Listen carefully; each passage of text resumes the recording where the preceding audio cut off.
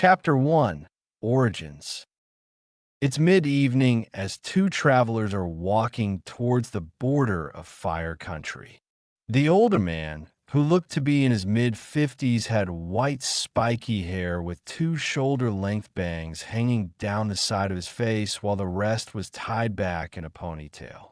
His forehead sported a metal headband with two horn-like protrusions at the top opposite sides from one another, while it had the kanji for oil etched into the middle.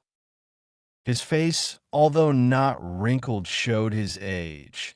Two red lines running down from the bottom of his eyelids to the edge of his cheeks. He wore a dark green short kimono with matching pants. Over it he wore a red coat vest, and under it all he wore mesh armor.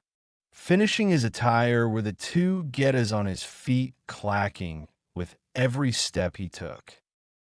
Next to him walked a sun-kissed blonde boy, no older than 14.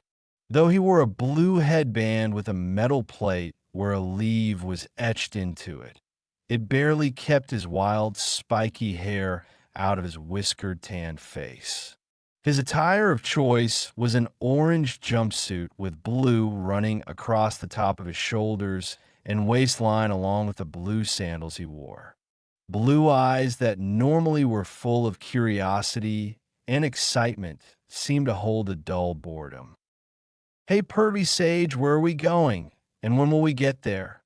whined the blonde in a slightly deep but raspy voice. The now-known sage, though more so known as the Toad Sage than the title his traveling companion dubbed him with, sighed and rubbed his temples. "Naruto, I've told you 5 times already. We are heading for Hot Spring Country, and it will take an hour more before we get there. And how many times have I told you not to call me that? It's Jiraiya or Sensei at the very least."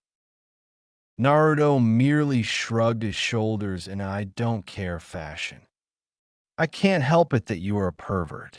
Besides, the fact that we're going to a place called Hot Springs tells me what you plan to do," muttered Naruto. Jiraiya turned his nose up as if offended. "Geez, what did I do to deserve this? Although the brat's spot on about why I'm heading there, but I won't tell him that," thought Jiraiya while hiding a perverse grin. The two continued the rest of the way in silence. As Naruto and Jiraiya pass over the border separating Fire Country and Hot Spring Country, they were greeted by the view of a nearby town. Both grinned at the sight, though Jiraiya's grin seems more lecherous while Naruto's seems to come from relief. After entering the town, they set off for the nearest hotel. Getting in their room and setting his luggage down, Jiraiya turns to Naruto and opens his mouth to speak, but before he can utter a sentence, Yeah, go on and do your research," said Naruto with obvious sarcasm. As Jiraiya was leaving to peep on the unsuspecting women at the mini hot springs, he could have sworn Naruto was eager to be rid of him. Then again, he really didn't care. Why bother with it? As soon as his sensei's footsteps could no longer be heard, Naruto began digging through the old perv's pack. Pushing aside old scrolls and spare clothing, he pulled out a small but thick black notebook. Unclasping the strap that kept the book closed, he opened the book and began flipping through the pages till he came to a small picture. The picture was of a woman of at least 20 that had long red hair and lively blue eyes. Naruto smiled warmly at the picture of his mother. Flashback 2 months ago. It had been a few weeks into the training trip when Naruto had stumbled upon Jiraiya's diary. He originally searched through it hoping to find a few jutsu to practice, seeing as Jiraiya seemed to be taking too long to train him. But as Naruto skimmed through the book, he came upon a sentence near the end of the diary that made him freeze. He reread the sentence pertaining to how Jiraiya's favorite student Minato was planning to name his child Naruto, after a character in the perverted sage's book. At first, Naruto thought it was a mere coincidence, but something in the back of his mind kept nagging him about it. Deciding to abandon his Jutsu search, he turned his attention to finding out everything he could about Minato Namikaze and the possible connection to himself. He would read the diary every chance he got when Jiraiya wasn't around, especially when he was out peeping, and put it back once he returned. He had thought about asking the owner of the diary, but then thought against it. Even if Jiraiya knew the truth he hadn't told Naruto, why would he tell him now? As the weeks went by, Naruto became convinced more and more that Minato was his father. But the final proof he found was when he came upon the name Kushina Uzumaki. There was no doubt in his mind as he read the passage talking about Minato's wife. After Naruto had found the name of his mother, he decided to turn his attention to her and find out as much as he could. Eventually, he had come across a picture of her. He had relished in the fact that he had his mother's face along with the shape of her eye. In a flashback, Naruto began skimming through the diary, once again using what little time, or as little as he thought it was, he had while Jiraiya was researching to do a little researching himself. He had discovered many things about his parents, but the most interesting thing he had discovered was that his mother was not born in the Hidden Leaf Village, but in the village hidden among the whirling tides. Unfortunately, the diary didn't hold much about his mom's home village other than it was destroyed, thus sending his mom to Konoha. He continued reading for nearly 40 minutes and then closed the book. Having just finished reading the last of anything pertaining to his parents, he put the book away. He felt a mixture of pride, uneasiness, and yearning. Pride in knowing his lineage. Uneasiness in the many things he discovered about Konoha, like the fact that he had been lied to most of his life. And let's not forget, it was his own father that sealed the nine-tails fox inside him. He didn't hate those responsible, but he felt hurt by their actions. A yearning came to him due to the fact that Jiraiya's diary was just that, his diary. It was sheer luck that it held the little information about Naruto's parents as it did. I feel like a child that's been teased, thought Naruto solemnly. 3 months later, since Naruto had finished reading the diary, he returned all his time to his training. With his research on his parents ending, or for better word, coming to a dead end, he decided to return to the original goal of his 2-year trip from Konoha. As Naruto trained, Jiraiya would slowly move them further and further along the coastline of Hot Spring Country, traveling from one town to the next. Naruto, having woken up in their newest hotel room, prepared for his daily exercises. Once finished with his upper and lower body workout, he began jogging laps around the town. It was during his second lap that he saw a decorated sign set up for tourists at the edge of the beach. Guess I might as well take a break and see what the sign's about, thought Naruto, taking quick puffs of air as he jogged over to the sign. All thoughts of breathing left his mind as he saw what the sign had written on it. At one point in his life, he had fought someone that had believed in fate. Back then, Naruto had thought that was nothing but bullshit. Right now, though he wasn't so sure. I guess I should apologize to Neji next time I see him, whispered Naruto. The sign in front of him read out in big red letters, "Ruins of the village hidden among whirling tides." And behind the sign, sure enough, was a large island several miles away from the beach. Naruto had stood there staring at the island for what felt like hours.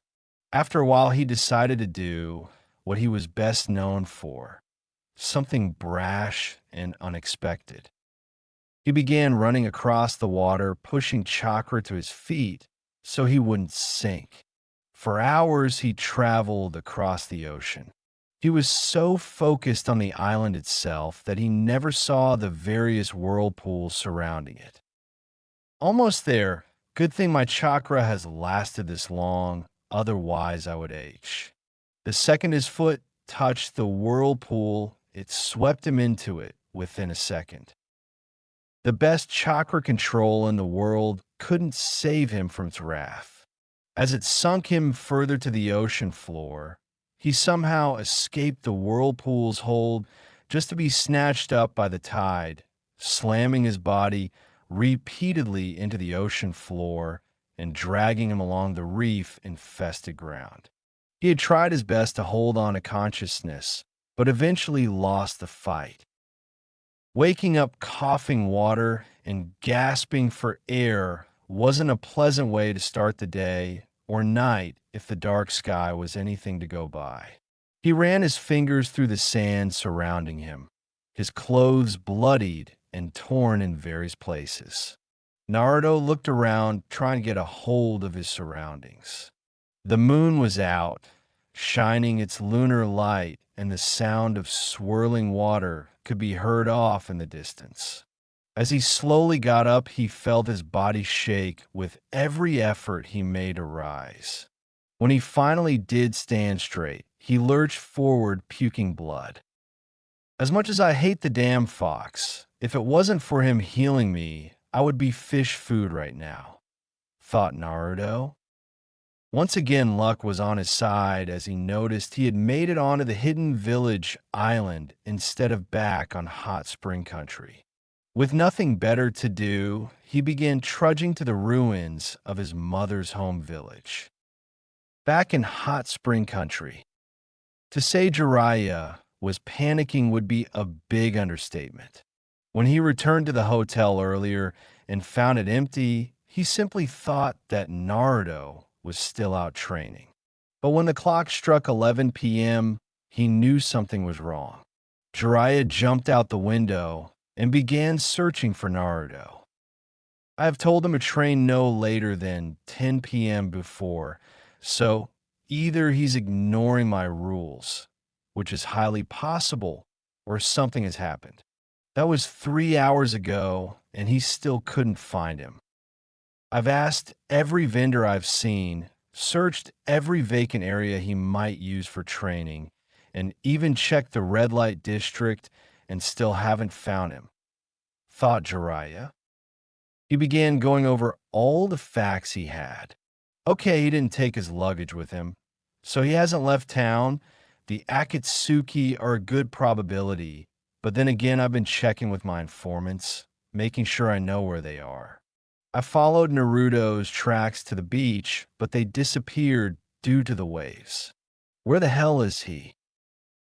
Jiraiya continued his search, but the only clue he got was a witness seeing a blonde kid in orange jogging towards the beach. What if the Akatsuki did get him? What am I going to do? What am I going to tell? Jiraiya's thought came to a stop. Suddenly his fear for Naruto transformed into his fear for his own life. What the hell am I going to tell Tsunade? Screamed Jiraiya. Those that knew Tsunade, aka the Slug Princess, and more recently known as the Fifth Hokage, knew that she and Naruto were close and that she saw him as an annoying younger brother. Though annoying, she still had a soft spot for the energetic whisker-faced blonde. Add to the fact that Tsunade had inhuman strength and an already ill temper was bad news. No screw bad knew. Jiraiya didn't want to think of the hell he would be walking into when he returned without Naruto. "Where are you, Naruto?" screamed Jiraiya. Back in village hidden among the whirling tides, Yuzuki's office. Naruto had spent the last few hours feeding his curiosity in the Uzumaki archives. While there he had picked up many old history books, family trees, and anything else that had contained information on his ancestors' culture. Many would think the young Uzumaki had no talent and no patience for reading and studying. This was true back at the academy, but then again, this was not math or geometry. This was his family history, and he couldn't stop reading on, as if possessed. As he continued reading, he learned several things about his mother's home and about, oh, how he would love to throw this in Sasuke Uchiha's face later, his clan. Just as the Senju and Uchiha were the founders of the Hidden Leaf Village, the Uzumaki were the founders of the village hidden among the whirling tides. And just like the Senju and Uchiha, his clan also had a bloodline limit. Though the Senju could combine water and earth to make and use what element Jutsu, and the Uchiha had their Sharingan eyes that could copy one's Jutsu and predict their movement, among many other special abilities.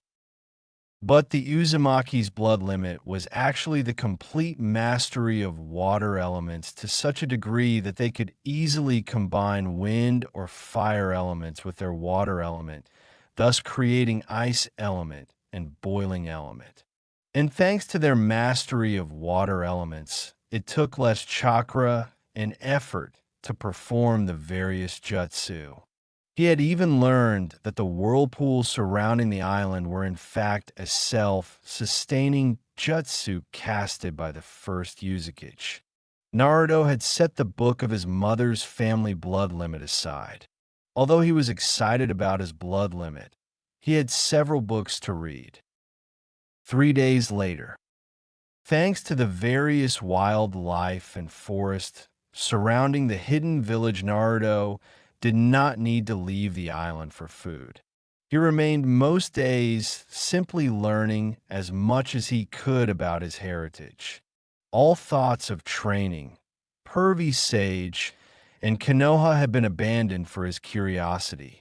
At first, Naruto had been scared that Jiraiya would find him and drag him away. But then he remembered the many whirlpools surrounding the island that nearly ended his own life.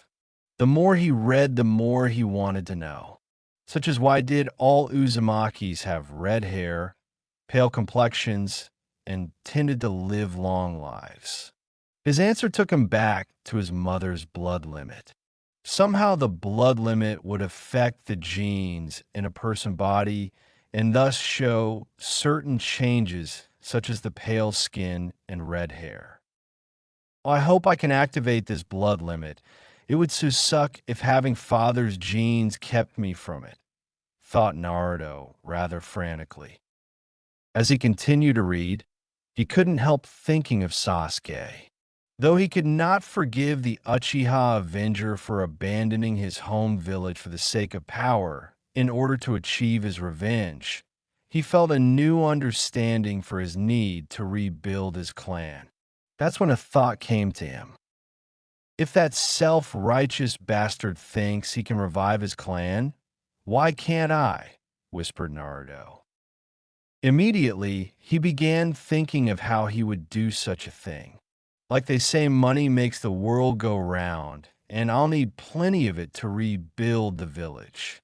All right, I'll need money and lots of it. Next, I'll need people. I've done the impossible before, but even I can't repopulate a whole village by myself. And I don't plan on making one of Pervy Sage's fantasies become a reality. Another thing I'll need is strong ninjas. Even with the whirlpool surrounding this place, it still became a ghost town, and my family pretty much bit the dust. Then something occurred to him as he thought of ninjas. Damn it, I completely forgot about Konoha. No doubt Jiraiya has been searching every stone for me, and it's not like they wouldn't send hunters for me if they discovered I willingly left Konoha behind, he frantically thought. He paced back and forth in front of the Uzukage desk, panicking about how he was going to get around all the obstacles he would face if he went down the road to reviving his mother's clan and village. Wait a sec. I shouldn't be getting this scared yet. If I simply change how I dress and wear a wig, I shouldn't bring too much attention to myself. Yeah, that's right, they will be looking for a blonde and orange. But Jiraiya might use the toads to find out where I am. Then again, how would they know? And even if they know, I bet I can talk them into not telling him. Naruto began to calm once these thoughts crossed his mind. He looked at his torn and bloody jumpsuit, realizing a change of clothes was needed in more ways than one. Thanks to the whirlpools, simple tomb raiders have been unable to approach the island and loot the place. Luckily, blood seals have been placed over the vaults of the scrolls as well. I guess I'll check some of the closed stores and look for a wig while I'm at it. As Naruto continued pacing back and forth, his eyes caught his reflection in a mirror. He instantly looked at his whiskers and realized there would be a dead giveaway of his identity. Guess I will be making a stop for some makeup too. Hey, not like it isn't the first time I looked like a woman, thought Naruto almost gloomily. He continued planning what he would do. How I look will have to wait. I need to start training again. It's not like I can leave the island until I learn how to turn the whirlpools on and off. And repeating how I got here is a Hyuga no. Naruto shuddered visibly at the thought of re-challenging the whirlpools and the results of last time replayed in his mind. Okay, I think I had enough of tempting death for now. I'll focus on my mother's blood limit, and if I can't use it, I'll just have to focus on water techniques. And if I can't do that, I feel like bushy brows now, thought Naruto, ironically Chapter 2, The Domino Effect. The room he sat in looked as an office, should with a hint of royalty. Red carpet covered the floor and had dark blue walls. The wall behind him had half of it taken up by windows. If one were to look out of them, you would guess they were at least on the 5th floor. The room itself was rather bare except for the chair he sat in and his desk. There were 2 cushioned couches to the side and a few random pictures hanging on the walls. Naruto stares at the giant mahogany desk before him. Leaning back in his richly cushioned chair and adjusting the Uzukage robes that now adorned him. The robe was worn in 2 layers. The first layer was a simple ocean blue long kimono that had been worn in a fashion that it would fit snug on his upper body, but below the black belt that tied the robe together, he had pulled the robe apart, leaving space so that he could move without hindrance. Over the kimono, he wore a long white kage robe with steel blue stripes that ran along the bottom of his robe and along the cuffs of his wrist.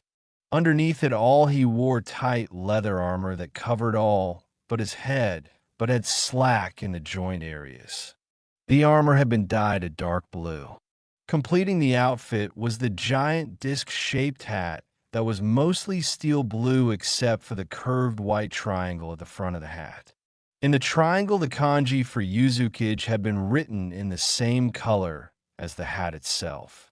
Along the sides and back ran a simple white cloth that helped shadow his face.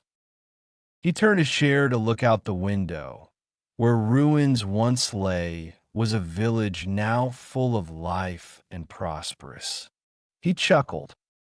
To think 2.5 years ago, I was stuck on this island with nothing better to do than train, thought Naruto, a look of nostalgia filling his blue eyes. 2.5 years ago, after finding all the scrolls and books that contained information on his mother's blood limit, he headed for a river he had passed by earlier. Luckily, the river was a good distance from the village. The place already looks like a hurricane hit it. I don't need to add to it, thought Naruto morbidly. After finding a nice open area, he sat down and opened the book pertaining to the bloodline itself. Flipping to the first chapter, he read on how to unlock it. He frowned as he read on, eventually smiling with pride. Where other blood limits were gained through stress or a little practice, Mom's is only usable through a lot of hard work. Says here, in order for it to awaken, I must first master water, wind, and fire elemental chakra. Guess I'll start on water, whispered Naruto. It had been 2 weeks since he had started the first phase to master water elemental chakra, and he still had a ways to go. He had been holding the bowel, trying to push the water from one side to the other.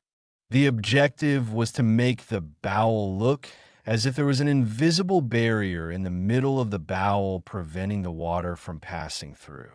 He had been there for hours today and still could only make the water ripple. Getting frustrated, he let out a growl. Damn it, I have to stay still or I won't be able to tell if I'm actually moving the water with chakra or if it's only moving cause I'm moving. Putting the bowel down, he put his fingers index and middle fingers into a cross hand sign and created a shadow clone next to him. The clone looked at him expectantly. I need you to go and find some food. The clone gave a mock salute and ran off. This had been routine since he had discovered how hard mastering water element was. Sending off a clone to find food while he continued training just seemed like a better idea than he himself wasting time doing both.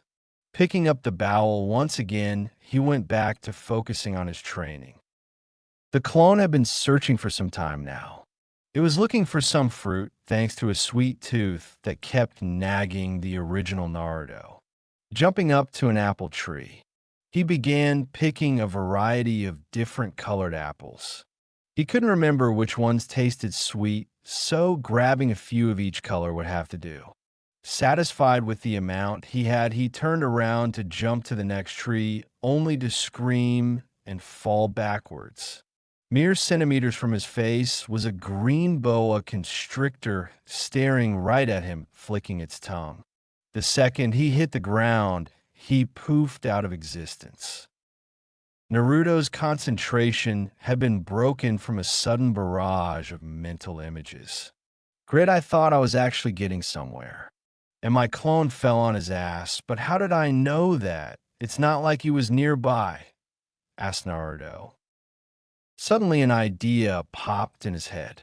He put the bowel down and created another clone, handing the bowel to the clone. The clone looked from him to the bowel, repeating the process 3 times before staring at Naruto with a confused face. What the hell do you want me to do? Asked the clone. Mentally slapping himself, he expected the clone to know. I want you to practice the training I've been doing, but don't do it here, go over there and turn around so I can't see what you're doing, replied Naruto, pointing to a tree. Looking at the bowel again, the clone just shrugged and did as it was told. 10 minutes later, Naruto dispelled the clone. Once again, the images ran through his head. Gaining a new understanding of a water element, he didn't have a second to go. So anything the shadow clones do, I'll know, said Naruto, surprise evident in his voice. Creating 10 more clones, he sent them back to the village, ordering them to find as many usable bowls they could find. As soon as they left, he walked over to the tree his clone was at earlier and picked up his first bowel. Luckily, it was still usable.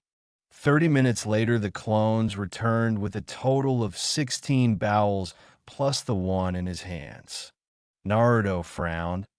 He had been hoping for a bit more, but when he considered that they could have come back with none, he didn't really mind. Creating 6 more clones, he began to give them their orders but was interrupted by his stomach. "Could one of you please go get the apples?" muttered Naruto. Since his discovery over the advantage of his shadow clones, Naruto was able to shorten his training significantly. After 4 days of training, he had mastered the first phase. He had thought about trying to have his clones practice the first phase for the other two elements, but quickly thought against it. "The last thing I need is getting 3 different training methods mixed up."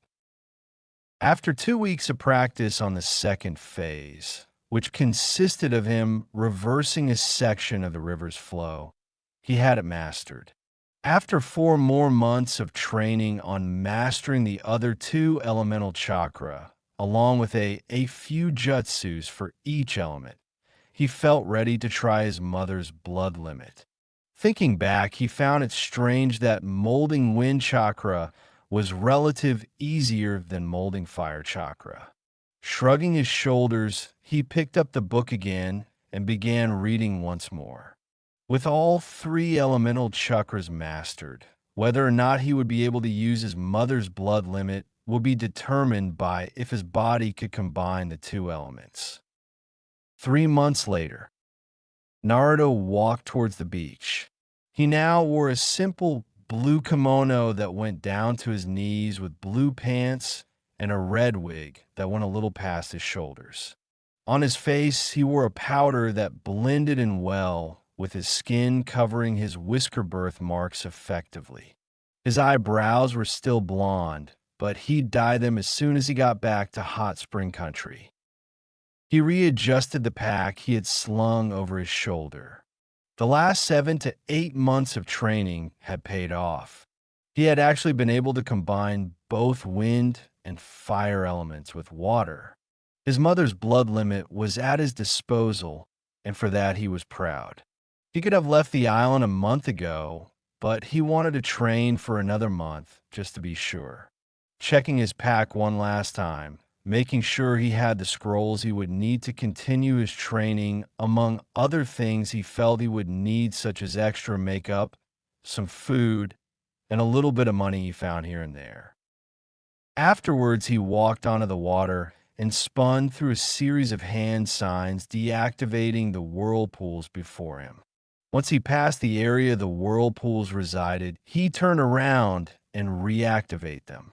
Turning around, once more he sped off towards hot spring country. Present time. A steady knock on the double doors broke Naruto out of his thoughts. He opened his mouth to welcome the person in, but a stern feminine voice interrupted him. "Why do you even bother knocking? It's not like he's going to say no."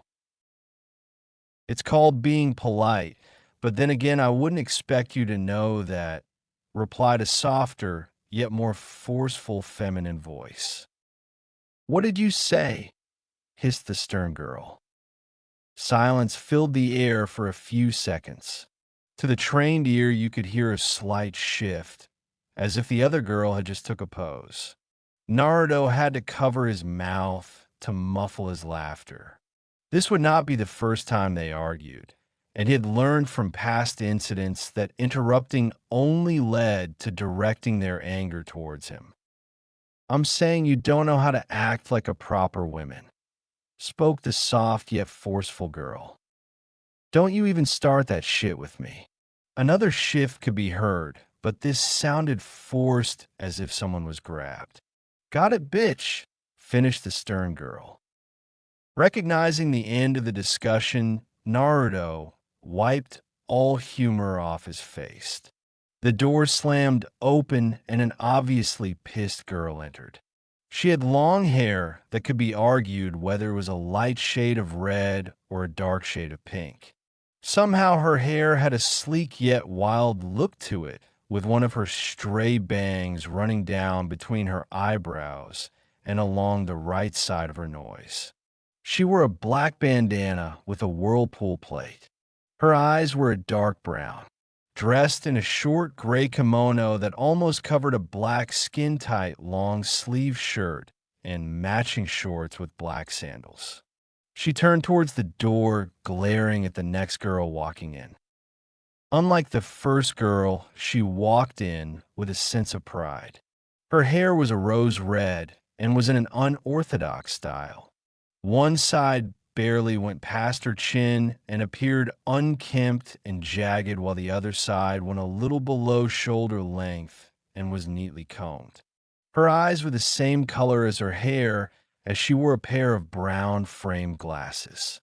She wore a lavender jacket zipped up all the way, but oddly had the bottom undone just enough to expose her navel area. The black shorts on her were, well, short.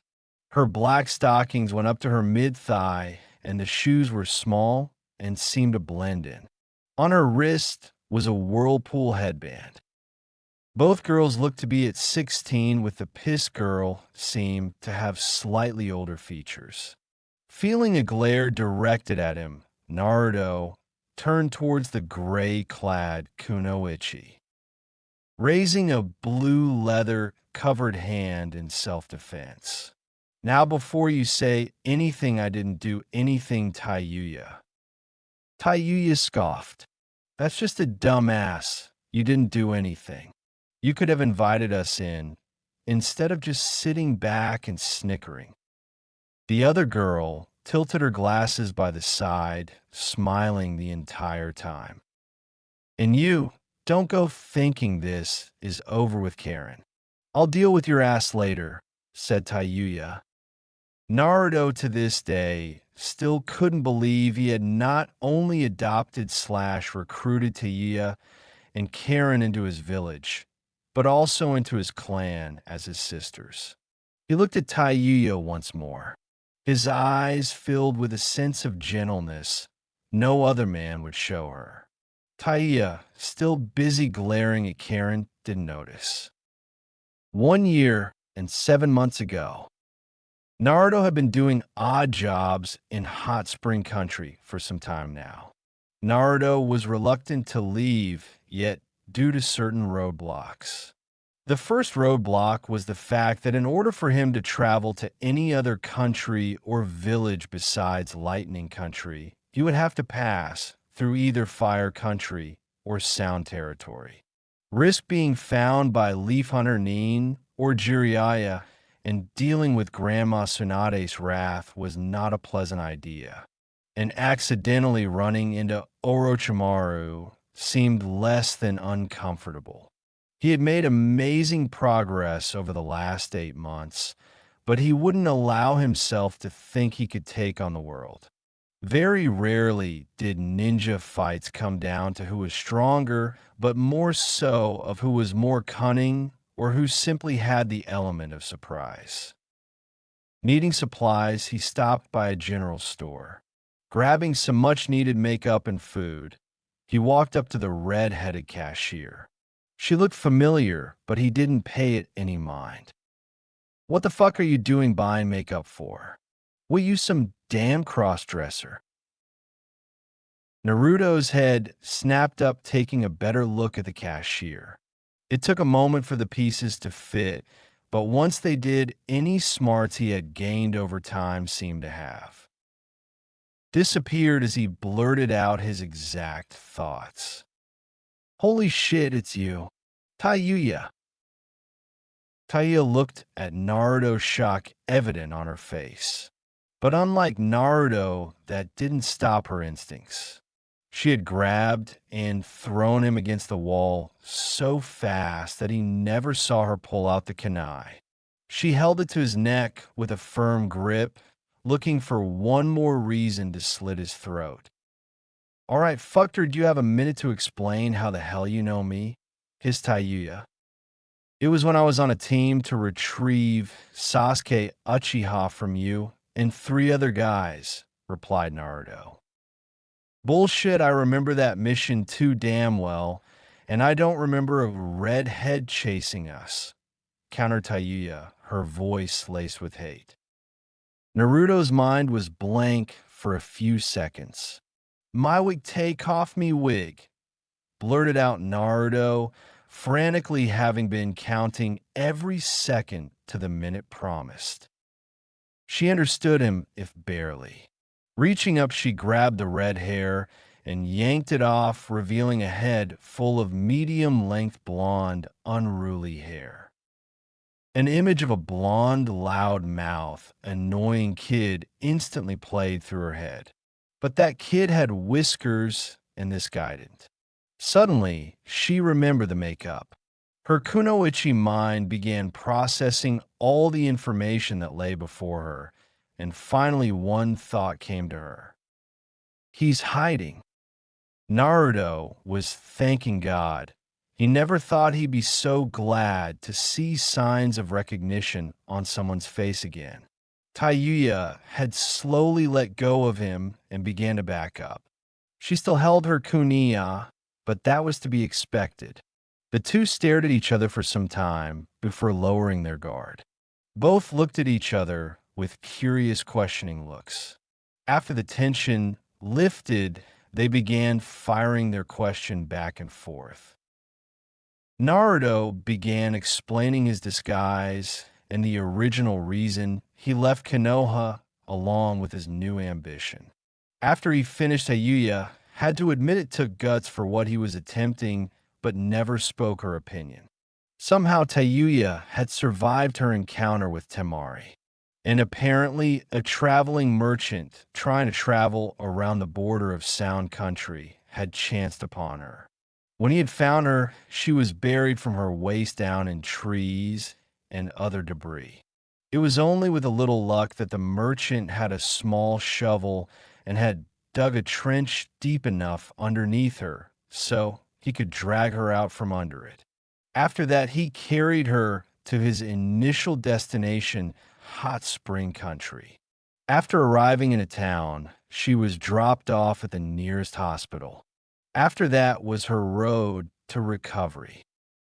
"What about Orochimaru and the cursed seal?" asked Naruto. Tayuya looked as if there was a bitter taste in her mouth. "I still have the cursed seal, but I don't know anything about that trash now. Most likely left me for dead," she replied, barely above a whisper. There was another moment of silence. After a minute or two, they began passing a few more random questions here and there. When it felt like there was nothing more to discuss, Naruto regathered his supplies and paid for them before waving goodbye and leaving the store. As he walked, he thought back to his talk with Tayuya and another discussion he had with Shikamaru. Shikamaru had led the mission to retrieve Sasuke and had been the one to fight Tayuya. As usual, he said the girl was troublesome, but complimented her as a shinobi and further went on to explain that out of all the Sound Force, she seemed to have the most morals. Although now that he had talked to her face to face, she seemed different. Naruto simply chalked it up to loneliness. He could sympathize with her. 8 months being alone had changed Naruto as well. Stopping a block away from the general store, Naruto turned back to look at it. "I can't believe I'm considering this," whispered Naruto. Walking back into the store and back up to Tayuya, the entire time she was giving him a confused look. "I want you to become a part of my family," said Naruto as blunt as possible. Tayuya's brain had frozen. She repeated the sentence in her mind slowly, her face filled with anger. "What did you just say, pervert?" A resounding smack echoed through the town.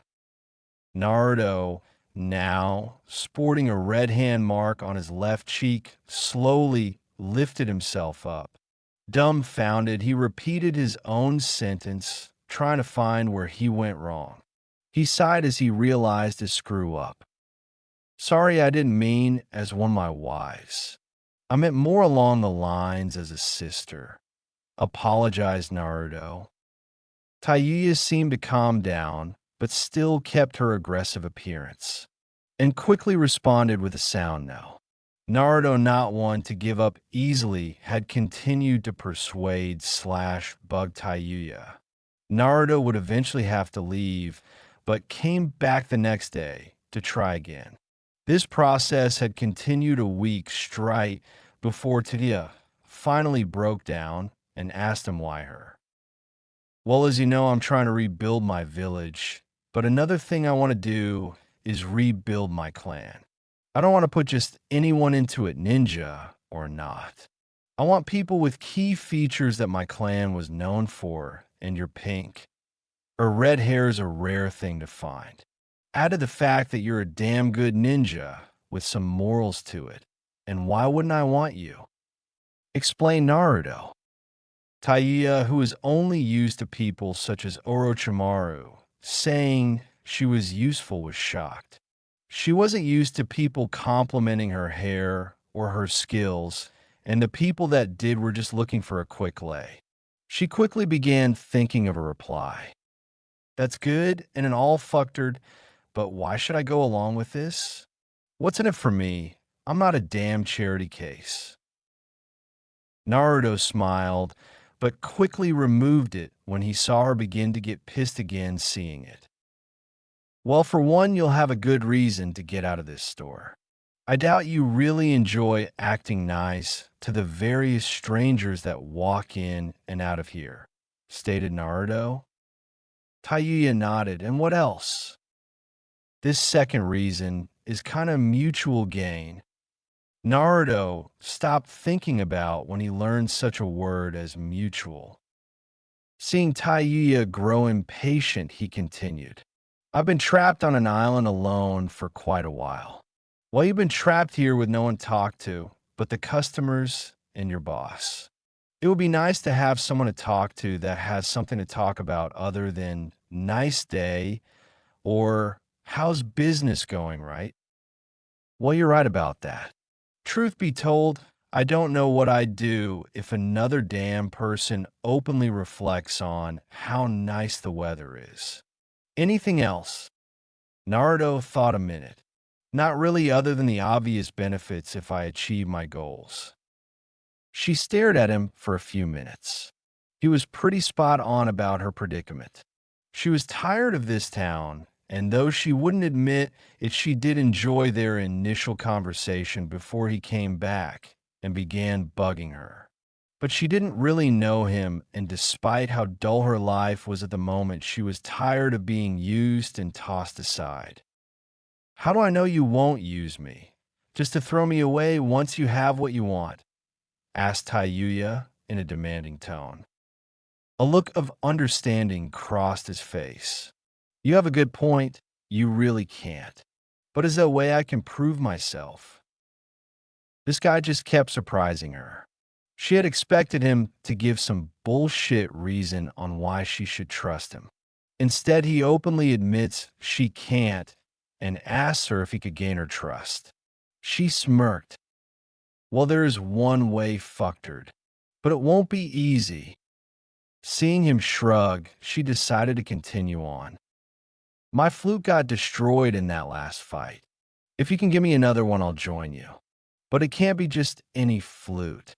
It'll need to be strong enough to withstand a good amount of pressure.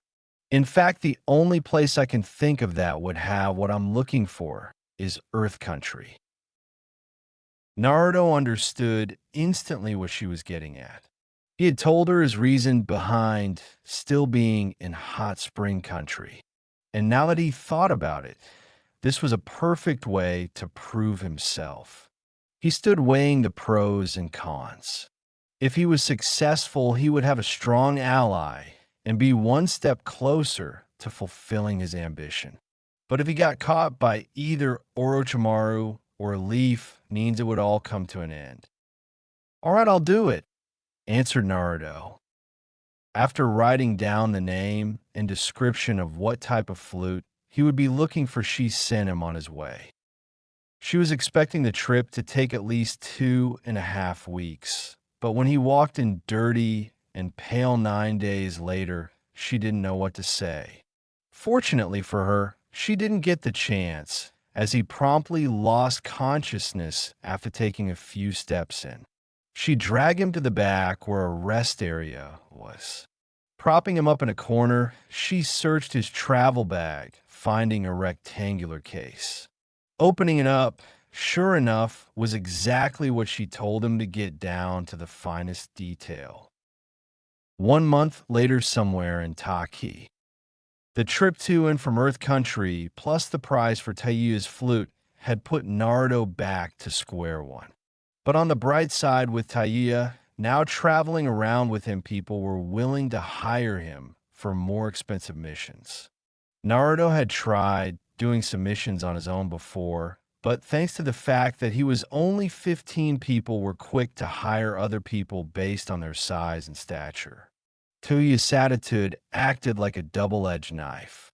Although he was the main target of her crude words, when she turned her attention to possible employers, they tended to be less judgmental. Thanks to better-paying jobs, Naruto and Taiya had been collecting money at a faster rate than before.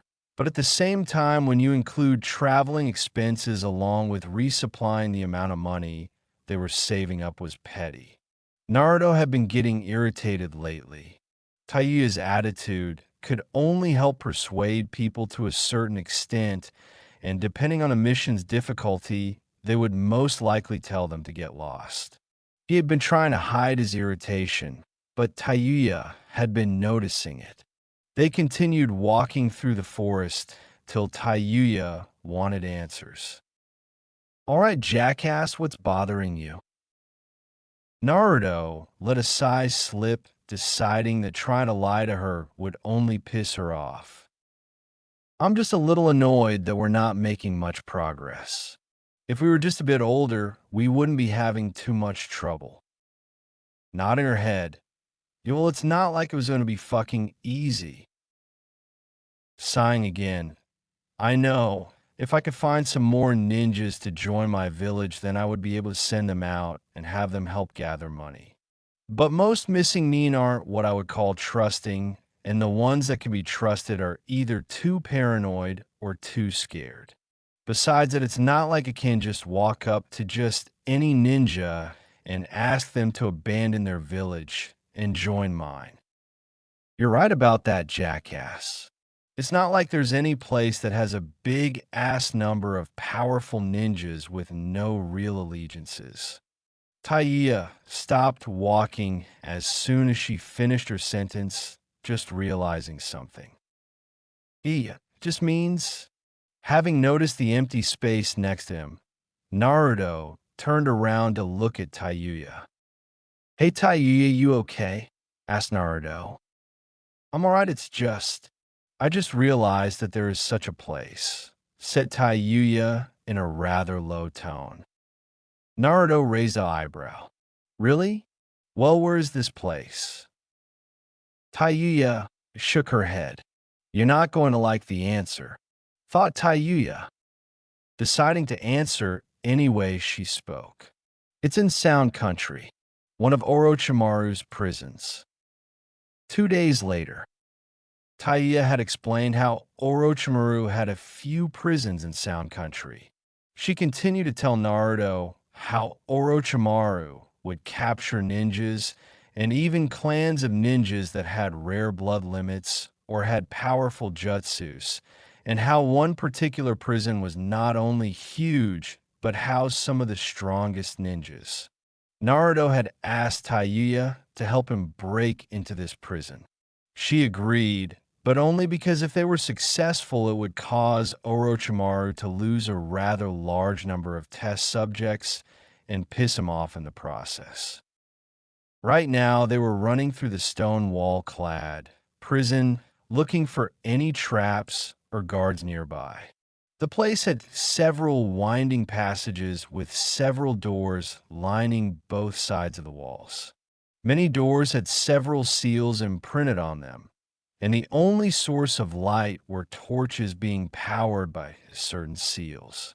To Naruto, the place felt like a maze, and had decided to make several mental notes of particular structures that stood out and the turns they made through the prison.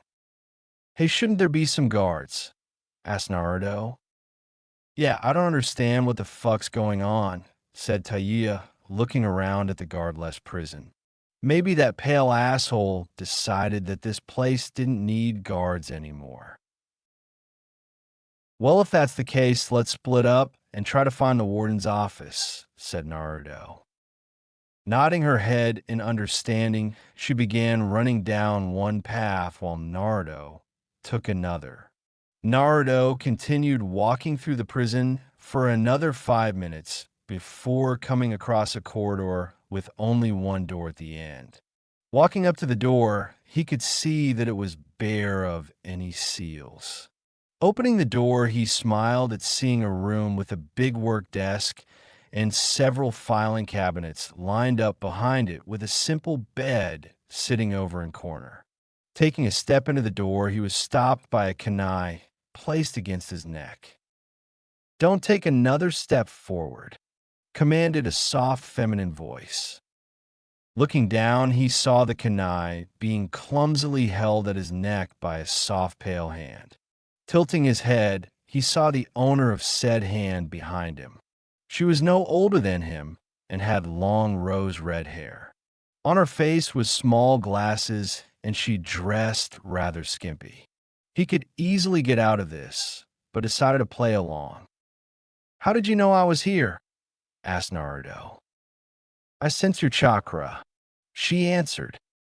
Naruto frowned, as if I had lowered my chakra level, and with as many prisoners that are here, there's no way you would be able to tell me apart from them. The girl smiled before proudly answering, "I'm not like other sensors. My sensing ability is one of a kind. With it, I can sense multiple people and tell them apart. I knew you were here the second you came within 9 feet of this prison. Now who are you and why are you here? Oh, and don't bother lying. I'll know you're lying by the fluctuations in your chakra." A smile grew on Naruto's face. "That's really impressive," admitted Naruto. A split second was all Naruto needed to snatch the kunai out of her hand, grab her arm, throwing her over his shoulder and into the room. He stood in the doorway, effectively blocking the only exit. "My name's Naruto Uzumaki. Now, what's yours?" asked Naruto. The girl looked at him, seeing no harm in doing so and hoping to buy time to think, she answered, "Karen, just Karen." "Kara, how would you like to join my clan?" asked Naruto. Before Karen could ask him what he was talking about, he began explaining about his goal and his objective in coming to the prison. He made sure to inform her that he did not want her as a wife, but merely wanted her in his clan due to her red hair and unique talent. "So what do you say? Want to join my clan and help? And why should I betray Orochimaru and go with you?" asked Karen. "Because eventually he will betray you," stated Naruto. Karen was confused. She could tell he wasn't lying, but then again, maybe it was due to the fact that he didn't know Orochimaru and simply believed what he thought. "And I should believe you over him. After my village was destroyed, he gave me a place to stay. He's never lied to me. Why would he betray me?" said Karen, daring him to answer.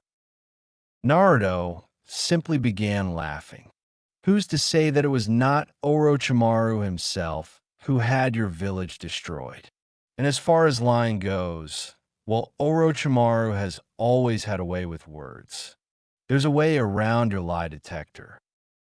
She narrowed her eyes at him, as if was her only response. "Fine then. How about this then? You ask me a few questions and I'll answer them without telling you the real answer. The first time I'll tell the truth. If you can honestly tell I'm lying to you, I'll step aside and let you walk right out of here. But if I succeed, then you have to join my clan," said Naruto. Karen stood there a minute thinking over his challenge. "Fine then, but don't be disappointed when I bust you." Naruto simply smiled. "I'll ask you 3 questions. First question, What is your favorite food? Asked Karen. I have to say, dango's a nice snack, responded Naruto. Second question, what's your favorite activity? I really do enjoy reading about my family's history. Third question, you were once a Konoha nin. Why did you leave? Many people in Konoha lied to me. Karen had stared at him. He had told her the truth, but something didn't seem right. The way he answered reminded her of Orochimaru somewhat. The way he seemed to have been talking about something else, but answering her questions at the same time. Okay, go ahead and try to lie to me this time, said Karen. Naruto's smiled widened greatly. But I did lie to you. Karen's eyes widened. Don't screw with me. I know you didn't lie.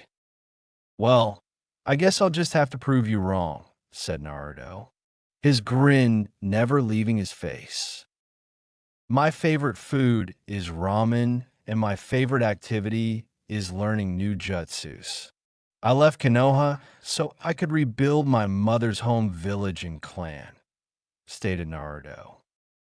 Karen back up till she felt the wall on her back. How did you do it? How did you lie to me without me detecting it? Asked Karen, obviously frightened. Well, to be fair, I never really did lie, but I never really answered your questions either. I simply stated facts in a way that it appeared I was answering your question. Orochimaru probably does the same thing, said Naruto. Why should I trust you either then? You just proved you know a way around my lie detector, said Karen sadly. Her self-esteem broken. 'Cause jackass here isn't smart enough to talk like that all the time, answered Taiya, walking around the corner and making herself known. Taiya had been there the whole time, but thanks to the fact that Karen was so focused on Naruto, she never detected her. Hey Taiya, I was wondering when you would show yourself, said Naruto, keeping his eyes on Karen the entire time. Having heard Taiya's name, Karen looks toward her. Taiya? As in one of the sound for. Naruto looks to Taiya. Know each other? She wouldn't know me. I've only been here for a couple months. A lot of people talked about the Sound 4 and its members.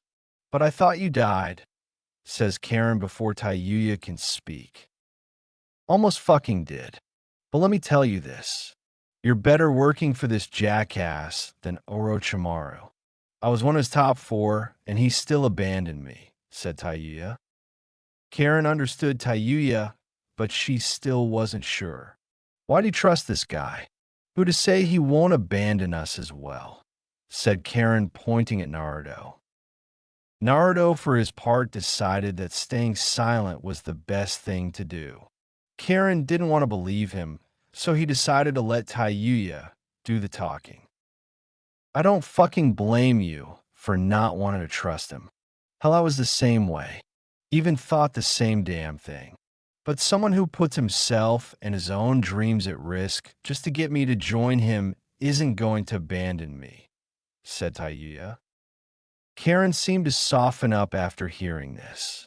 When Taiya saw this, she decided to add one last statement in. And besides, you made a fucking deal with him. And now, whether you fucking like it or not, you're a part of Clan Uzumaki. So you better just make the best of it. Thanks to Karen joining, it made it that much easier to free the prisoners. Naruto was just going to free all the prisoners and give his speech on his goal and see who wanted to help and let the others go. But Karen had explained how her sensory abilities worked.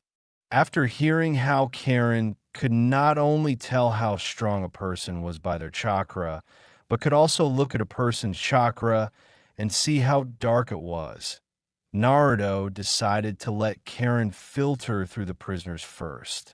Of course, not all of the prisoners had agreed to join Naruto and help him accomplish his dream, but many that were grateful for Naruto for rescuing them did. Naruto now had over 400 ninjas added to his cause. After returning to the hidden village of the Whirling Waves, Naruto informed his new ninja what the current goal was and sent them out to go on missions. Naruto, Tia, and Karen had remained at the village for a few weeks to ensure that fights didn't break out between ninja clans, and so Naruto could turn the whirlpools on and off for ninjas leaving out for missions and returning. After 3 weeks, Naruto had taught a few of the ninjas how to turn the whirlpools on and off and had decided to head out and help collect money. Present time. Taiya, having finished glaring at Karen, looked back to Naruto, noticing him looking towards her. "Hey, dumbass, what you looking at?" Naruto didn't respond. "Dumbass, I asked you what the hell you're looking at." Still no response. "Is he asleep?" asked Karen, her voice carrying a hint of concern. Not having any patience today, Taiya walked around the desk and slapped him over the head. The slap had knocked off the Uzumaki hat he was wearing, revealing his face. His crimson red hair, though not as long as hers, was pretty damn close. His face no longer sported the whisker like birthmarks and was pale. She couldn't help but smile when she remembered how these changes came and how freaked out Naruto was. It took him 30 minutes to remember that his bloodline altered his genes. The transition from tan blonde to pale redhead took nearly a month to complete. "How sis did you have to hit so hard?" asked Naruto in an annoyed manner. "I wouldn't have had to hit you at all if you weren't daydreaming, dumbass," replied Taiya. Deciding to get on to business, Karen interrupted by dropping a stack of papers and a few scrolls on his desk onto Naruto's desk. "Here are the mission reports, and the scrolls are new missions from the hot spring Demio. Also, Tizuno wants you to know that some of the civilian council have concerns about taxes," said Karen. Naruto looked at Karen, letting her know he was paying attention. He owed it to her. She had become his secretary in a ways, from filing papers to reminding him of urgent business. She had helped contribute to the village in many ways. He couldn't help but think that if it wasn't for her, the village would not have been formed so quickly.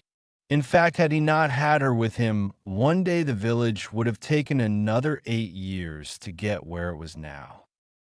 1 year and 4 months ago, Naruto, Karen, and Taiya were walking through grass country for some time. Thanks to Naruto's physical changes, he no longer needed the wig or makeup to disguise himself. Karen had suddenly stopped looking to her right into a forest, a look of confusion on her face. "Karen, what's up?" asked Naruto. "There are 2 strong chakra sources nearby," said Karen. Taiya rolled her eyes. "So what? We've run into several fucking strong people. I can't explain how, but one of them has an affinity to all 5 elemental chakras," said Karen. Both Naruto and Taiya became shocked and began staring at the forest. "That's not fucking possible. There's no damn way someone could do that. You sure you're not just sensing 5 people?" Taiya asked. Karen shook her head. "No, this is definitely one person. The other one has a weird chakra as well, but I don't understand it really." "Let's go have a look," said Naruto. "Have you fucking lost it, jackass? She just told us there's a chakra source doing the impossible, and you want to see what the fuck it is," said Taiya, a little frantic. Naruto stopped for a second. "I don't plan to get too close. I just want to see who or what is capable of doing such a thing." Having said that, he continued forward. Taiya and Karen followed him, both not liking the idea. They walked on for a few minutes before Karen stopped them. All right, the chakra sources are about 25 feet in front of us. They looked forward but couldn't see anything except for a clearing in the forest. In the middle of the clearing appeared to be a door lying on the ground. Before any of them could wonder, it swung open. They instantly went into hiding. Watching from afar, they saw two figures walk out of the now confirmed underground passage. The second they looked at their cloaks, the group froze. Both members wore long black cloaks with red clouds. While they were too far away to see much, they could tell that one carried some weird three-blade scythe, and the other had a mask on covering his entire head. Luckily for them, after the two Akatsuki members closed the door and covered it with dirt, they headed in the opposite direction. Well, are you fucking happy now, or would you like another turn at curiosity killed the fucking cat? Whispered Tayuya. Naruto looked apologetic towards Tayuya. Yeah, don't worry, I'm not stupid enough to try and fight them. But I'm curious about what they were doing underground. Well, if you want to, there's no one in there that I can sense, said Karen. Having heard that, Naruto headed for the hidden passage and entered, Tayuya and Karen following behind. At the end of the passage was a room that had metal cabinets lining the walls. Naruto walked up to the nearest cabinet and opened it. His eyes widened at the sight before him. Holy shit was all he could say. Having heard him, Tayuya and Karen walked over to see what had him stuck in awe. The second they saw what he was looking at caused them to join in his shock. After a few seconds passed, Tayuya went to the nearest cabinet, opening it only to find the same thing. Inside the cabinets were lots and lots of money. She opened one cabinet to the next, only to find more money stashed away in each one. Finally snapping out of his shock, Naruto began laughing as if he had been told the best joke ever. Tayuya and Karen soon joined him. It felt like hours before they could finally calm themselves. Naruto created 30 clones and had half of them transform into large bags. Without being told Naruto, his clones, Karen and Tayuya began grabbing as much money as they could and dumping it into the bags, smiling the entire time. 3 days later, to the ninjas of the village hidden among the whirling pools, the sight they saw was rather comical.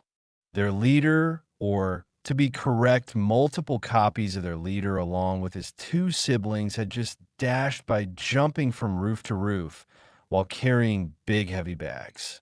When Naruto, Karen, and Tayuya had reached the Uzumaki building, once inside, they dumped their loads onto the ground, and Naruto dispelled his clones. He wiped the sweat of his forehead. Karen never took her eyes off of the bags and bags of money.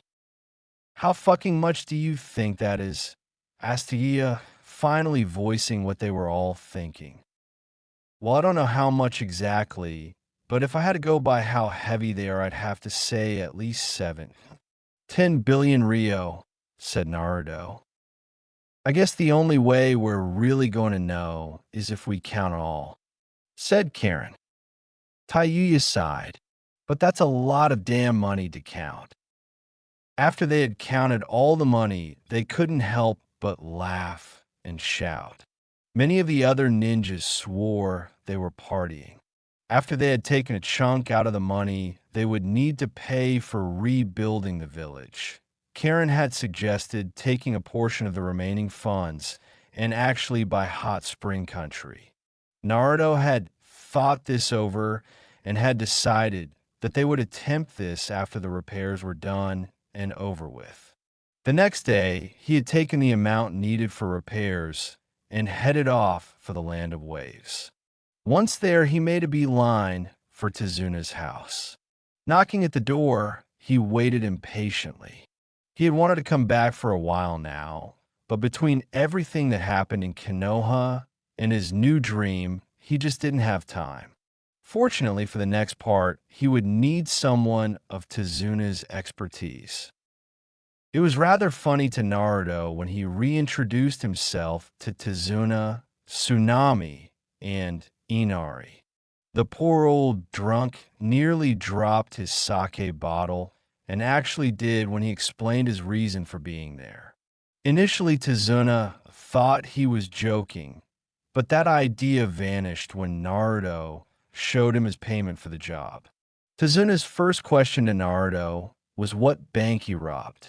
Naruto couldn't help but laugh at how close to the truth Tezuna was. Once everything was set and ready, Naruto had left with Tezuna, his family, and his carpenters on a boat back to his village. 2 weeks later, the repairs to the village were going great. Tezuna had acted like a slave driver. He would sometimes shout to the men that they were rebuilding their hero's village, and this would be the only way they could ever repay him. Naruto smiled at this. One day, he had pulled Tezuna aside to offer him a chance to live in the village once it was done. Tezuna thought about it. On one hand, once the repairs were done, the place would look amazing. But on the other hand, he would be leaving behind friends. Seeing the doubtful look on Tezuna's face, Naruto decided to twist the poor man's arm by talking to Inari about the idea, telling him how cool it would be and how he would even have a chance to become a ninja. Tezuna couldn't decide whether to be happy for Inari or to deck Naruto and wipe that damn grin off his face. Eventually, he gave into the idea and told Naruto yes, and decided to agree on it with a nice, strong handshake. Naruto, assuming that it was merely a friendly handshake, was not prepared for when Tezuna's grip suddenly got 5 times stronger, which had caused Naruto's hand to whine in protest with a series of cracks and pops. Inari, too, caught up in his daydream of how it would be to be a ninja, was oblivious to Naruto's pained look or the noise his hand was making. After finally getting his hands free, Naruto had decided to let Tezuna get back to work while promising to himself to get him back eventually. While watching Tezuna work, he couldn't help but remember his first mission to Wave and of Zabuza along with Haku. It then occurred to him that he had yet to visit Kiri. He had avoided it thanks to the bloodline hunt, but decided it was time to go and see Kiri's situation. For days later, he had taken Karen with him and gotten on a boat set for Kiri. Once there, he had begun gathering information on how things were going. Apparently, Kiri was in the middle of a civil war due to the bloodline hunt. Initially, Karen had suggested that they leave for Naruto's safety, but Naruto said that he wasn't planning on leaving. Over the year, Naruto had learned to mask his anger, but Karen could tell that Naruto was pissed even though he didn't show it. Naruto had asked Karen to try and find a large group of people with possible bloodlines. It didn't take Karen long to do so, and they headed for a large rundown building. As they entered, Naruto had immediately jumped to the side, pushing Karen along with him to avoid a barrage of shurikens and jutsu thrown by the mist rebel ninjas. "Stop, I'm not your enemy," shouted Naruto in the hopes they listened. Ignoring his plea, they continued to attack. Deciding that he wasn't going to get through to them with words, Naruto flipped through 4 hand seals. Ice style, frozen wall encampment jutsu. A wall of water surrounded Naruto and Karen before freezing. When the rebels saw this, they stopped immediately. Naruto canceled his jutsu once he was sure they would no longer attack. A woman who appeared to be in her 30s approached Naruto. She had unbelievably long auburn hair that went down to her ankles and had 4 bangs too, of which that covered her right eye and crisscrossed at the ends. She wore a blue dress that hung onto the sides of her upper arms, while the dress only went up to the underside of her well-endowed breast. She wore a mesh shirt that covered the rest of her breast and stopped at her shoulders. She wore high-heel boots that went up to her knees, and apparently the women liked the color blue because she wore blue lipstick and nail polish. Naruto would admit the woman had an air about her that screamed sexy but powerful. "I'm sorry for our attack. We've been on edge lately, and when we saw you coming, we thought you were spies sent here. I'm the leader of this rebel faction. My name's Mei Terumi." Naruto, still caught up in Mei's looks, didn't respond. Karen, having sensed his emotions through his chakra, had decided to jab him in his side with a quick elbow. "Ow, eh?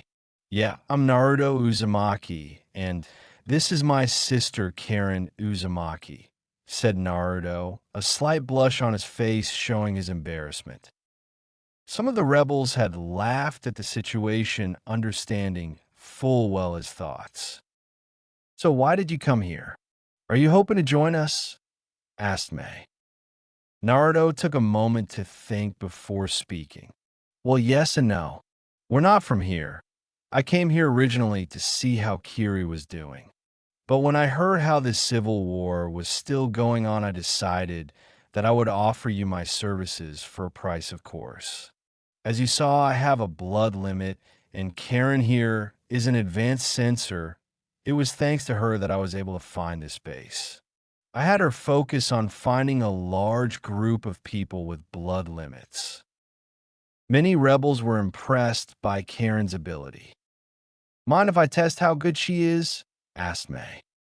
Naruto shrugged his shoulders. "Sure, go ahead." "All right, why don't you tell me all you can find out about my chakra?" asked Mei. Karen had taken a little time to analyze her. "Your affinities are earth, water, and fire.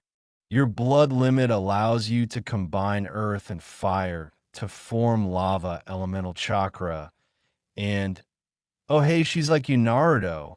She can combine water and fire to form boil elemental chakra like you." Mei gave an impressed look at Karen before shifting her gaze to Naruto. "So you can also use boil along with ice. Impressive. So how much would it take to hire you too? We could certainly use your help." Well, my price is more of a deal, to be exact. If I help you, I want you to make an alliance between our 2 villages," said Naruto. Naruto then went on to explain his goal and just how close he was to achieving. It was safe to say that everyone in the building sported shocked faces by the time Naruto's explanation was done. Once she was over her shock, Mei thought about what an alliance with Naruto would mean. "I have to admit, that's rather amazing to say the least. This deal of yours is actually beneficial to us as well. Once we get rid of the current Mizukage, we'll be left in a state of chaos. Yagura's ways won't just disappear overnight, and it will take some time before his influence is gone. If we make the alliance, other countries will be less inclined to take advantage of our state," said Mei, holding out a hand towards Naruto. Naruto took a hold of her hand. "So, I take it we have a deal." Mei gave him a nod. "Yes, we have a deal." For the next 2 months, Mei had led the rebels in hit and run tactics, slowly weakening down Yagura's forces. With Karen aiding them, she could not only prepare them for offensive strikes, but could also warn them of when a group of mist ninja were getting close. Naruto had been aiding in the fights as much as he could with his jutsus, and had been the heavy hitter for their attack forces. Mei had noticed that Naruto had been favoring his ice jutsus over his boil jutsu and had decided to ask why. Well, he told her it was due to the fact that he knew very little boil-style jutsu, and that it was harder for him to mold the chakra. To pull them off, she decided to teach him one of her boil jutsu. She taught him the boil style, skilled mist jutsu.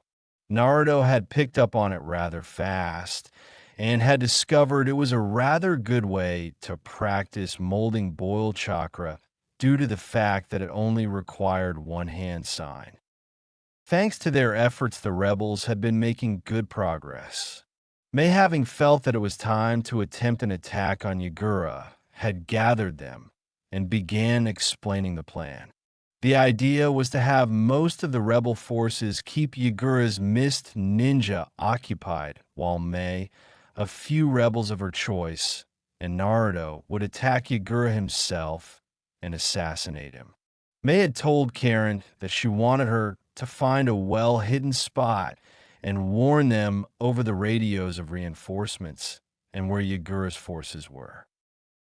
A few hours after midnight, the night guards patrolling the Mizukage building had gone into a defensive stance when a thick mist suddenly rolled in. Two heavily clothed rebels had jumped through the mist and thrown kunais at them. The night guards had tried to reach their own weapons and tried to deflect the oncoming kunais, but found that their bodies felt stiff and the movements had become sluggish.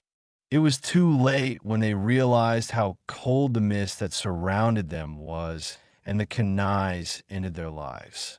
Naruto canceled his jutsu, revealing himself and a shivering May.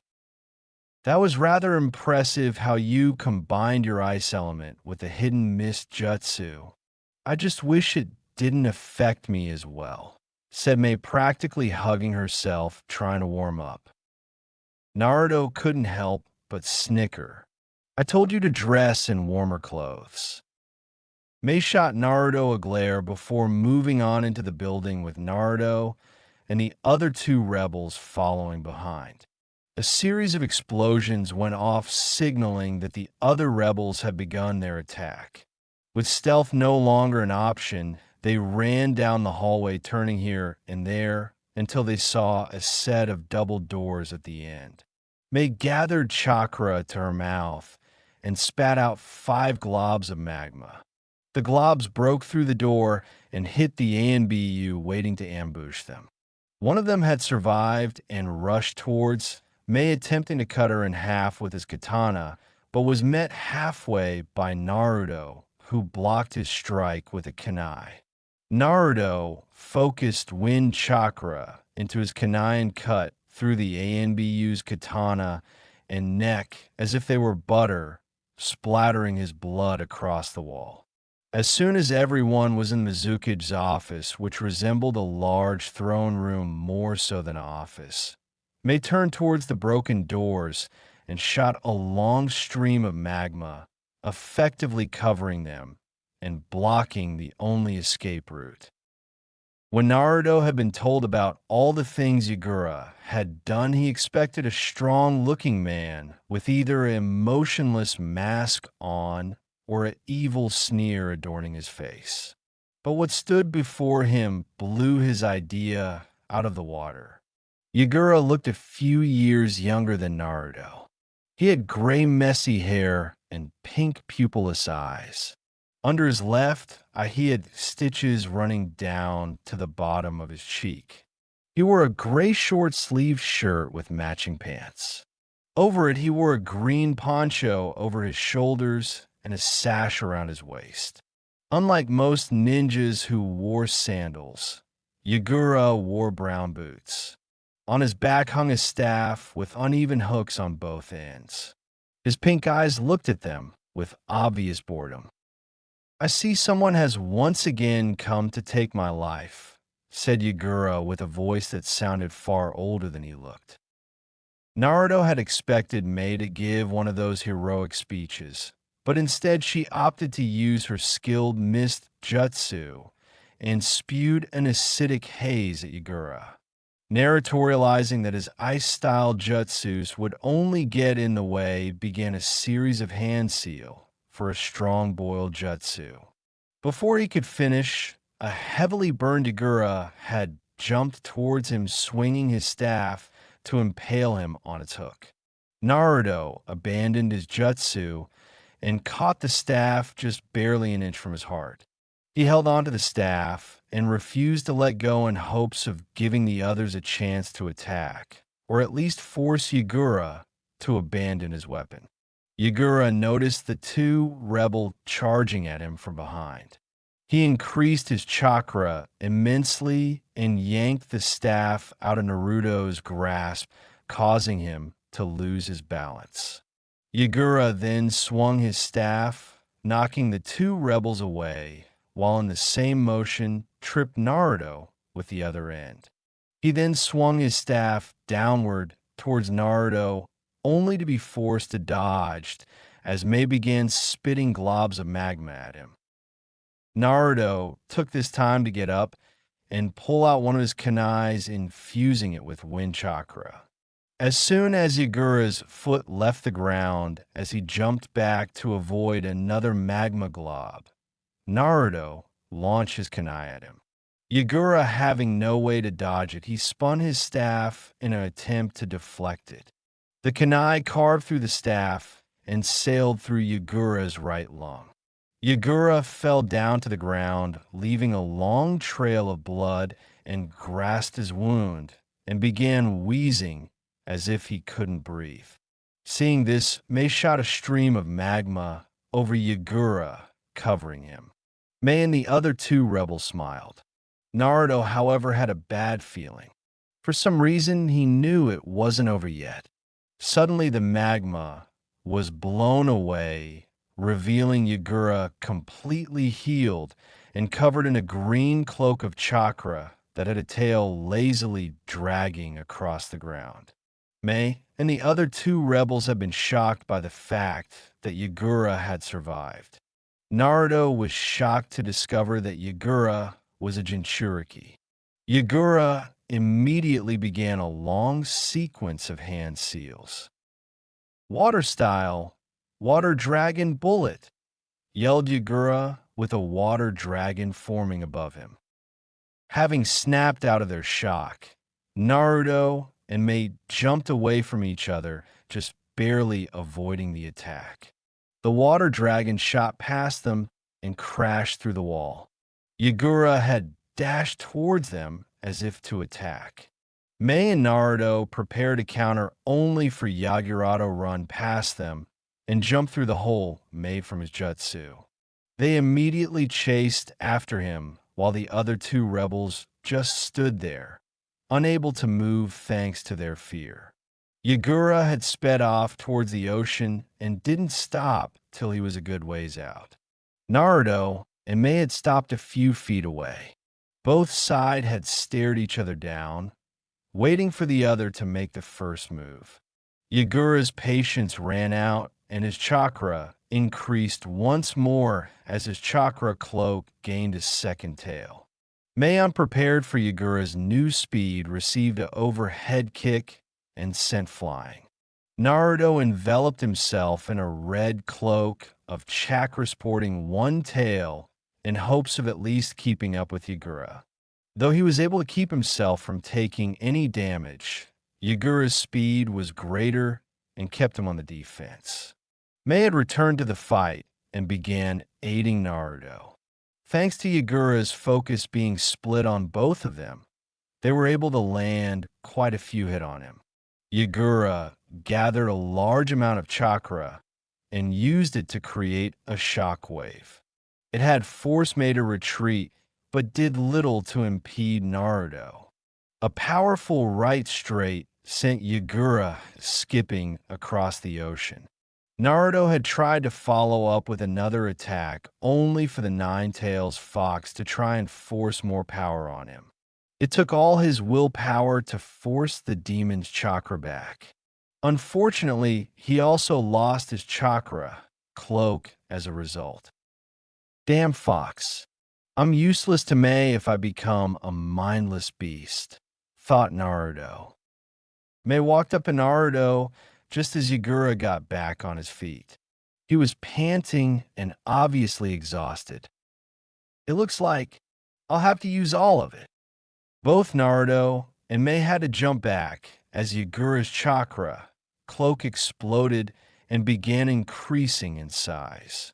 The chakra thickened and began taking shape. Yagura had taken on the form of the demon locked inside of him. Before them was a gray turtle that towered over them. It had spike-like protrusions covering its head and shell. Behind its body were three tails swishing back and forth in uneven rhythms. "What the hell?" said Mei. Naruto shook his head in disbelief. He knew what happened, but he had thought that only Gaara was capable of creating a body of his demon to fight with. Naruto had jumped away from Mei, trying to put as much distance between them as possible. Mei, having seen this, understood his intentions. He was hoping to keep Yagura from focusing on both of them at once. Naruto launched a volley of explosive kunais, only for Yagura to turn his head and release a shockwave that blew them away. Yagura then swung one of his tails across the ocean, creating a tidal wave. The tidal wave easily swept Naruto away momentarily, removing him from the fight. Mei began launching more lava globs at Yagura, but they didn't seem to be affecting him. It wasn't until one of the globs hit Yagura in between his shell that he screamed in pain. Mei began aiming at the spots not covered in his shell. Yagura dived down into the ocean, making Mei's attack pointless. Yagura reemerged several feet away with a ball of chakra suspended in front of him. He launched the attack at Mei. She had planned to jump away, but when the ball split into two, she froze. The attacks were almost upon her when two hands grabbed her ankles and yanked her under the water. She watched as the chakra balls passed over her and then turned around to see Naruto. They both jumped out of the ocean, applying chakra once more to walk. "Mei, I think I have a way to get him." "How long do you think you could distract him?" said Naruto. "I'm running low on chakra. About maybe 5 more shots of lava globs and maybe 3 skilled myths left," replied Mei. "I'll only need a moment, but when you hear me tell you to move, do so." "I'll only have 1 shot to do this," said Naruto. Mei nodded and ran off, tossing a few shurikens that simply bounced off Yagura's body. Yagura then turned to Mei, whipping his tails at her. While this was going on, Naruto went through 3 hand signs and collected a large amount of chakra. Mei was having a difficult time dodging. She shot 2 more lava globs to make Yagura believe she was fighting serious. Something dropped on her, but she didn't notice. She kept dashing from side to side, hoping to keep from being hit. Once again, something dropped on her. This time she did notice. She momentarily looked at the black speck on her hand. Confused, she looked up, and her eyes widened. Unfortunately, this had cost her, as one of Yagura's tail collided with her torso. The attack knocked the wind out of her and sent her skipping across the ocean. Suddenly, it began raining. But the strange thing was that the rain was black. Yagura looked up to see a black cloud as big as his current body releasing the rain. Naruto ran through 7 more hand signs and then breathed in a large amount of air. "I'm really regretting the fact I never learned a lower level jutsu," thought Naruto. "Fire style, fire dragon flame bullet jutsu," screamed Naruto as he expelled a long dragon-shaped flame. The instant the flames connected with Yagura's body, the black rain that covered his body ignited. Yagura screamed as the flames burned his entire body. Satisfied with the results, Naruto ran over to where he saw Mei. She was hunched over and breathing hard. "You okay?" asked Naruto. May took a few more long breaths before replying.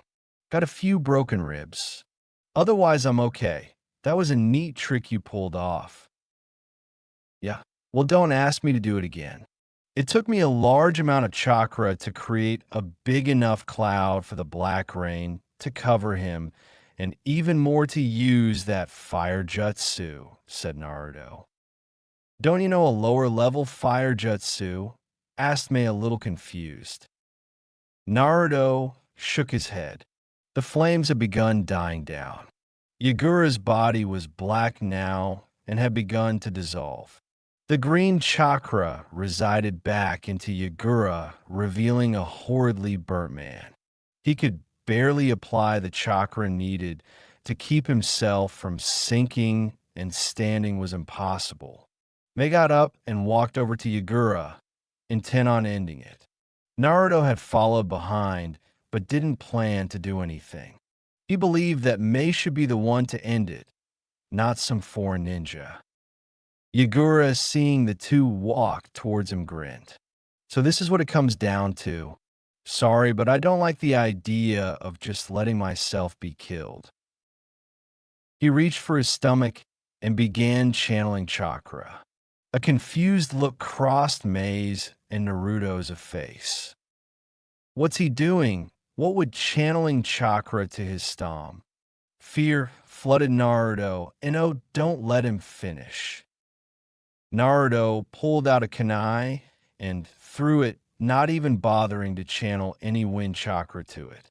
May, not understanding why Naruto became scared, still acted and launched her last lava glob.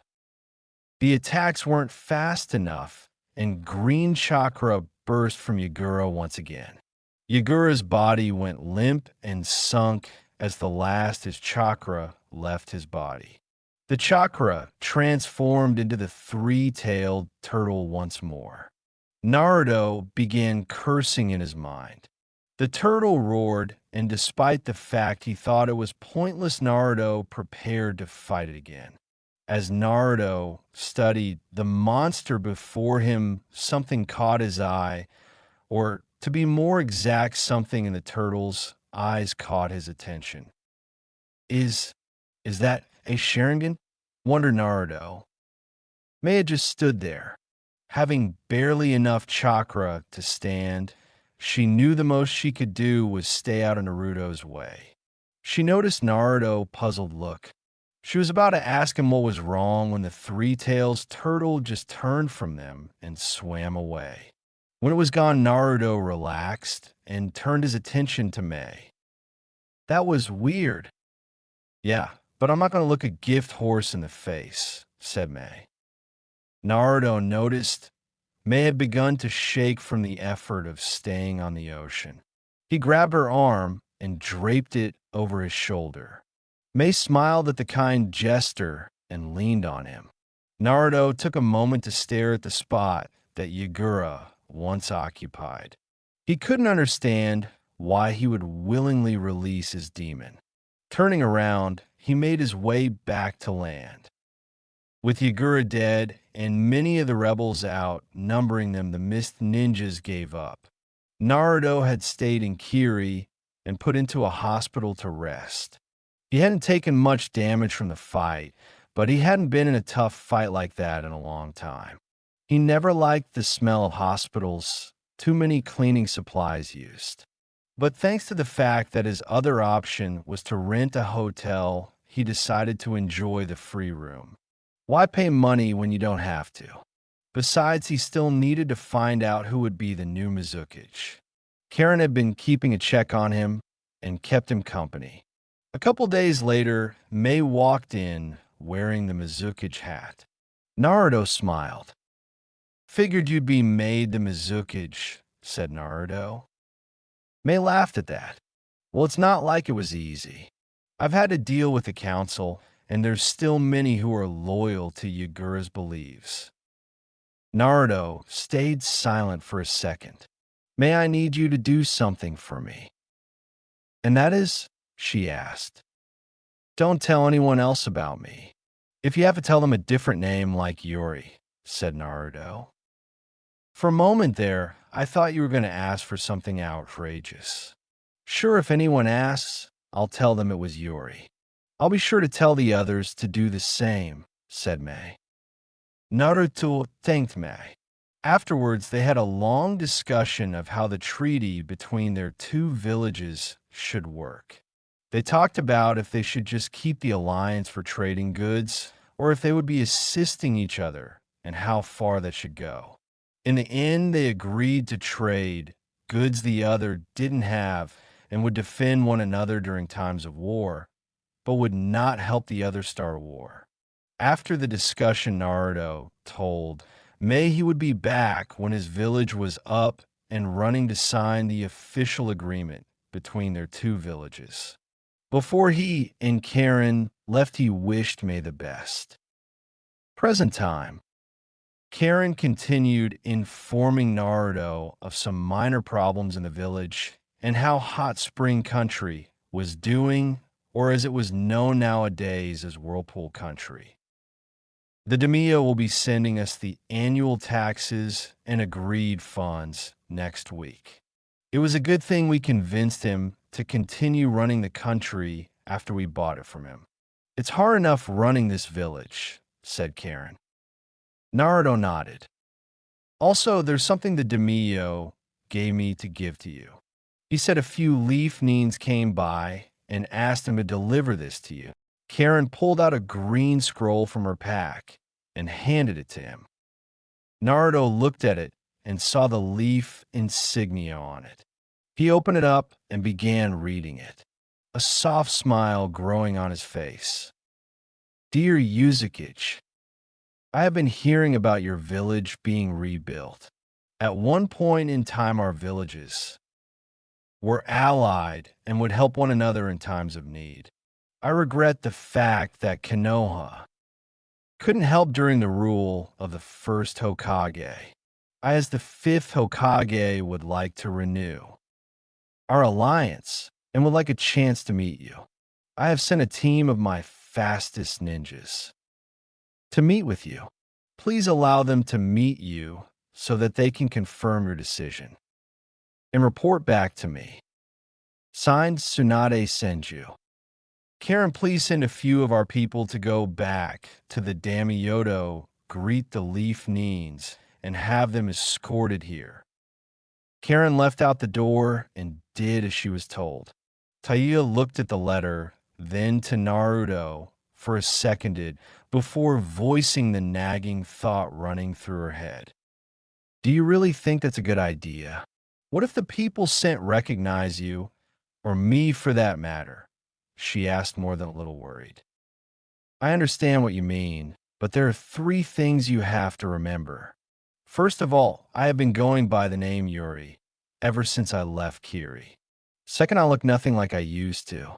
My hair, skin, and body is nothing like it was when I left Konoha. Taiya had to agree with him there. She hated how fast she jumped to conclusions. And as far as them recognizing you, well, as Uzumaki, I can allow anyone into my village, as well as my clan, and give them immunity from other villages and such. If they have a problem with you, they'll just have to take it up with me, and I'll tell them to piss off, said Naruto with a smirk. She smiled at this. The smart thing to do would be to simply hide her. But no, he simply said he'd defend her. A lot of crap happened over the years, but she didn't regret becoming a part of his clan. Unlike Orochimaru, he treated her like a person. She ran a finger across the flute that proved he was a person worthy of her trust. Oh, and thanks again for telling me to start calling this village Yuzu. It's better than constantly saying the village hidden among the whirling waves, said Naruto. Hot dumbass, as if you had a fucking choice, joked Taiya. Naruto couldn't help but chuckle. The next day, Naruto was waiting for the leaf ninja to arrive. Taiya was there as well, partly to be there for a good laugh, if any of the leaf ninjas did recognize. but mostly in case he needed her. Naruto was curious who Tsunade had sent. She said fastest team she had, but last time he checked Konoha's fastest team. Before he could continue his thoughts, a knock on the door let him know that his guests were here. Karen walked through the door and led them in. Naruto felt like planting his face in his desk. He thought it might be them, but didn't want it to be. Before him stood a man that seemed to be beginning his 30s, had bushy eyebrows and black bowl-cut hair. He wore a green spandex bodysuit.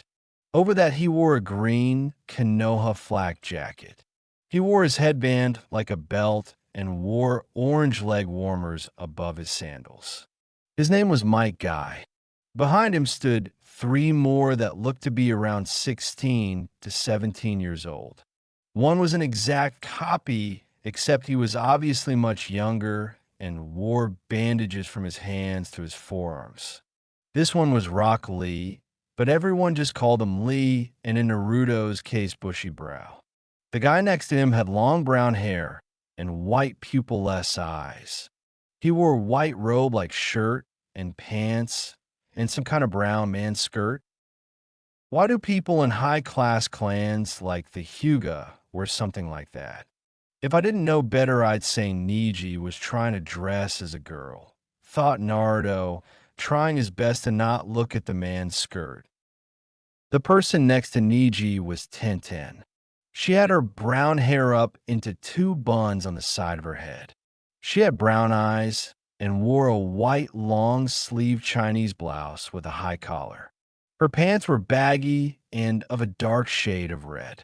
Hanging horizontally just above her waist, she had a giant green scroll with yellow strips at the end behind her. He couldn't help but gulp. Damn, just how many weapons are you carrying on you, Tenten? Well, hello there, Uzumaki. My guy, thank you for seeing us, he practically yelled. Naruto had tilted his Kage hat so no one would see the unnerved look on his face. He didn't dislike Mike Guy. Truth be told, he respected the man for trying to live life to the fullest. He just wished the man wasn't so loud sometimes. His upbeat voice didn't help matters. He took his hat off and stood. He held his hand out to shake. Guy walked over to him and shook his hand.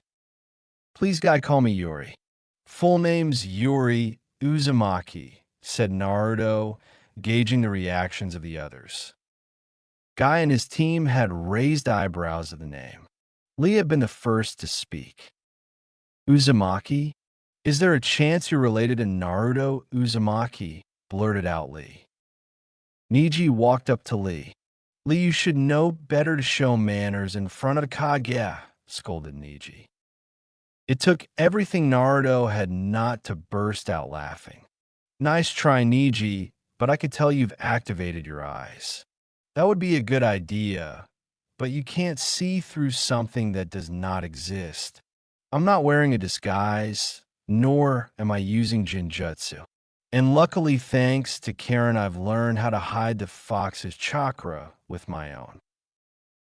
Lee acted out his part of being ashamed rather well. Neji, not finding anything deactivated his Byakugan, and stood back in a place between Lee and Tenten. Guy, who had a raised eye at his team's actions, looked back at Yuri/Naruto. What's this about Naruto Uzumaki? Asked Yuri/Naruto. Guy scratched the side of his head.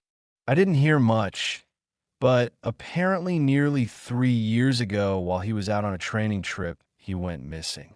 My team was fond of him, and especially Lee, he said a little solemnly. I see. Too bad. If there was another Uzumaki out there, I would really like to meet him or her, said Yuri/Naruto, looking thoughtful. Karen was rather amused now. Taiya was right when she said Naruto couldn't do his truth/lie talk all the time, but he could during some random moments. Naruto had said that it was a skill among many of his other skills that only made itself known when he was being rather mischievous or was about to do something that would highly piss someone off. Rather funny to watch someone else fall for it. It's so simple yet effective, she thought. Guy was wondering why your current Hokage sent for you to meet me in person. Not that I mind, it's just that sending a letter back would have worked too, right? Asked Naruto, for once speaking truthfully.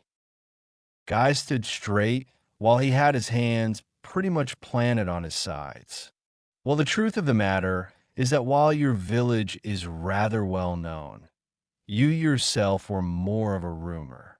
Our Hokage wanted us to see you so she would know how you look for when or if you two meet. She was also curious of how your village is, and might I say it is most youthful. How he said all the while still being upbeat and energetic had Naruto wondering. He noticed Niji's and Tintin's looks of sympathy. Niji seemed to be more annoyed while Tintin had an accepting look to her face. He decided to return their looks. They had to deal with this day in and out. He just had to deal with it for just a day, or so he hoped. Thank you, Guy, and I will be heading out to Konoha in about 2 weeks. Please do let her know I'll be there to talk about our village possible alliance, said Naruto. Guy gave him a thumbs up, a wink, and smiled big enough that it looked like a flash went off. That we will.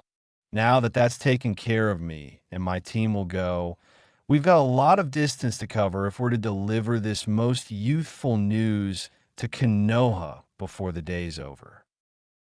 Lee seemed to take this well and had a determined look so intense that Naruto swore he saw flames.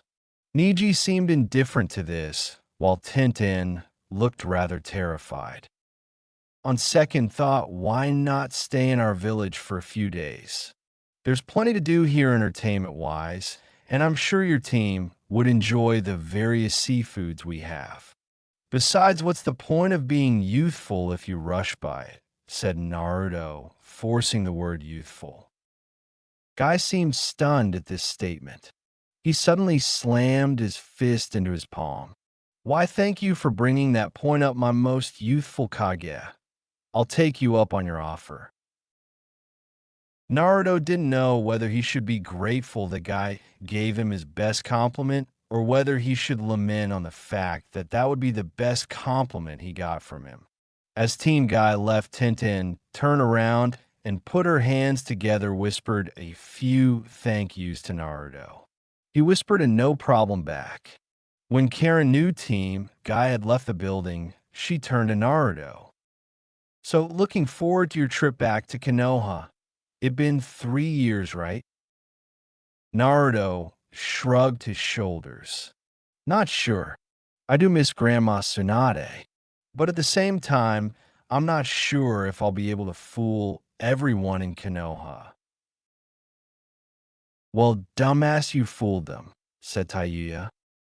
Then again, Niji didn't recognize you, and he was there when me and the others chased you in the Sound 4. Hyugas for some reason say that their eyes are all seeing, then miss small details, pointed out Naruto. Tayuya simply nodded. So who are you taking as bodyguards? Asked Karen. Naruto shook his head. I've never understood why the most powerful ninja of a village would need bodyguards. But if I'm going to take someone, I'll take you and Katsuo Yusuji. Hey, dumbass, I'm not going, asked Tayuya, rather annoyed by the fact. Sorry, Tayuya, I need you here to run the village while I'm gone. And despite the fact that Niji didn't recognize you, others might. I'd still defend you, but this time it wouldn't be just 4 people. If word got out that you used to serve Orochimaru, the entire village would be trying to kill you, stated Naruto. Tayuya understood and nodded. Besides, she would get to run the village while he was away. A sinister look crossed her face at the thought. Both Naruto and Karen saw this and thought the same thing. Those poor bastards. Author's note: I hope you enjoyed. Please review and let me know what needs to be worked on or what you liked about it. Chapter 3: Alliances and Regrets. A woman in a long purple kimono closed with a white obi and had medium black hair walks down a hall, a small pet pig in a red vest and pearls following behind her. She stops when she comes to a set of double doors, knocking twice before calling out, "Lady Tsunade, I just came to let you know that Team Guy has returned from Yuzu and will be here shortly." "Thank you, Shizun. Is there anything else?" said Tsunade. Shizun looks sadly at the door before answering, "No, Lady Tsunade."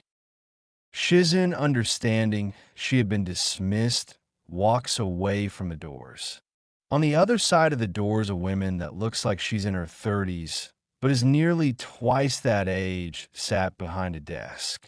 She has long blonde hair and light brown eyes. In the middle of her forehead is a blue diamond-shaped mark. A grass green long-sleeved coat with the kanji for gambling on the back of it hangs over her gray sleeveless blouse tied off with a blue obi. Her firm-fitting pants were the same color as her obi and stopped just below her knees. Her sandals had low heels and were open-toed. She stared down at the paperwork, though her thoughts weren't on it. Nearly 2 years ago, Jiraiya had walked through the double doors telling her he had bad news. She instantly knew something was wrong when he began begging her to stay calm even before he told her the news. When he did finally tell her through his stuttering that Naruto had disappeared on the trip, it took all her umbu guards to hold her back from knocking him through the very doors he just walked through. After realizing that she wouldn't get to physically punish him, she told him to go back out there and not to return until he had Naruto with him. She went on to tell him if he had other news, he better send it via letters, or she would break his bones on the spot. Ever since then, she had been in and out of depressions. If it weren't for the combined support of her 2 apprentices, Sakura and Shizun, she wouldn't be able to get out of the depressions that had decided to hit her every time she thought about Naruto. After a while, the council had her allow Jiraiya back, and after a bit more time later, it was thought that Naruto had died. Writing him off as dead was one of the worst things she had ever done. Jiraiya had actually been her support that night and had stopped her from dying from alcohol poisoning. After that, things had been getting gradually better till Jiraiya's spies had heard numerous rumors that the once ruins of the village hidden among the whirling waves was being rebuilt, and the new Uzukage had already made an alliance with the Mizukage Meitorumi. She couldn't help but think of Naruto again when she heard this and went into another depression. Jiraiya had tried to send spies there, but no one had found a way to get in. It seemed that anyone that wanted to get into the village had to be questioned on why they wanted to come live there and such.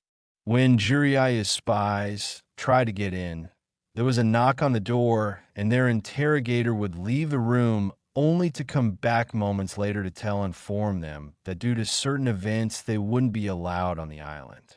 One of Jiraiya's men had tried numerous times to get on the island, only for the last time to be followed by a young red-haired woman and beaten within an inch of his life.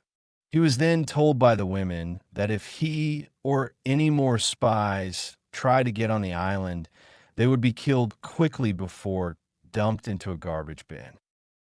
This had pretty much scared all of Jiraiya's spies and left Jiraiya clueless to the ongoings of Yuzu. Slowly, the village of Yuzu had been becoming more and more prosperous, and eventually Hot Spring Village had officially become a part of it. Tsunade remembered reading once that her grandfather had made an alliance between the now proclaimed Yuzu and Konoha. Using that as a start, she had sent out Team Guy in hopes of starting a new alliance, and gaining more information on Yuzu. Deciding to grab a quick drink before Team Guy arrived, she opened a drawer in her desk and took a quick gulp from it, not even bothering to pour into a glass. A knock at her door let her know to hide her sake. She took a moment to resituate herself. Come in. In walked Team Guy, followed closely by Shizen. Guy walked up smiling. She took this as a good sign and gave him a signal to report. Well, Hokage, there's most definitely good news. We were not only allowed onto the island, but we were met by the Uzumaki himself, which I believe is a most youthful individual, said Guy in his usual upbeat way. Tsunade smiled at this. What can you tell me about him and his village? Also, why did you take so long to get back? Knowing you, I thought you'd be back within the next day. Guy quite literally flashed a smile. Well, man, before I left, the Uzumaki himself had corrected me on rushing back, giving me a good lesson in not wasting one's youth. Please tell me he's not like you, she asked. A small chorus of chuckles went around before Tintin decided to answer. No, Hokage, you don't have to worry about that. No, he's not like myself. Surprisingly, he's rather young for his occupation, no older than my own students. He's just as tall as Lee if I say so. Oh, yeah, and his name is Yuri Uzumaki, said Guy. Shizun instantly looked towards Tsunade after hearing this. Tsunade just looked at Guy as if she was unsure of what he said. Before she could ask him to repeat himself, Guy had continued on. Yes, the young man's name is Yuri Uzumaki. He seemed like a relaxed youth, and he does wish for an alliance between our villages, said Guy. Niji at this point had decided to interrupt. Sir, I believe the Hokage wishes to know if there's a connection between Naruto and Yuri. Tsunade looked towards Niji and nodded towards him. When we saw the Uzumaki, he was a long, red-haired male with pale skin. When he told us his name and Lee blurted out his thoughts, I used that to get in front of Lee and activate my Byakugan in order to see through a possible Jinjutsu. Unfortunately, he didn't seem to have one. Niji informed. What about his personality or any habits he may have? Asked Tsunade in hope. It was Tintin that spoke up this time. Not anything I would relate to Naruto, but he had this way of talking. It was as if he would answer your question, but at the same time talk about something else. The rest of team Guy got a puzzled look on their face. Really, I didn't notice that, said Niji. No offense, Niji, but you tend to focus on what your eyes see more so than what your ears hear. With my weapons, I have to focus on everything from how they look to how they sound as I throw them. It was small, but it was definitely there. The thing is, it might have been nothing more but how he talks, said Tintin. Niji seemed to understand this. Afterward, Guy continued with his report to Hokage on how Yuzu was doing economically and that the Uzumaki would be coming by in a week and a half. Hearing all she needed to know, Tsunade had dismissed Team Guy. She pulled out her sake bottle again and took another gulp from it. A week later, Naruto, Karen, and a third man were walking towards the gates of Konoha. The third member of the group was a few years older than Naruto and Karen, as it showed in his height, but strangely enough looked just as young as them.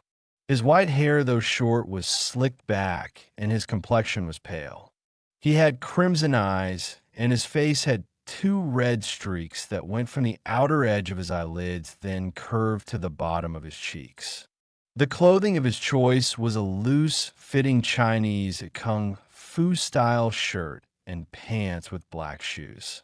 A white sash wrapped around his waist with a bit of it hanging off to his left side. On the right side of his hip, he had a large pack with several medical supplies, and on his left was a Chinese short sword. Naruto looked at his medic trying to figure the man out, but found that once again he was as calm and passive as he was unreadable.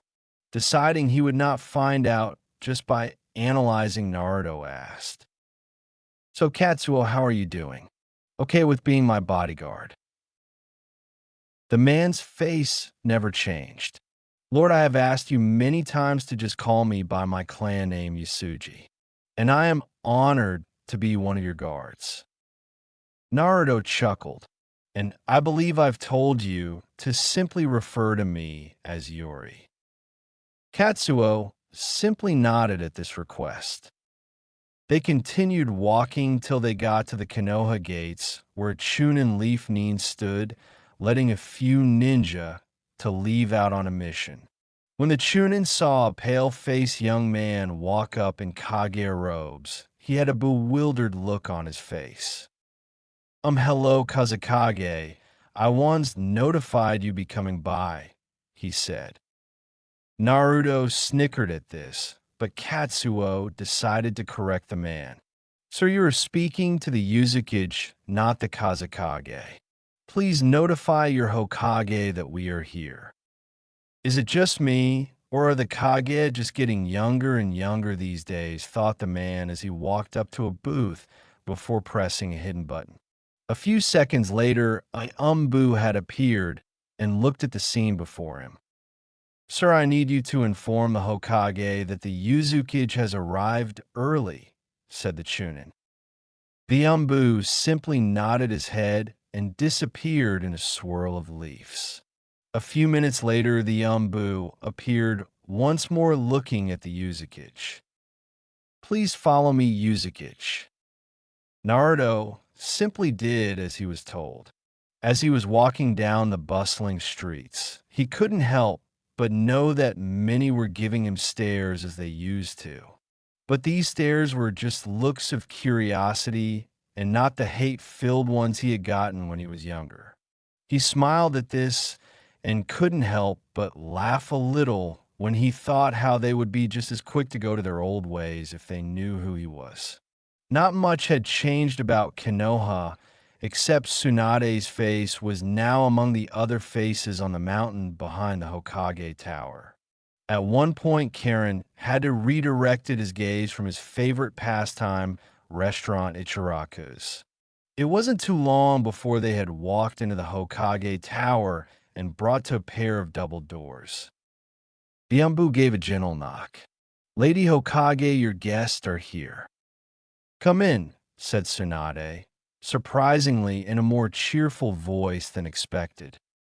The Umbu opened the doors, allowing Naruto, Karen, and Katsuo to walk in. Once inside, they saw Tsunade behind her desk, while her assistant Shizen and Jiraiya stood by both sides of her. Tsunade dismissed the Umbu and quickly went on to formalities.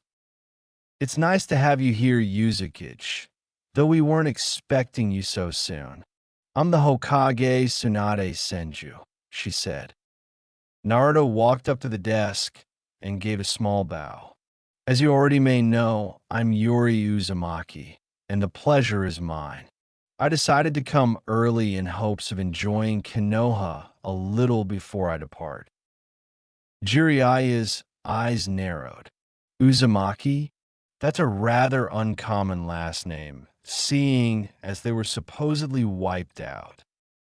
Naruto chuckled at this. He could already see that Jiraiya was suspicious of him, but didn't let it bother him. Sorry, sir, but I'm rather lousy with names unless I think they're important to me." Jiraiya had gotten the urge to introduce himself, as he usually did, but right now he didn't have his usual humor. "I'm Jiraiya of the Sannin. Don't forget it," he said with a hint of anger laced in. "I'll try not to, but then again I can't promise," said Yuri/Naruto, humor rolling off of him in waves. Having had enough, Jiraiya got to the point. "All right, are you Naruto Uzumaki?" "Naruto? Yeah, I do believe the team you sent had mentioned him. I'm sorry for your loss, said Naruto with sympathy in his voice. Tsunade just shook her head, trying not to think about it, and thanked him. Jiraiya, on the other hand, repeated himself. Answer the question. Are you Naruto Uzumaki? Naruto kept a sly grin from crossing his face. Well, Jiraiya, I'll answer your question with another question. He reached up and pulled his Kage hat off. Do I look like Naruto Uzumaki to you? Jiraiya immediately shut up as the others looked at him. The person before them did seem to share Naruto's face, but the rest of him were his own.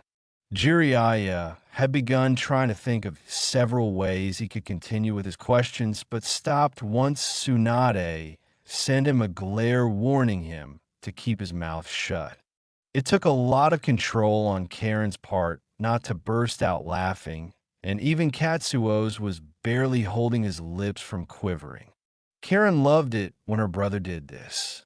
It was bad enough when he did it to the team guy, but these two were legends, and he was still fooling them, or at least on of them, while the other had no way to prove his suspicions. I'm sorry for his barrage of questions. It was not why I'd asked you to come here, said Tsunade apologetically. It's no problem at all, Tsunade, but now on to why I'm here. As you had mentioned in your letter, you are interested in renewing an alliance between our two villages, said Yuri/Naruto. Tsunade nodded at this, and they began the back and forth of politics on how their alliance would work. It would be several hours later when they would end their discussion and wait till the next day to continue. Naruto had been walking along the parks of Konoha.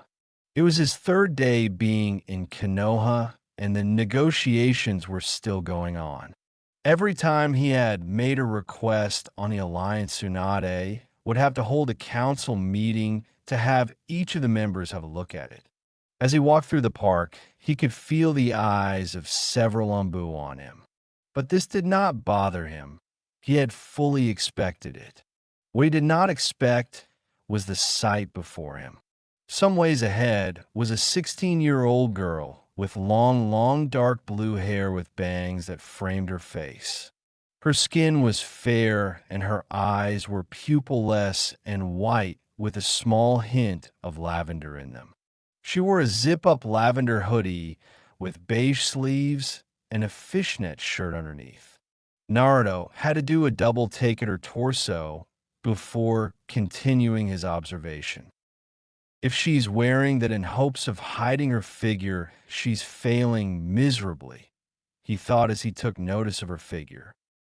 He noticed that she wore pants similar to Tsunade, except not as tight, and had on the usual ninja sandals. The thing that really caught his eyes was the orange leaf headband tied around her neck. Looking closely, he noticed she stood before a lone headstone and was placing orange lilies in front of them. He decided to give her a moment of privacy before feeding his curiosity. As he walked forward, he did nothing to hide his presence. She turned around, and when she saw his robes, instantly bowed to him. There's no need to bow. I'm simply a guest here. I'm Yuri, by the way. Yuri Uzumaki, he said. Her eyes went wide before she replied in a soft voice. Iem Funate Huga. It's a PL pleasure to meet you. Naruto's eyes went wide at hearing this. He remembered her from the academy and the Chunin exams. Back then, she had been in a tough spot, and he encouraged her on. Later on, she returned the favor by lifting his spirit when he was unsure of himself. Taking himself from memory lane, he looked towards the headstone only for his eyes to go wide once more. His name, or old name, depending on how you thought about it, was etched into the stone. He had to take a moment to compose himself. I had heard he went missing, but I didn't think they thought he was dead. I take it he was important to you, said Yuri, Naruto. Hinata nodded sadly. Very, she said with a voice that hinted out a lot more than the word could convey. Naruto felt more than a little tinge of guilt. When he decided not to return to Konoha, he did so thinking he wouldn't be missed. To know he had unintentionally hurt some with his disappearance did not sit right with him, but the thought that someone would lay flowers for him warmed his heart. The thought of the flowers brought another thought to him. If you don't mind me asking, why orange lilies? A soft smile and a small blush spread across her face. Back when we were younger, his favorite color was orange. And I didn't know if he had a preferred flower, so I decided to put one of my favorite flowers instead. Your headband's color? Is it for a familiar reason? Yuri/Naruto asked. Not exactly. I decided to wear it for a more personal reason. As a reminder of him and the things he did for me, she answered, her blush beginning to cover her face. Naruto was silently thanking his Kaguya hat for shadowing most of his face and hiding the blush he couldn't. They stood there for a few moments in silence. I really haven't had much time here. Is there any chance you would be willing to be my guide? Said Yuri/Naruto, hoping to prolong his time with Hinata. Not trusting her voice at the time, she simply nodded her head, and they began leaving the park. Hinata had led him all over Konoha, showing him important areas such as the monument and the clan districts while not revealing too much about them. At one point, she had commented on how it would be nice to grab a bite to eat, and Naruto agreed.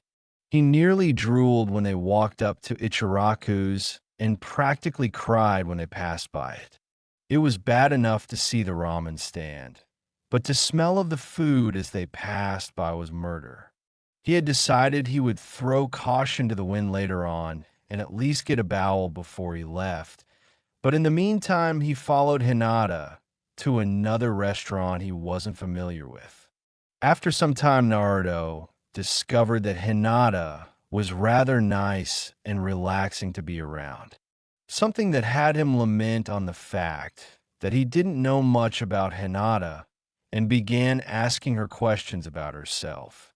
Such things as her likes, dislikes, dreams, and so on. A blush crossed her face. I like cinnamon rolls, pressing flowers, and she took a moment to look at her headband. She looked more so at the color than the metal plate, a fact that Naruto barely caught. All right, so either she likes her village or me. And who the hell do I think I'm kidding? He thought.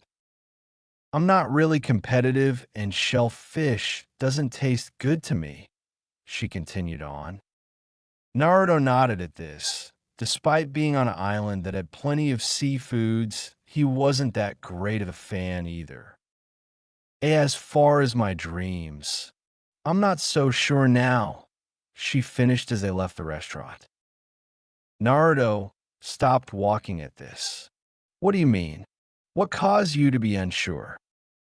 Hinata took a moment to think, but as she was going to answer, a Hyuga branch member walked up. Lady Hinata, your father wishes to see you. I'll be there shortly, she replied. She turned her attention back to Yuri/Naruto. I'm sorry, but I must be going now, she said as she gave a slight bow.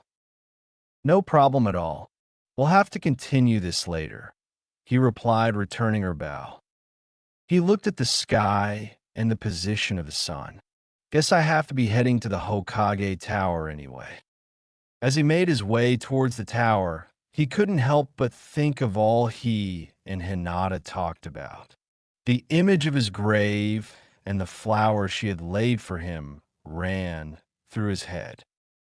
Had I known about her, maybe I would have stayed, but I can't just leave in the middle of all this, he thought rather sadly. It didn't take him long before he found himself in front of the familiar double doors. He gave a quick knock and went in after Tsunade welcomed him in. He looked around the room and was glad to see that the Toad Sage was nowhere to be seen. Right now, he wasn't in the mood for Jiraiya's crap. Despite that many believed he was stupid when he was young, and even he would agree looking back.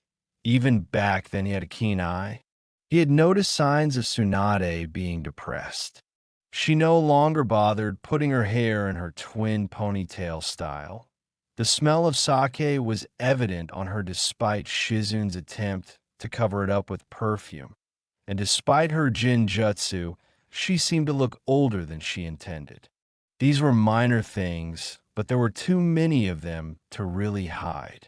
He had connected it to his disappearance, but was puzzled by how bad she seemed to be reacting to it. But all of this made sense when he saw the headstone erected for him. She didn't just think he was missing, she thought he was dead. And then there was Hinata, someone who he could quite easily refer to as an acquaintance when he was younger. He knew very little of her back then, but even he knew that she wanted to become the heiress of her clan and get rid of the seal placed upon the Hyuga branch members. But now she seemed unsure of what she wanted now, and he couldn't help but think his death had something to do with it. He shook these thoughts from his head. As much as he wanted to, he couldn't make things right. At least, not at the moment. He sat in the chair Tsunade had prepared for him, and they once more began their negotiations. Only a couple minutes later, someone burst through the door. "Lady Tsunade, I'm sorry to interrupt, but Suna just sent us a letter. Their Kazekage has just been kidnapped by Akatsuki." Both Tsunade's and Naruto's eyes went wide at this. "I'm sorry, Yori, but we will have to cut this meeting short today," said Tsunade. Yuri/Naruto held up a hand. "It's quite all right, Tsunade. I understand full well," he said as he excused himself. After exiting the Hokage Tower, Naruto made a beeline for the hotel he was staying at and just hoped that both Karen and Katsuo were there. When he got there, only Karen was there. "Karen, do you know where Katsuo is?" he asked. Sensing the seriousness in his voice, Karen began scanning the area. "He's not far from here. A few blocks east. Please go and get him. I'll pack our bags in the meantime," he said. Karen straightened up at this. "What's going on? Has Kono?" she asked, but was cut off before she could finish. "I'll explain later after we leave Konoha. We'll be back later, but we need to leave now." She nodded at this and ran off. Shortly later, she returned with Katsuo to find their bags packed and Naruto no longer wearing the second layer of his Kage robe. They grabbed their bags and quickly followed him. Naruto only stopped to tell Anbu to inform the Hokage that he was heading to Suna but would return shortly to finish the negotiations. Once outside of Konoha, they sped off to the direction of Wind Country. Katsuo was the first to talk. "Sir, why are we heading for Suna?" "Their Kazekage just got kidnapped by Akatsuki," Naruto replied. Katsuo thought about it for a sec. "If you don't mind, sir, but why does this concern us?" Karen wanted to hit Katsuo over the head, but remembered that he didn't know about Naruto's burden. Very few did. They're Kazekage, and I can sympathize with one another due to a certain event. Also, if we save him, we may gain yet another ally, said Naruto. That makes sense, sir. I'll help any way I can, said Katsuo. Naruto nodded his head. Yuri, there's a chakra signature up ahead. She's a wind user, warned Karen. I think I know who she is, said Naruto as he sped off. Naruto spotted the women in question, and sure enough, it was Temari. She still had her sandy blonde hair up in four spiky ponytails and her giant fan strapped to her back. But now she wore a long black battle kimono and a red sash wrapped around her waist. "You're a sand kunoichi, right?" stated Naruto. Temari looked at the new arrival with suspicion. "Well, what if I am?" "You might want to move faster then. Konoha just got a message from your village. They say Akatsuki has kidnapped the Kazekage," said Naruto. Panic spread across Temari's face. "Gaara's been kidnapped." She took off instantly after finishing her sentence, and Naruto, Karen, and Katsuo quickly followed. Seeing that she had company, Temari decided to get acquainted with her new traveling companions and get some much-needed answers. She didn't trust them, and everything she learned as a ninja was screaming at her to lose them. Only reason she didn't ditch them right now was because she had more pressing issues. "You say Konoha was the one to receive the message, but your headbands aren't Leaf," she stated. Naruto was going to answer, but Katsuo spoke his mind. "My patience for your disrespect of my lord runs thin, Sannin," he stated rather coldly. "What's he the lord of, and why should I care?" retorted Temari.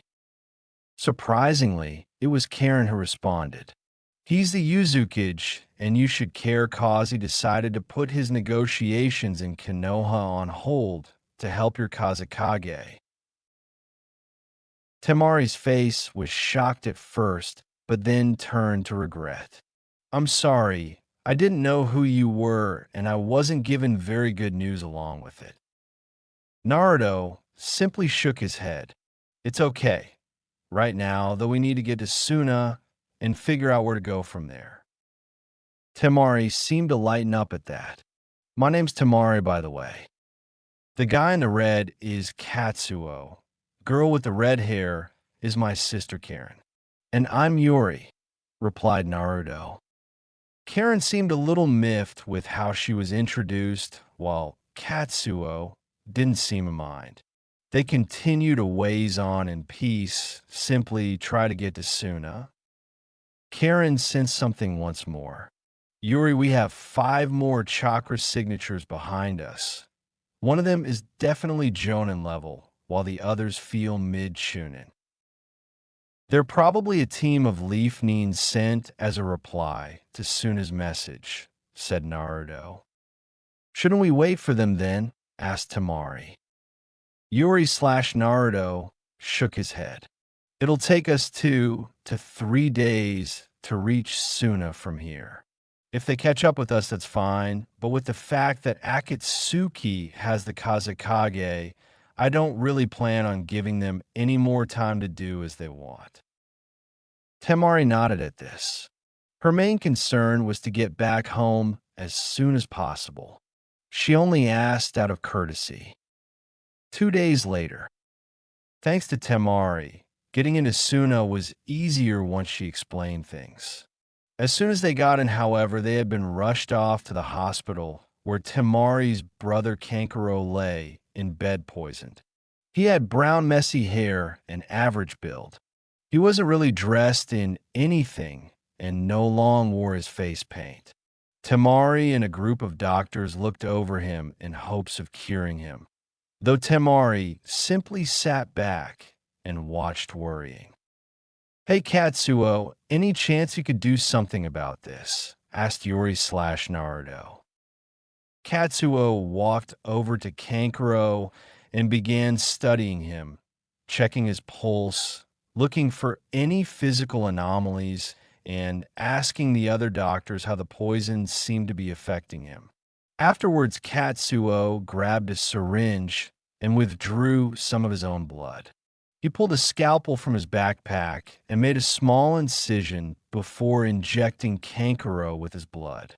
Many of the doctors began protesting, and some had tried to remove Katsuo from the scene, only to receive the glare from said man, promising intense pain if they got in his way. Everyone give him some space, said Yuri/Naruto. Temari didn't know what to make of the situation, and the doctors began bickering at him of how unsanitary this was and other such complaints.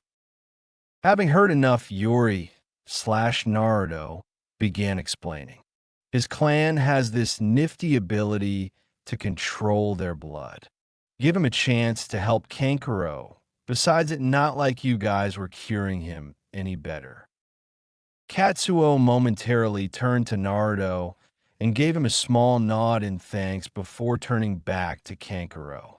After a minute of waiting, he grabbed a vial and placed it next to the incision he made on Kankuro moments ago, just in time for a purple liquid to pour into it. He immediately began analyzing it. Afterwards, he approached Temari. He shook his head. I'm sorry, but this is beyond my ability to cure. I can make a serum that will halt the poison's process, but this will only buy him time for so long. Temari nodded her head at this as Katsuo turned back and began working on the serum. Not wanting to distract Katsuo, Naruto kept his mouth shut. Karen looked towards Naruto. I thought you should know that the leaf neens are here. Thanks, Karen. I'll go and see who all Kano has sent, whispered Naruto. He left the room and made his way out of the hospital. Down the roads a few blocks were 4 men and 1 woman. He decided to meet them halfway and fill them in on what he knew so far. Oddly enough, he knew all of them, or at least met them before. He smiled as he saw Hinata, and she smiled back, recognizing him. Well, hello, Hinata. Fancy meeting you way out here, said Yuri/Naruto. It is nice to see you once more, Uzumaki, replied Hinata. This comment caused the others to take notice of the long, red-haired youth before them. Hinata, there's no need to refer to me by my title. I prefer people I know to just call me by my name, said Yuri/Naruto, acting a little depressed. Imsuri, Hinata apologized.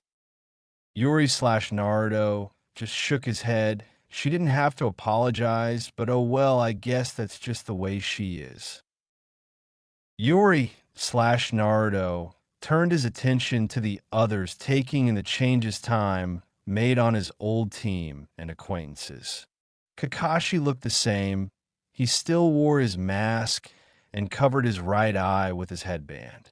He still wore the basic Jonin outfit, which consisted of the regular long-sleeved dark blue shirt and pants.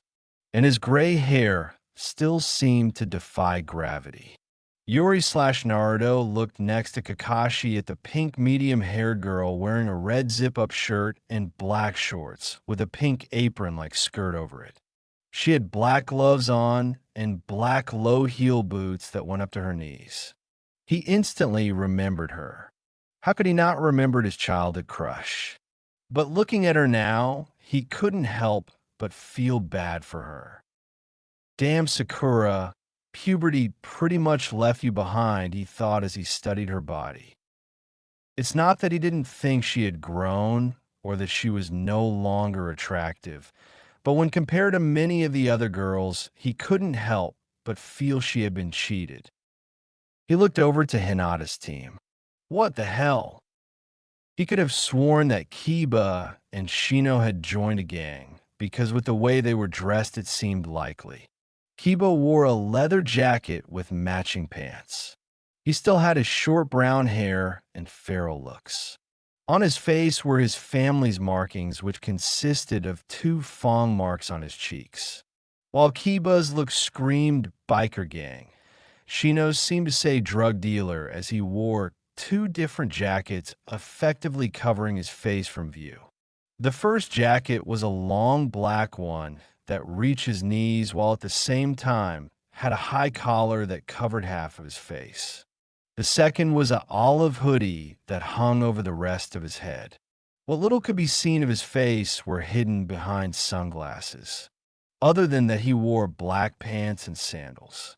He understood that Shino's clan wore clothes that covered much of their body due to the fact they specialized on using bugs that they hid inside of them. But this just seemed to be taking things a bit too far. Deciding to get the introductions out of the way, he allowed them to introduce themselves, or as he liked to think, reintroduce themselves. After they were done, he decided to fill them in.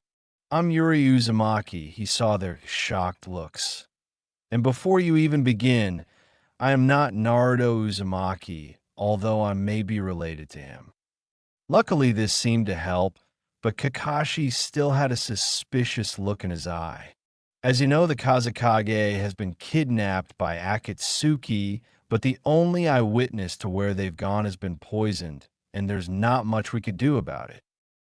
Having heard this, Sakura spoke up. "Let me have a look. I might be able to help."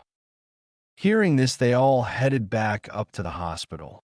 Once inside, some old women in a black robe, named Chiyo, called Kakashi the White Fong and proceeded to attack him. Yuri/Naruto did nothing to stop her going so far as to step out of the way for her, and it was Chiyo's brother who decided to intervene, letting her know that the White Fong was already dead. Chiyo simply played this off as acting stupid and walked over to Sakura, observing her work. Sakura had then asked the others to leave the room. Before leaving, Yuri/Naruto walked over to Katsuo. "Stay in here and observe what she does. It could be useful." Katsuo gave a firm nod, accepting the order. Yuri/Naruto then proceeded to walk out with the others into the waiting room. With everything settling down, Hinata walked over to Yuri/Naruto and stood beside him. "That wasn't very nice, letting her attack Hataki like that," said Hinata playfully. Yuri/Naruto rolled his eyes. "I guess breaking an aged woman's wrist would have been better," he joked back. Hinata just shook her head. "Well, no, but..." Not finding the word, she just smiled. "I guess I could have deterred her for Scarecrow." Hinata tried to stifle a giggle at his joke towards Kakashi, who sat in the corner with his lone eyebrow twitching. Obviously, he wasn't amused from Yuri/Naruto's play of words using his name.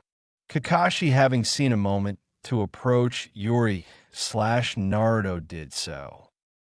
"If you don't mind, Yuri, I would like to ask you a few questions."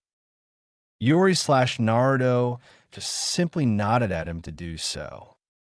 "When you were traveling here, did you ever notice we were following you?"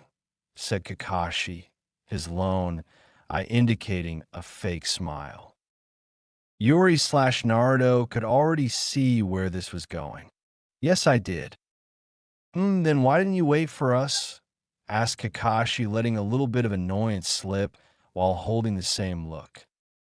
Yuri/Naruto's sly smile had Kakashi worried. "Well, Mr. Hataki, considering this is Akatsuki we're talking about, and as I said to Tamari, I didn't want to give them any more time than they already had, and luckily Tamari agreed." Kakashi's I let its annoyance show. He's not saying it, but he practically forced us to run longer in hopes of catching up with him. And he's using a valid reason to hide his real intention.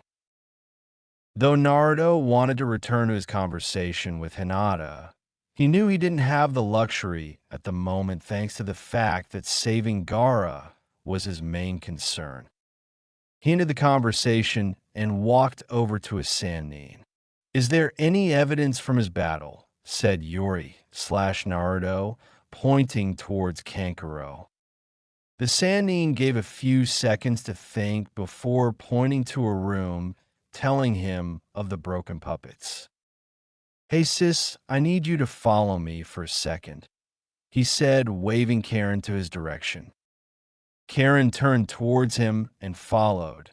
Naruto turned to look glad that Kakashi or the others didn't follow. Inside were 3 sets of tables with multiple broken puppet pieces strewn across them. Naruto began observing some of the pieces before turning to Karen. Can you sense any chakra that's out of place? She looked at the pieces intently, her brow furrowing as she concentrated. Her eyes scanned across the tables multiple times till she stopped upon one particular piece. Walking over to a broken arm, she picked it up. She looked at the fist before trying to pry it open. When she finally did, a small piece of cloth fell out. Picking it up, she held it out to Yuri/Naruto. I'm sorry, but this is all I could find. Come on, sis, don't worry about it. Can you track the chakra off of it? Said Yuri/Naruto cheerfully. Yeah, it's weak, but I'll definitely be able to follow it, she said. All right, good. Do you need this cloth? He asked, shaking her head. No, luckily this chakra signature is rather unique. I guess all Akatsuki members have strange and powerful chakra. Hearing that, Naruto picked up the puppet arm and resecured the cloth into its grasp. Once returning to the waiting room, he already saw Kakashi raising an eyebrow at him. You might want to check it out, said Yuri/Naruto before questions could be asked. Understanding this as a don't bother me. Right now, the leaf needs let him be. A few minutes later, Katsuo and Sakura walked out of the operation room. Sakura began explaining that Kankuro would be okay, but that she still need to create an antidote. Katsuo walked over to his Uzumaki. She is indeed skilled. I may be able to copy her technique. Yuri/Naruto nodded at this and gave Karen and Katsuo a sign to follow him. With the Leaf Nines and Temari listening to Sakura's diagnosis, none saw as the Whirlpool Nines left. It didn't take long to walk to the entrance to the village. Yuri, are you sure you want to head out now? Maybe we should rest a bit before we try to track them down, said Karen, apparently worried over him. Yuri/Naruto was indeed tired. Keeping a good distance from the Leaf Nin did indeed have a price. He looked at the two of them. Karen didn't look too tired, but Katsuo looked as tired as him. Then again, that was simply because of what they both did to keep ahead of the Leaf Nin. Kakashi, you persistent bastard. In order to keep ahead of Kakashi, Naruto had carried Karen on his back while Katsuo did the same with Temari. Of course, when the two woke up and found themselves being carried, there were a few rather physical protests. Poor Katsuo. I'll have to pay him double when we get back. My lord, I can't continue on if needed, but I do share in Lady Karen's concern for you, said Katsuo. Karen blushed from the title Katsuo dubbed onto her. Though the Uzumaki clan were considered royalty by many of the clans in Yuzu, she didn't expect to be treated as such, especially when one thought about it. She was only adopted into the family. Naruto, on the other hand, was thinking on what to do. I don't want to give the trail a chance to disappear. On top of that, if we wait to leave later, the Leaf Nin will try and leave with us. It's not that I want the glory to ourselves. It's just that as a small group, we're less likely to be spotted or run into traps, said Naruto, though his fatigue was evident. Katsuo closed his eyes and thought. Understand, with Lady Karen's sensory ability, we'll be able to avoid any possible scouts or ambushes. If the Leaf Nins followed us, we would be more than likely spotted despite our advantage and thus slowed down. Yeah, I guess I understand, but what's the point if you just fall over when we get there? said Karen, still trying to convince him to rest first. Naruto smiled at Karen. Thanks, Karen, but it's okay. We'll rest once we get closer to the Akatsuki's trail. I really am concerned about that trail disappearing. It's not called Wind Country for nothing. Realizing that she wouldn't get a better compromise, she simply nodded and smiled at this.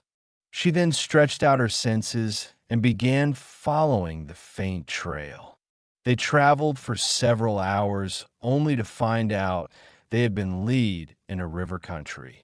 Deciding that they had traveled long enough, Karen stopped.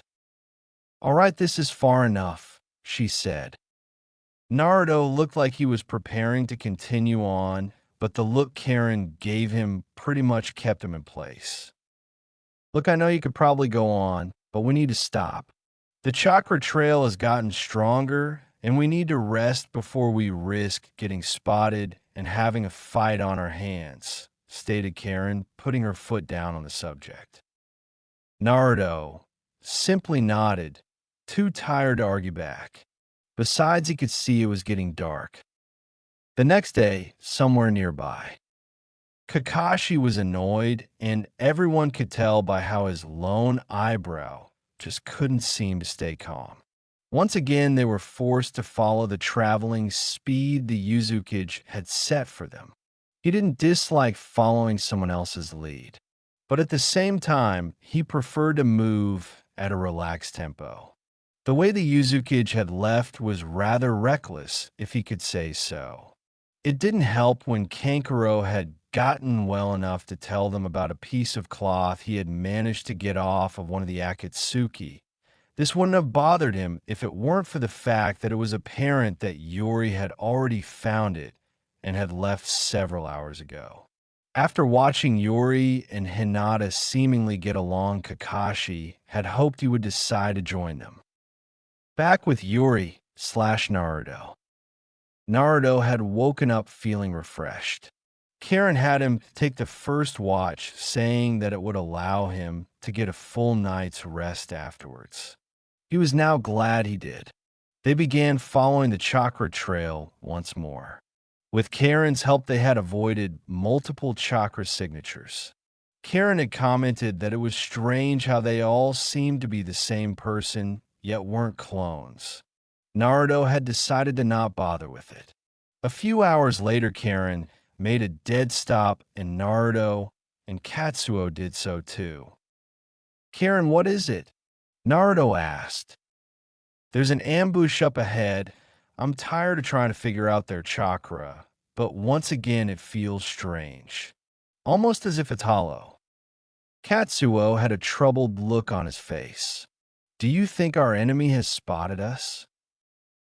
Karen shook her head at this.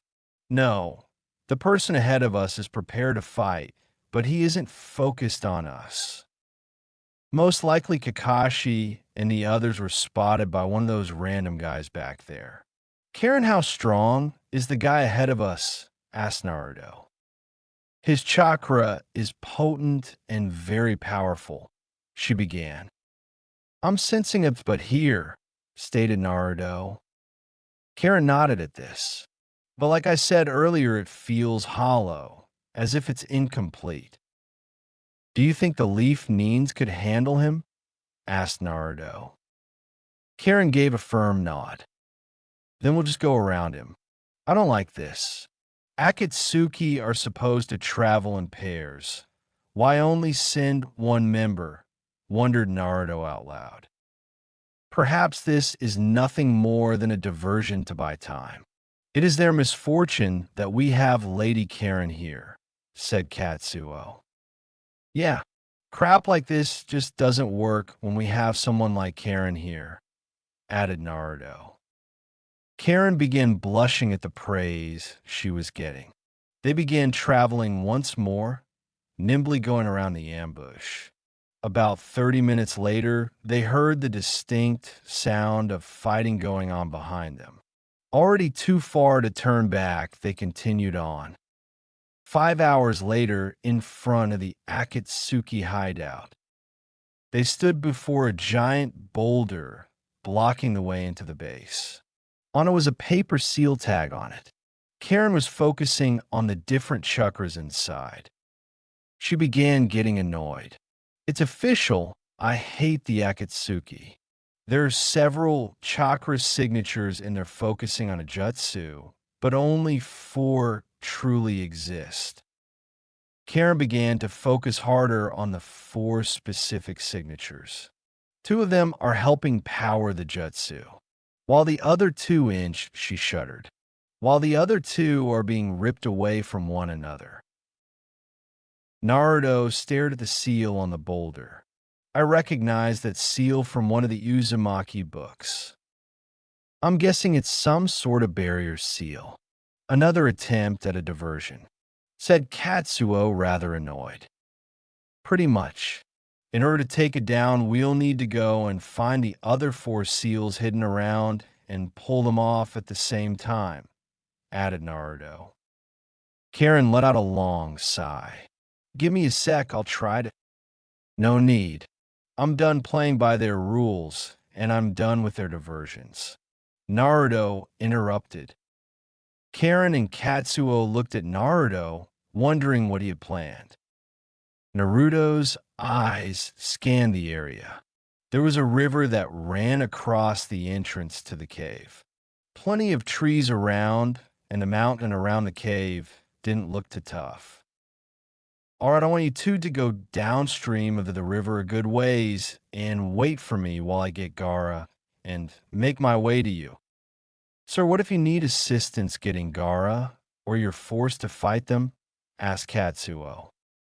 The snicker that emanated from Naruto sent chills up Karen's and Katsuo's spines. They had heard him snicker like this on a rare few occasions, but every time someone's day went to hell no matter how good it was going. Oh, with what I planned, I doubt they'll be able to do much, said Naruto, grinning the entire time.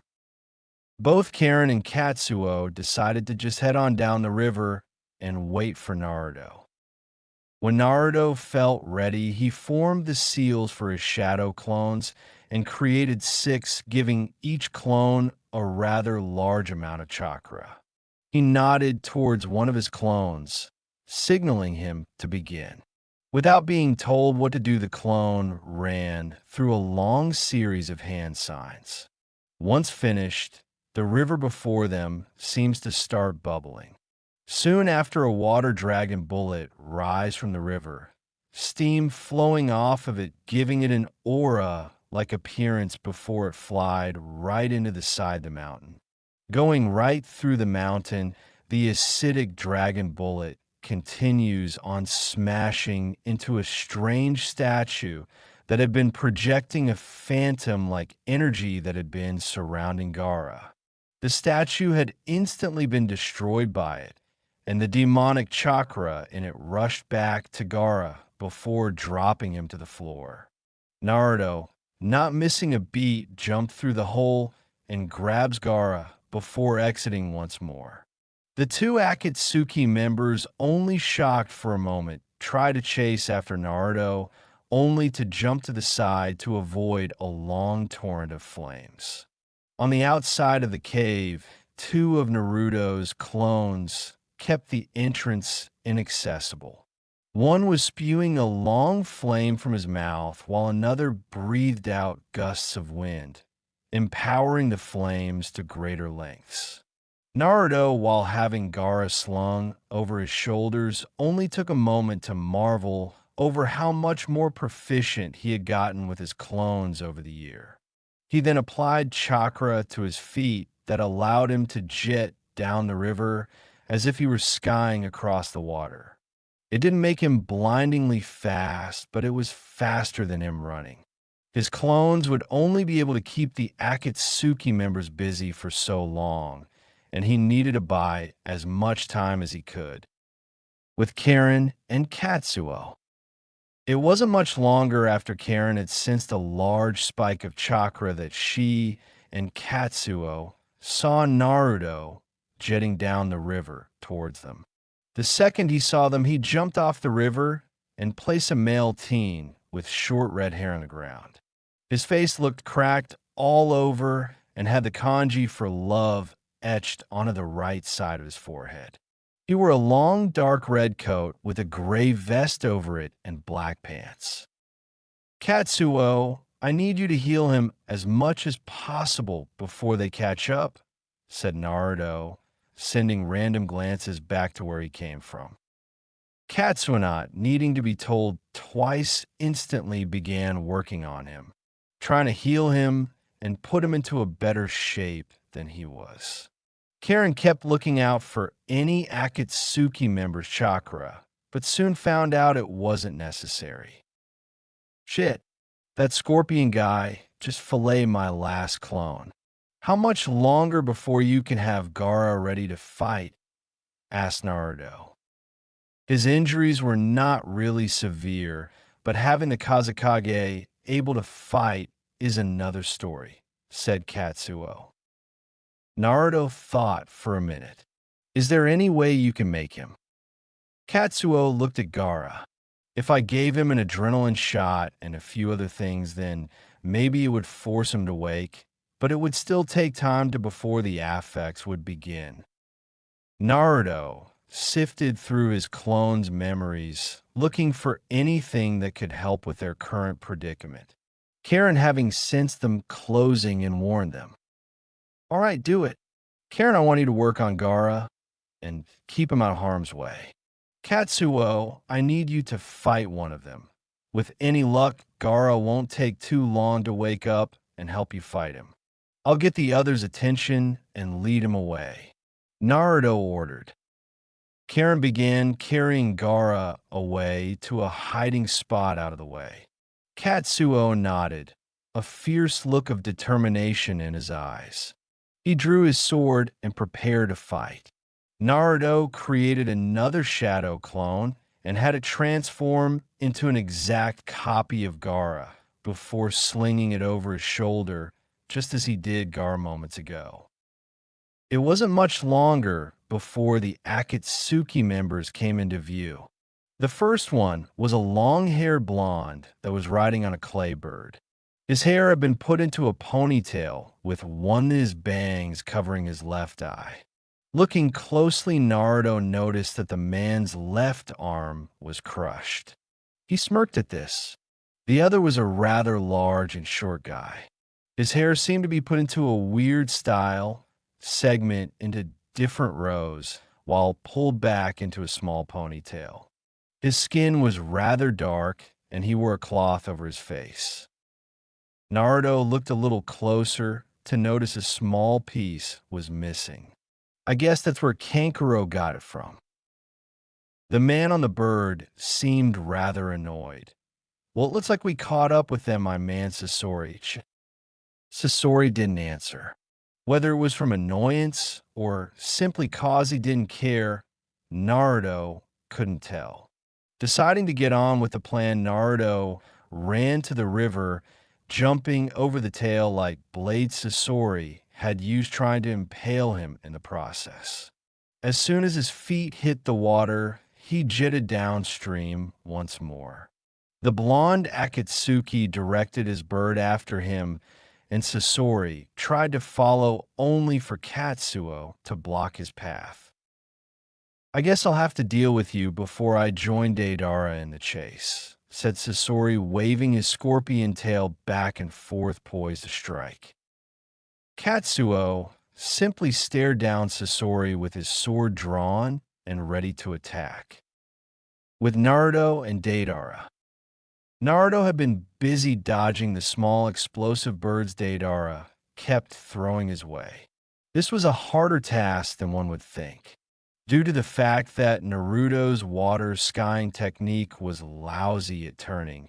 Add to the fact that he was carrying a supposedly unconscious Kazekage on his shoulders didn't seem to make dodging the mini bombs any easier.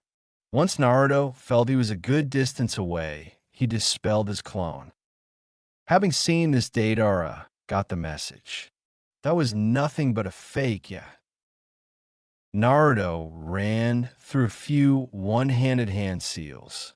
Once he was finished, The water that was being kicked up from Naruto formed into ice needles and launched themselves to Deidara.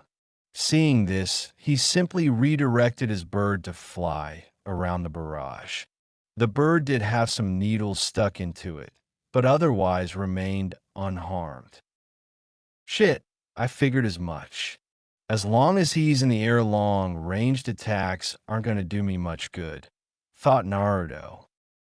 Deidara forced Naruto back to being evasive once more by sending his improved double-winged bird bombs.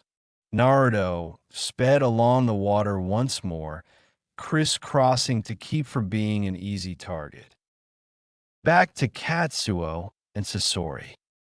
Katsuo had been deflecting Sasori's tail the entire time, striking back at it to knock it away. What the large Akatsuki hadn't realized was that Katsuo had been aiming for one specific joint in the tail. He stuck once more, only this time the tail had been broken off. Using his surprise, Katsuo dashed towards Sasori. He cut his own palm and sprayed blood all over his opponent, jumping back just in time to dodge a barrage of needles shot from Sasori's mouth. The blood on Sasori began corroding his body, and the scorpion, like man's back, opened up as a short red-haired male jumped out of the body. Katsuo simply watched the young man pull off remnants of the now confirmed puppet's cloak. So you were able to destroy Hiriko. Then again, for one of the Yasuji clan, I guess it's rather expected, said Sasori. You're familiar with my clan? Asked Katsuo, raising an eyebrow. I fought a few of you before. It's a shame that none of your clansmen could be converted into my human puppets, stated Sasori. Katsuo chuckled at this. Our jutsus are rather pointless without our blood, something you take out when making your puppets. Sasori narrowed his eyes at Katsuo before unraveling a scroll. A puff of smoke came from the scroll and dissipated to reveal a puppet wearing a brown cloak nearly covering all of it. Its eyes were yellow and it had blue spiky medium-length hair. The puppet seemed to click here or there as it began to move. Your clan is impressive, but many of your clansmen fell to my favorite puppet, said Sasori, sending the puppet flying towards Katsuo.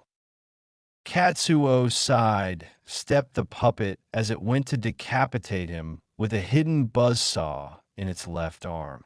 He immediately aimed to slash it in half only for his blade to stop inches from the puppet's body. His hands shook from the effort of trying to move his sword, but found it stuck. The puppet went to slash at him once more.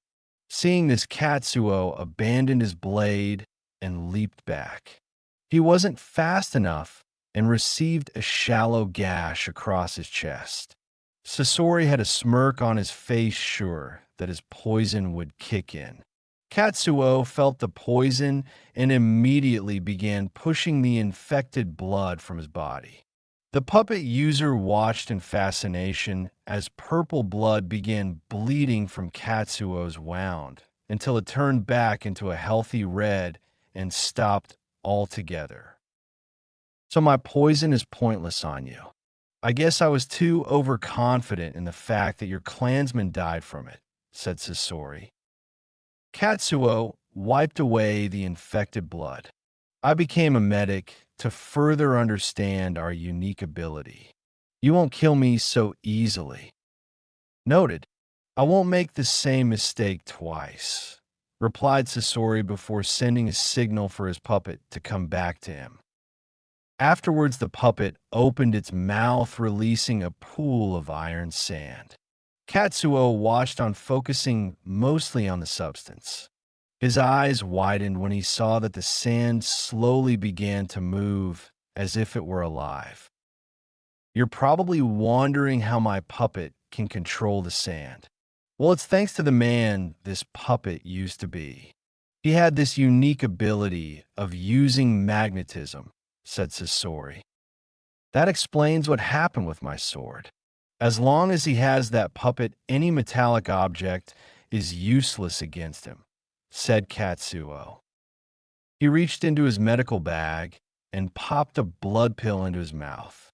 He then began pushing blood from the cut in his hand and shaped it into a whip.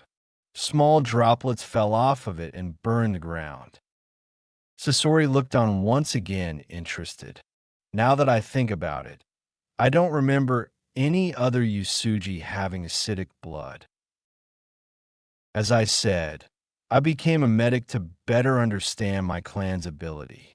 Once I learned more about blood, it was only a matter of learning to manipulate my blood on a chemical level, said Katsuo, brandishing his whip.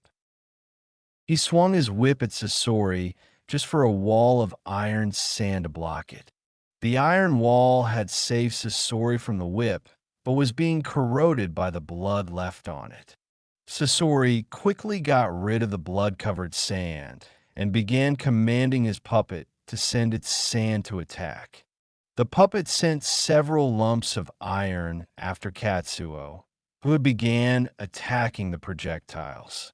Katsuo found that his attack wasn't corroding the iron quick enough and began dodging to the side.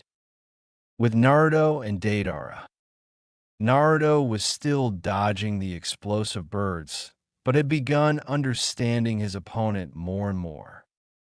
He's a long-range explosive fighter. Well, that's obvious. Any chance I have of fighting him long-range is gone thanks to his maneuverability on that damn bird of his. Getting closer to him is easier said than done, thanks once again to his bird. The only good thing is that he can only mold that clay with his one arm, and it takes him some time. But my luck will only last so long. He's smarter than he looks.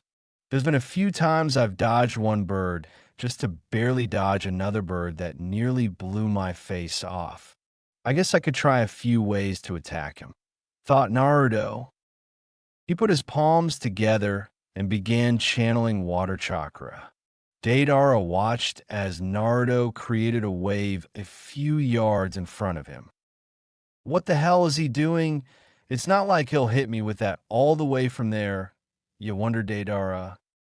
All thoughts stopped as the wave swarmed to the side of the river and up towards Deidara. The blonde in question just commanded his bird to move a few feet back to dodge the attack. Deidara's eyes widened when he looked back at Naruto, only to find him gone. He looked back at the wave to find Naruto surfing up it at him. Before the bird could move away, Naruto had jumped off the wave and tackled Deidara off of it. He tried to punch the blonde Akatsuki while they were still free falling, but threw the man away when he saw him turning white. The clay clone exploded, knocking Naruto back into the river. Naruto looked back at the bird to see Deidara emerging from its back. Shit, he won't fall for that a second time, thought Naruto angrily. Deidara smirked at Naruto. That was rather impressive. Too bad I switched myself with a clay clone. Naruto had to begin running away again, thanks to Deidara throwing his explosive birds once more. Dodging the birds had begun to become not only annoying, but tiresome as well. Turning around, he did 5 head seals before taking a deep breath and blowing a strong wind at Deidara. The bird was forced away, but not before Deidara threw a bomb. The bomb flew around the strong winds. Not wanting to risk the explosion, Naruto turned his attack onto the bomb, blowing it away in the process. Unfortunately, this was only a distraction for a snake-like bomb to jump out of the forest behind Naruto and lunge for him. Having quit his Jutsu, Naruto formed a single hand sign. Just before the snake reached him, a hand erupted from the river and snatched it out of the air. The water clone tossed the snake away before Deidara could detonate it. Deidara scowled at this. He didn't think the long-haired redhead could create a water clone and so fast. He looked at Naruto, thinking over a plan. I need to end this soon, yeah. Luckily, I was able to restore my clay supplies when we reached the hideout, so I've still got a good supply. But if this drags out much longer, then I may find myself running low. Unlike the Sanjin Shuriki, he doesn't have an ultimate defense, but when he's on the water, he can outrun my art.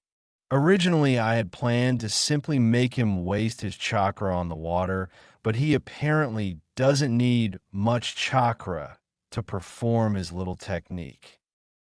Deidara moved his bang out of the way to reveal a scope like eye patch. He took a closer look at Naruto. I can see some scorch marks. I guess he can't completely outrun my art. The river makes it to where he can't move around much other than moving forward and backward, which is lucky on my part seeing as he can't really get around without losing his speed and risk getting blown up.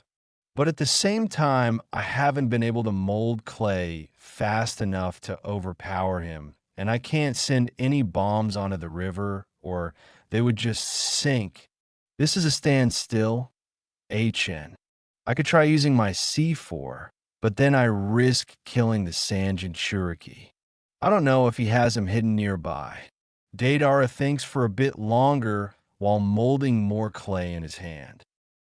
Naruto was done waiting and created a few water clones, except this time he added a little fire to them to form a few boil clones. He immediately sent them out to attack Deidara. One clone grabbed the other and tossed it at Deidara. Seeing this, he had his bird fly out of reach.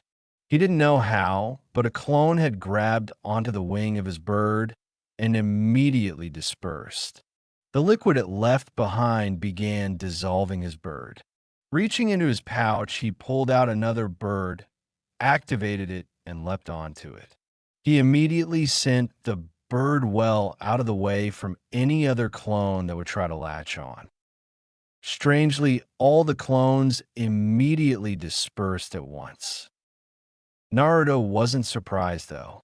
Boiled chakra is unstable as it is. Trying to hold it in a form isn't possible for too long. He simply stared at Deidara, trying to find a way around his aerial maneuverability. Back with Sasori and Katsuo. Katsuo had many random cuts on his body and several purple splotches on his red suit. It was only thanks to his clan's ability that he wasn't dead, yet from blood lost or poison.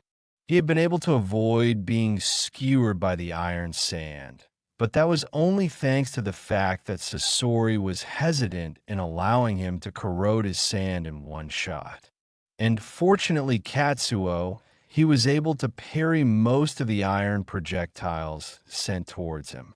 Sasori didn't seem harmed, but he did seem to be in thought.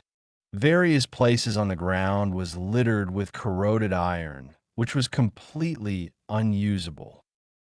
It's time to end this. I've lost a good deal of iron as it is, thought Sasori.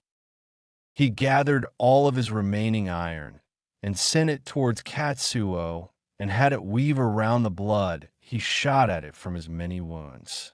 He covered Katsuo and began adding pressure. Sasori suddenly sensed something behind him and jumped away. He had tried to drag his puppet with him, but a claw of sand immediately wrapped around it and crushed it with little effort. The iron that had surrounded Katsuo fell off him now that its true master could no longer command it. Sasori looked a few feet to the left to see the one-tailed Jinchuriki they had captured a few days ago, standing and healed. Though Gaara looked at him with a dull look, but Sasori could feel the anger lashing off of him. Katsuo got up and began walking over to the Kazekage. I did not expect you to be able to join so soon, Kazekage. said Katsuo. Gaara gave him a quick glance. I'm surprised as well, but that girl healed me by having me bite her. I would have been able to join sooner, but I had to replenish my sand. Katsuo gave an understanding nod. Thank you for saving me. Sasori looked at the pieces of his puppets. That's two I've lost. Once I recapture the Kazekage, I'm going to immediately turn him into a puppet. Sasori grabbed his cloak and removed it. The sight that greeted Katsuo and Gaara was definitely shocking. Somehow Sasori had turned his own body into a puppet. His back had two bladed wing-like metal rods hanging off the sides of his hips. Two pipes protruded from his hands, and inside his stomach was a thick wire wrapped repeatedly around.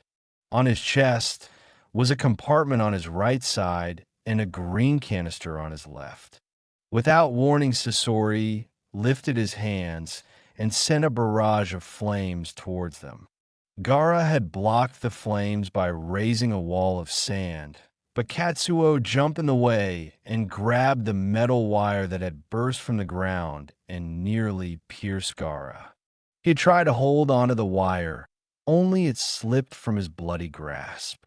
Gaara had sent wave after wave of sand to attack Sasori, who with his bladed wings spinning had allowed him to evade the attacks, and had nearly decapitated Katsuo a few times as he flew by.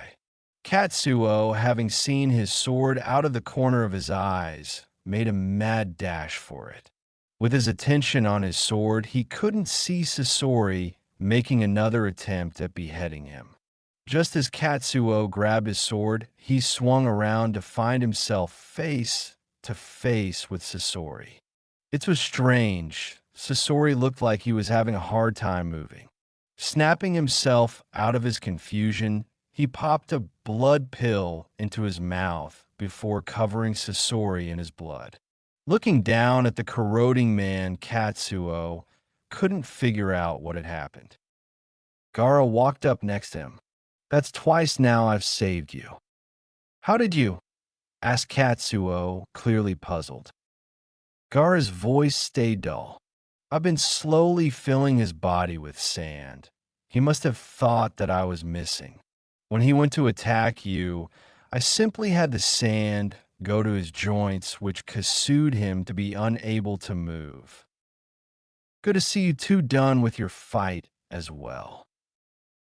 Gaara turned his head at the new arrival and saw Yuri/Naruto. He had several scorch marks and was barely standing. Much of his clothes were ruined, his right sleeve was missing, and there were several patches of cloth missing. For reasons unknown, he was carrying his severed arm. Katsuo saw Yuri/Naruto's condition and ran over to him. Sir, are you okay? What happened? Almost at a quite literal watery grave, thought Naruto morbidly. Flashback 5 minutes ago. Deidara was tired of playing cat, and Naruto was through with playing mouse. Naruto turned around and created a few shadow clones. Each shadow clone had grabbed a kunai and charged wind chakra into them, while Naruto did the same with a giant Fumashuriken. Naruto spun his shuriken, making it look like a spinning windmill of death. His clones threw their kunais, forcing Deidara to dodge to the side. Naruto threw his weapon at the spot Deidara would be. Deidara had just barely ducked just enough so that the weapon had only cut his ponytail off. Seeing his chance, Deidara had his hidden bomb spring out and surround Naruto. This is it, yeah? Goodbye, Art Izugawa. Deidara's explosions went off just as the shuriken Naruto had thrown slashed through his body from behind him. The weapon had cut from an angle severing not only his upper body, but his remaining arm as well. But how? Were Deidara's last thoughts. As his severed body fell backwards as answers stood before him. A shadow clone dispersed from a tree off to the side of the river. Naruto got up, shaking with effort. Had his remaining clones not jumped on him and covered him from the blast, he would be dead right now. They weren't able to take all of the damage, but that didn't matter right now. The missing rock Nin was dead, and he was alive. At the moment, that's all that mattered. He watched as the clay bird crashed while its master's severed remains began sinking into the water. He turned to return and see how the others were doing. He stopped when he noticed Daidara's hand on the ground. Somehow it had landed in the forest instead of following its owner to his grave. That guy was tough. If I didn't have this river, I would probably be dead right now, thought Naruto. He picked the arm off the ground and began looking at it. He wondered how there were mouths on the hands and about the ring on the finger. I think I've seen a similar ring on Itachi's and Kisame's hands as well. Something to do with the organization. He took the ring off and pocketed it. He held onto the arm. It would be good for numerous reasons, whether he decided to collect the bounty on Deidara or had his whirlpool Nin study it. In the end, he was sure to get something good out of it. With nothing else to distract him, he headed back to the others, hoping they fared better in their fight. Gaara was suspicious of the people that rescued him. He had wanted to question them, but decided against it. Karen had shown up minutes later, looking pale and ready to faint. Naruto gave Karen a quick glance and knew instantly what she did. It wouldn't be the first time she did it.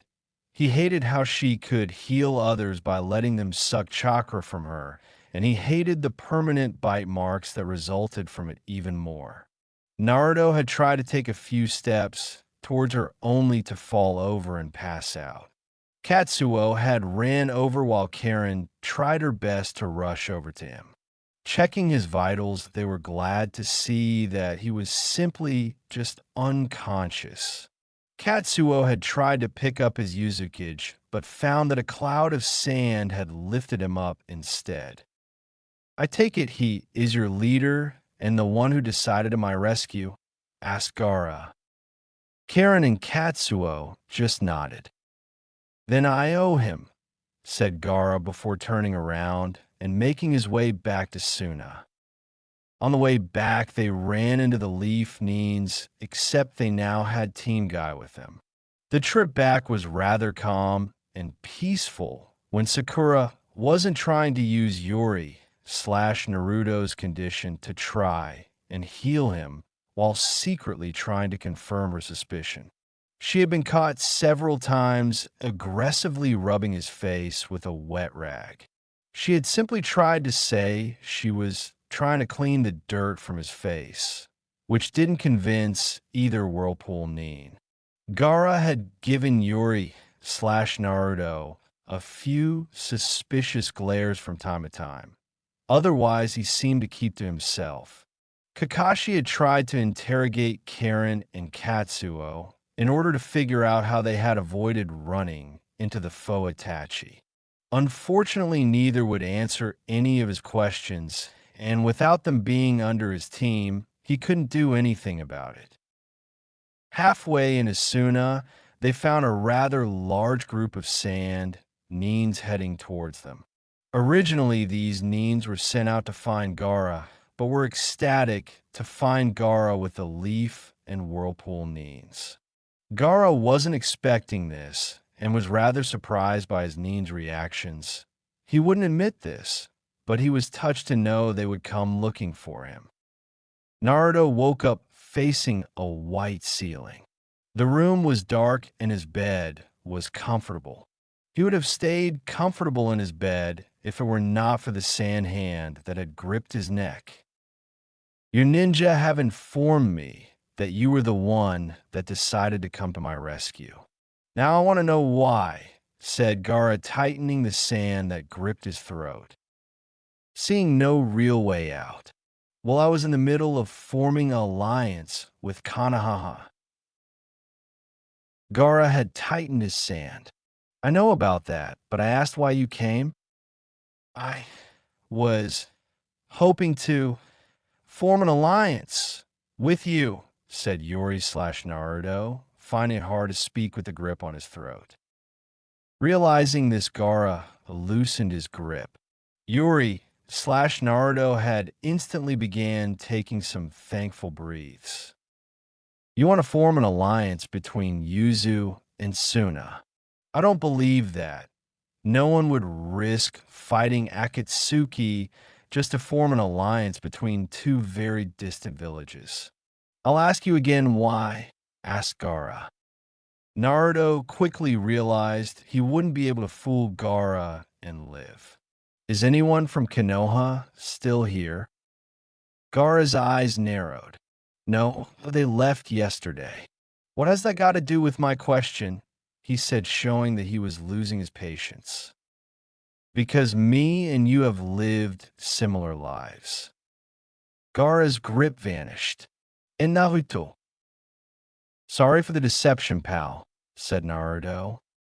With Gaara realizing that the Uzukage was Naruto, he went from threatening to puzzled.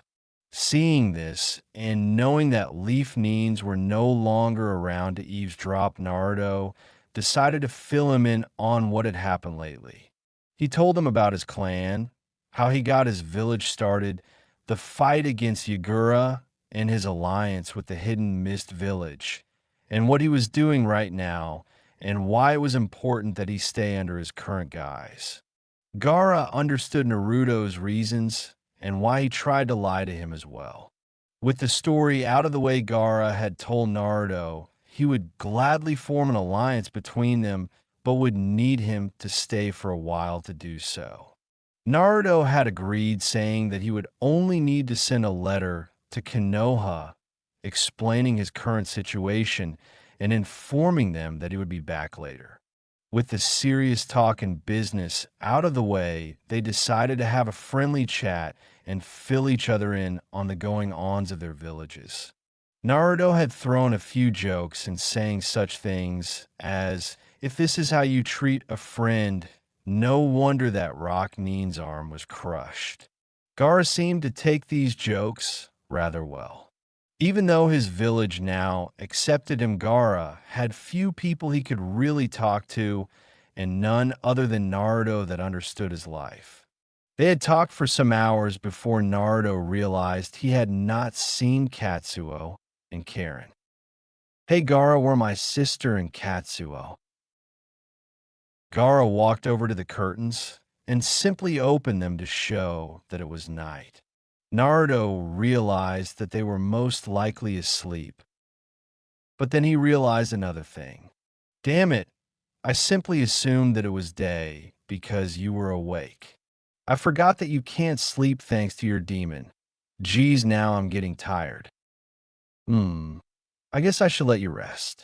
But before I do, I want to ask you something. Naruto simply nodded his head, giving Gaara the go-ahead. Gaara walked over to a bag and pulled out Daidara's arm. Why were you carrying this? I was hoping to make use of it one way or another, said Naruto. Gaara looked at the hand for a few seconds. That's rather morbid. Then again, I guess you would use an enemy's hand as a back scratcher.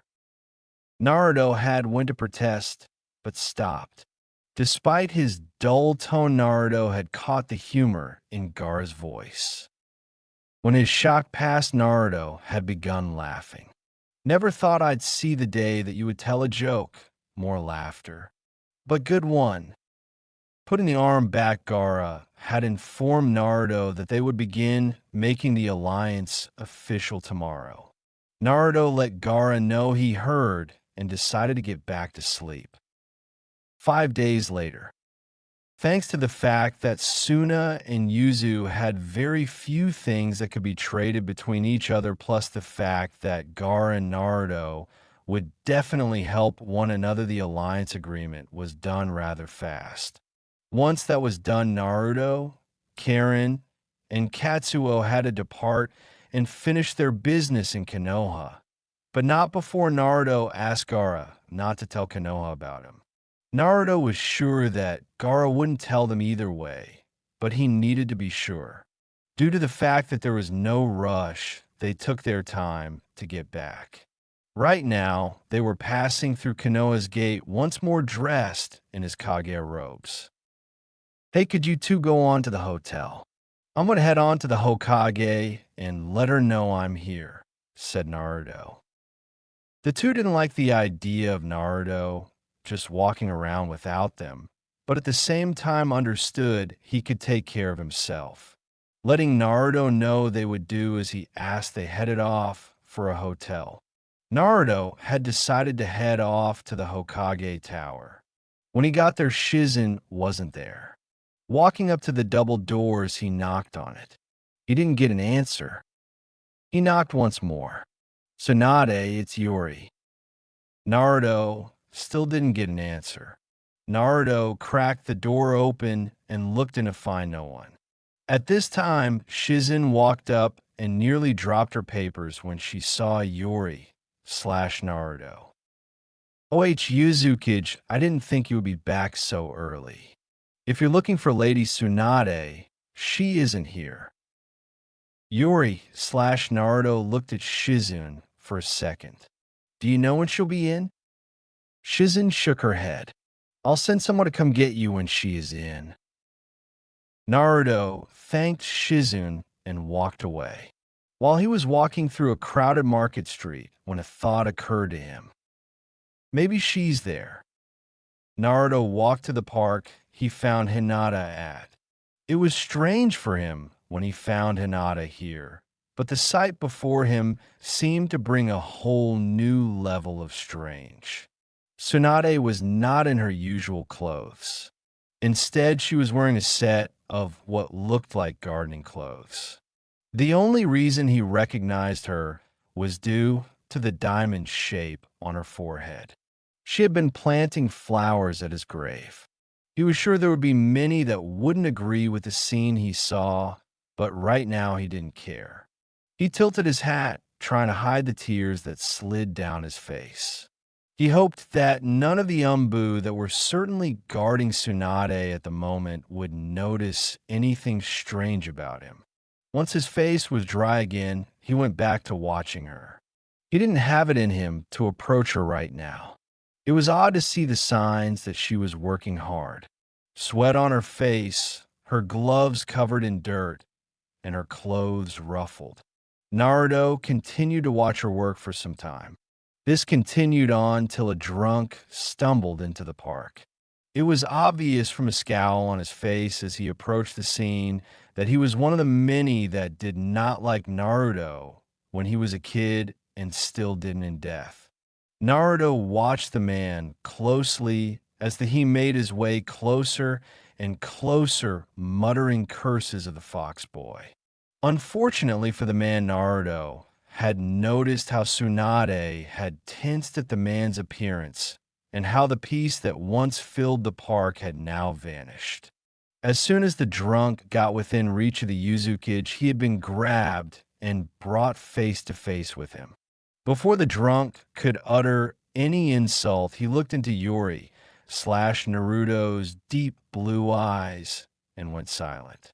Those eyes looked like they glowed with power and had such killer intent, he couldn't believe a human was capable of such a thing. "I'll only tell you once. Leave now, or else you will be lucky to wake up with a hangover tomorrow," growled Yuri/Naruto in such a low voice that the Umbu nearby could barely hear him. Afterwards, Yuri/Naruto roughly pushed the man away. Luckily for everyone, the man left immediately. One of the Umbu began approaching Yuri/Naruto. "Great, I'm going to be scolded," thought Naruto rather sarcastically. "Thank you," whispered the Umbu. Naruto's surprised face was rather evident despite his Kage hat shadowing much of his face. Before he could ask the Umbu to repeat himself, he disappeared once more. Deciding that now would be an okay time to approach Tsunade, he made his way over to her. She had gone back to work, but still acknowledged Yuri/Naruto's approach. Thank you for dealing with that. You're welcome.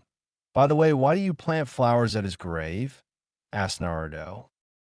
Tsunade took a second to wipe off the sweat from her brow. As the Hokage, I can't just come by whenever I want to. So I've started planting these flowers every now and then. It's my way of making up for all the times I can't come by. Naruto was having a hard time holding back the tears that threatened to spill. Somehow he did, and they stood there in silence for some time. Are people like that guy I scared away common? Asked Naruto, though he knew the answer. Tsunade nodded. It's a shame when a person can't find peace even in death. I'm sure he's happy to have people like you and Hinata. I'm also happy to see that one of my clansmen is cared for, said Naruto, though it took much to not break down. He hated what he was putting those that cared for him through. Things weren't supposed to be like this. He knew he was liked by some, but he didn't realize how much some cared about him. It was bad enough to see the effect my death had on Hinata, but Grandma Tsunade. They stayed in silence once more. Tsunade went back to tending the garden around Naruto's grave while Yuri/Naruto was trying to get his emotions back under control. Having finished her gardening, Tsunade turned her attention to Yuri/Naruto. I've got most of the paperwork for the Alliance taken care of. Hopefully we can get this taken care of tomorrow. If you want, you're free to stay a bit longer. You allowed my ninjas to stay at your village for longer than needed, so it's only fair I do the same. Thank you. Unfortunately, I have to get back to my village soon. I have been gone for a longer time than I should, replied Yuri/Naruto. Tsunade nodded at this, understanding his need to get back home. She prayed once more in front of the grave before leaving. Yuri/Naruto stayed for some time looking at the grave with his name on it. Chapter 4, Drifting Thoughts. It had been nearly a month since Naruto had returned to Yuzu after forming an alliance with both Suna and Konoha. Karen at the moment was filing away some mission reports at the Uzumaki building. She had noticed that Naruto had been acting strange lately. On the way back from Konoha, he had rarely talked and had been rather evasive when asked if something was wrong. She assumed he would be fine once they returned home. He did seem to brighten up, but that was only when he kept himself busy between his job as the Uzumaki and his new training regimen. Speaking of which, if those readings I'm getting are anything to go by, he's at it again. Ever since his fight with Deidara, Naruto had been training to further increase his speed and reaction timing. He never wanted to be so reliant on traveling on the river as he did back then. Yes, the river had helped increase his speed, but it also trapped him. If he left for land, he would be too slow to outrun the explosive birds thrown at him. As Karen finished putting away the last report, she made her way to the Uzumaki office. Opening the door, she saw Tayuya sitting at Naruto's desk asleep. Apparently, she was wearing the Kage hat to keep the light out of her face. Karen was going to just ignore the situation, but then got an idea. She'd be lying if she didn't say she picked up a few of Naruto's habits. She walked over to a bookshelf and picked the thickest one she could find. Quietly walking back over to the desk, she raised it as high as she could before dropping it onto the desk. The loud bang had caused Tayuya to instantly jump up into a battle stance with a feral look on her face. Karen laughed openly at this. Seeing this, Tayuya sat back down before glaring at Karen. "What the hell was that for?" said Taiyuya. Karen took a second to stop laughing. "You should know better than to sleep at his desk." Taiyuya's response was instant. "Fuck you, I was tired. Naruto isn't the only one who's been training like crazy.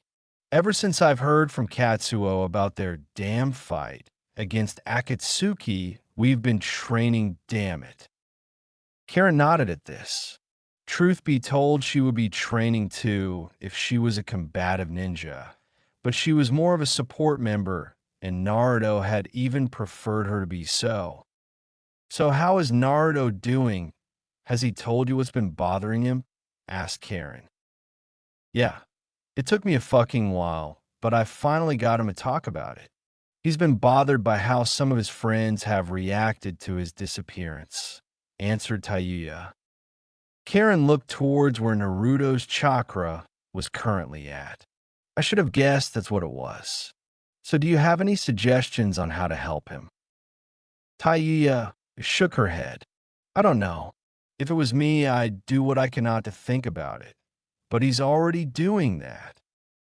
Maybe if we can get him to do something that isn't so routine," asked Karen.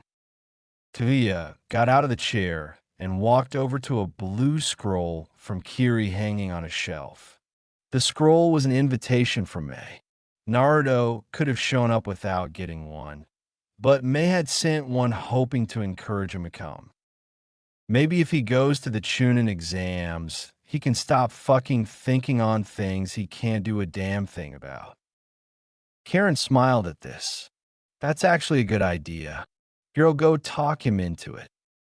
Karen had reached out for the scroll, only for Taiyuya to move the scroll out of her reach. "Hey, what gives?" asked Karen, rather annoyed. Taiyuya shot a glare at her. "What gives is the fact that last time you and Mr. Hot-Blooded had been allowed to go on vacation while I was fucking stuck here. This time it's my turn, and I don't plan to let you to convince him to take you this time instead of me, damn it." Karen was going to try and go with Naruto this time, but guessed that it was only fair that Taiyuya got her chance. Not seeing an argument forming, Taiyuya left with the scroll and headed towards Naruto's personal training ground. On the way there on a market street, she ran into Katsuo and another man. The man next Katsuo was only a year older than Taiyuya. He wore his blue yuzu headband over his short brown hair in a bandana style. Despite his headband, you could tell his hair was parted down the middle with the way his hair stuck out from underneath it. His brown eyes had a calm and somewhat sleepy look to them, while his face wore a relaxed smile. He liked loose, fitting clothes with many pockets if his black cargo pants and dark blue jacket was anything to go by. Even his knuckle-cut-off gloves seemed rather loose on him. As Taiyuya looked, she could see he was wearing an artistic shirt, but couldn't tell what exactly. It was thanks to the fact that his jacket wasn't opened wide enough. Without even saying hello or giving some kind of greeting, she walked up to him and opened his jacket wider. The shirt had an armored samurai in a defensive position with his hand ready to draw his sword. Behind him was a sakura tree and various petals patterned onto the shirt as if a wind was blowing. "I see you're going with the damn samurai today, Satoru," said Taiyuya.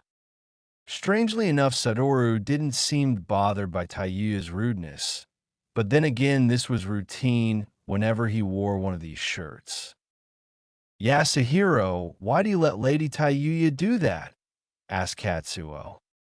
Satoru gave an annoyed sigh. "Because she isn't doing any harm, and I've told you to call me by my first name. Friends are supposed to throw formality aside, Katsuo." "As you say, Yasuhiro," replied Katsuo. Satoru sighed again before turning to Taiyuya. "So Taiyuya, what brings you here? On your way to see the boss by chance?" "Yeah, Naruto has been upset since his fucking trip to Konoha. said Taiyuya. Katsuo nodded at this. He did seem bothered on our way back, but me and Lady Karen couldn't seem to figure out what was wrong. Hopefully going to the Chunin exams will help get his damn mind off of whatever is bothering him. Guess it's a good thing I ran into you. He's going to need a second guard, said Taiyuya. Katsuo automatically assumed he would be going. I'll go and prepare immediately. Taiyuya glared at Katsuo. Who the hell said I was taking you? Well, even I thought you were going to take him. Right now, he's far stronger than me, so I would guess he'd be the best choice, said Satoru, trying to keep Taiyuya from tearing into Katsuo. Taiyuya, while still annoyed, turned her attention to Satoru. Well, it's a damn good thing our Yuzukage doesn't need to be fucking babysat then. Katsuo and Karen went last time, and besides, I want someone that's not going to piss me off the entire trip. All right, I guess I'm going then. We'll see you later, Katsuo, said Satoru. Katsuo nodded before walking away. Taiyuya watched as he left. He fucking upset about not going? Nah, just a bit worried he's not living up to the boss's expectations, replied Satoru, scratching his chest. Taiyuya had begun heading towards Naruto's training ground again, with Satoru walking along with her. It didn't take them long to reach their destination. As they walked onto the training area, which was just an open area in a forest, they could see the evidence that Naruto had been overdoing things again. The ground was littered with all sorts of damages from cracks to scorch marks and so on. In the middle was Naruto, surrounded by 6 of his clones. He wasn't wearing his Kage robes, leaving him only in his full body leather armor he always wore underneath it.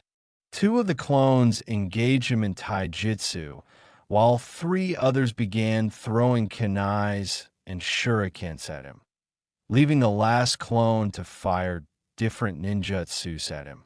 The entire time Naruto had only stayed on the defensive and only dodged or blocked. Taiyuya had originally thought he couldn't fight back, but soon realized it was simply part of his training when she saw him ignore several openings. She had to admit that he had greatly improved on how he used his shadow clones.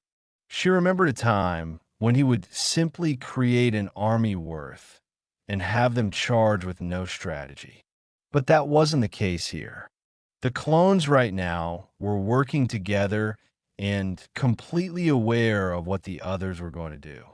The 2 clones fighting hand to hand with Naruto would barely shift their body to the side to dodge a projectile thrown from behind them instead of completely jumping out of the way. And when a ninjutsu was fired, they would do the bare minimal to dodge it and continue their attacks. Every now and then the 3 clones fighting long range would mix in an explosive kunai within their barrage, forcing Naruto to jump away from his current position. This went on for another 10 minutes before Naruto had dispelled his clones and walked towards Taiyuya and Satoru. Working hard as usual, a boss, said Satoru, once again scratching his chest. Yeah, and I see you're still itching, Satoru, replied Naruto. Satoru shrugged his shoulders. Don't worry, I'm not scratching as bad as I used to. Naruto nodded before turning to Taiyuya. Hey sis, what's up? We're gonna Kiri for the damn Chunin exams, stated Taiyuya. All right, didn't think you and Satoru were dating. Well, enjoy yourselves, said Naruto. Taiyuya smacked Naruto over the head with the scroll. We're not dating, and you know damn well I meant you were going. Wait, what? Taiyuya, I can't just up and leave just to go watch a few fights between Genins, said Naruto. Taiyuya gave him a hard glare before handing him the scroll. If you haven't forgotten, you and the Mizukage have a fucking alliance, and she has asked you to come. And besides you, the Uzukage, isn't the Chunin exams one of the few things that allows you to go and relax? But we don't even have any genins to send thanks to the fact that we have just recently gotten the schools up and running. What would be the point of me going? Asked Naruto, not realizing he was in a losing argument. Not wanting to begin screaming at him, she took a second to calm down. Look, you've been working yourself to death between your job as Uzukage and your training. You should take this chance to go and relax. You won't get many chances with how your life is. Satoru, not really wanting to be standing around for much longer, decided to help. She's right, boss. You've been working non-stop. Come on, just go to this thing and relax a few days. Afterwards, you can go right back to this hectic schedule of yours. Besides, you can catch up with the Mizukage while you're at it. Naruto thought things over for a bit.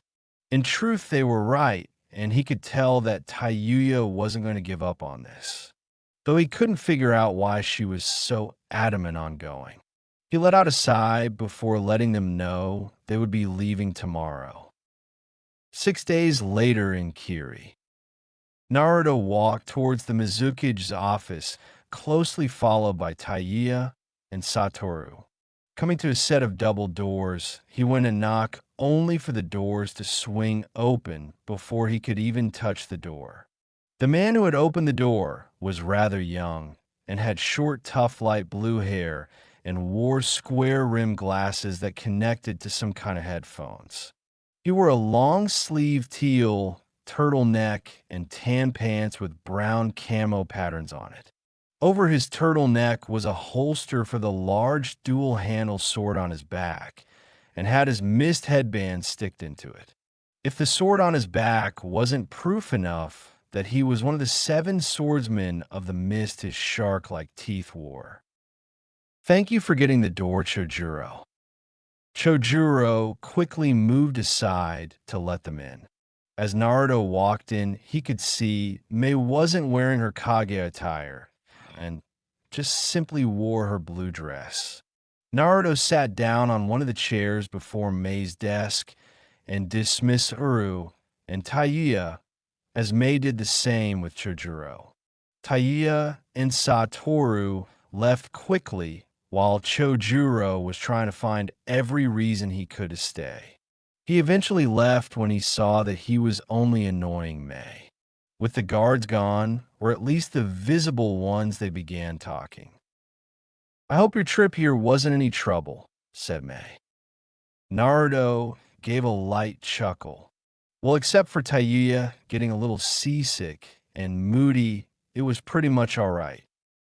Mei nodded at this. Despite never having met Taiya, she knew how the girl could be thanks to the letters they exchanged. Now that I think about it, you have 2 more alliances. How was your trip to Konoha? She asked. Naruto took a second to try and tilt his Kage hat, but Mei had already seen the sad look on his face. She had tried to ask what was wrong, but Naruto already began talking. The treaties went well, he simply answered.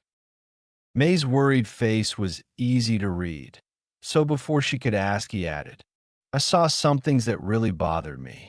I don't really feel like talking about it, at least not until I can do something about it.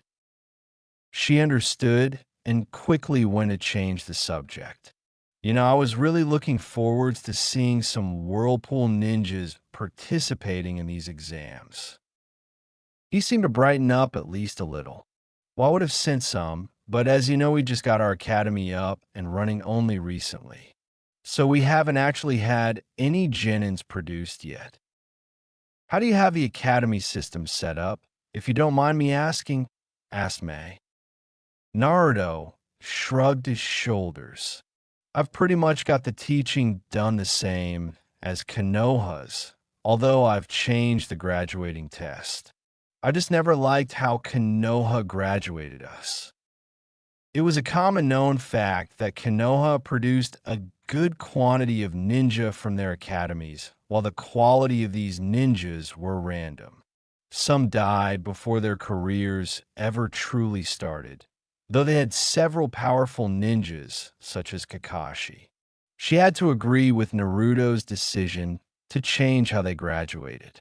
At the moment, he was trying to stabilize his village and maintain a strong militia and needed an even amount of quality and quantity of ninjas within his village. They continued to chat about random topics for another 30 minutes before Mei informed Naruto that she had to get back to work. He left, letting her know he understood and would talk with her again at the Chunin finals. The next day, last time Naruto was here, he was more concerned with the civil war going on than his interest in the village itself. Luckily, he had arrived early and had 3 days before the Chunin exams. This gave him plenty of time to just simply walk around the village and enjoy all it had to offer.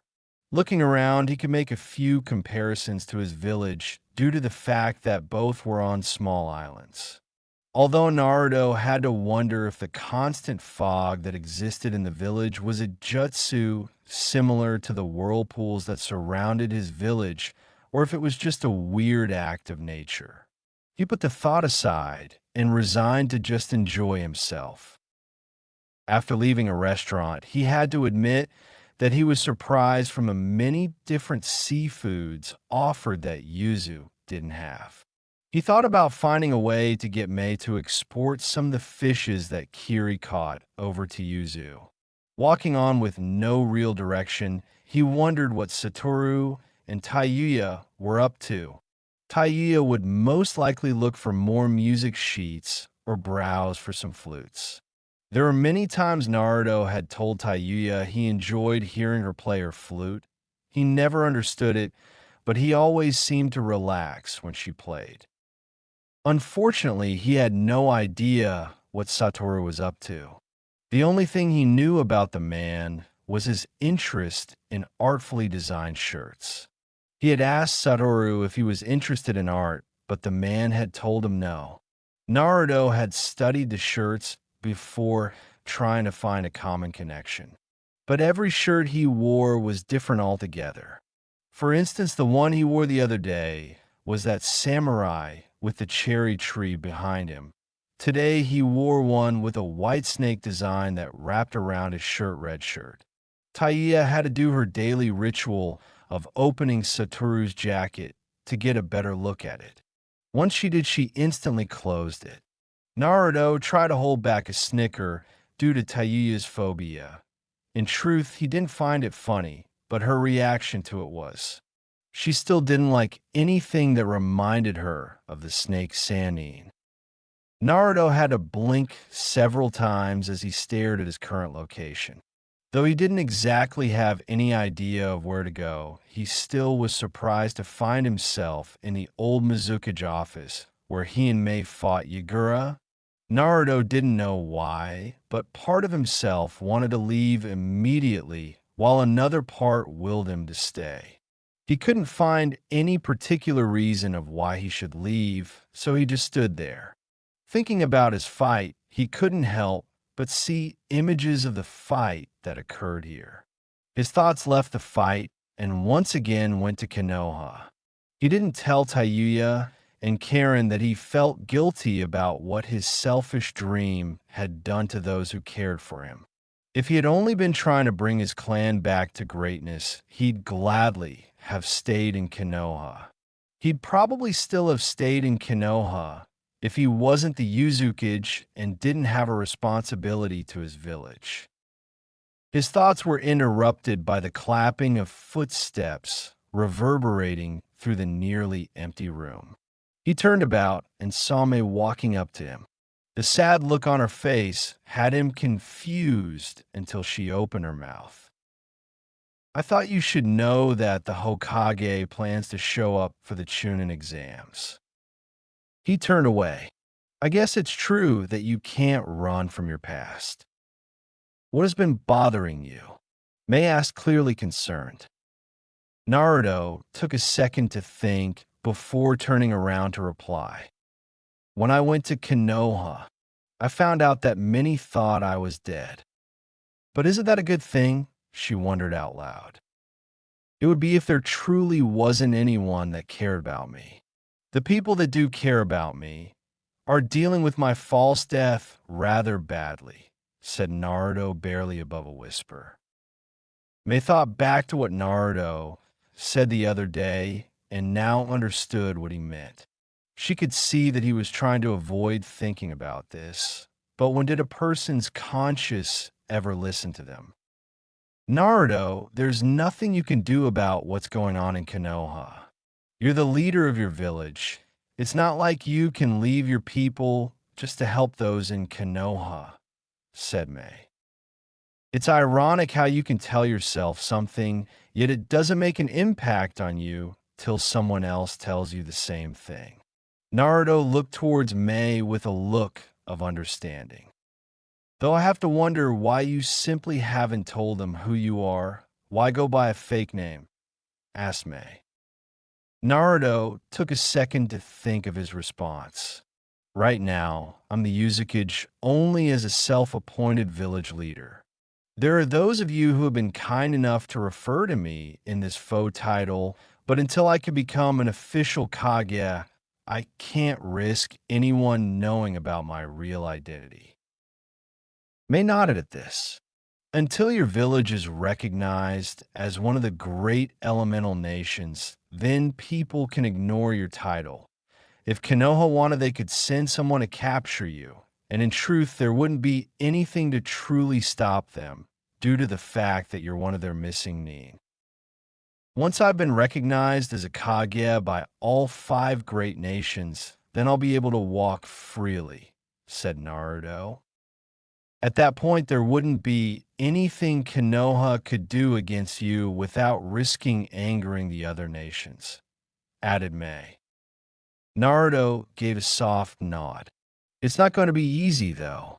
I've increased my territory and have created a rather commendable militia.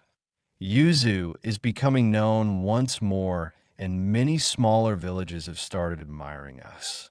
I know I have your support, and I highly doubt Gaara would try and stop me, although I'm not certain about the Hokage. Tsunade hasn't shown any distrust towards me or Yuzu and actually seems friendly towards us.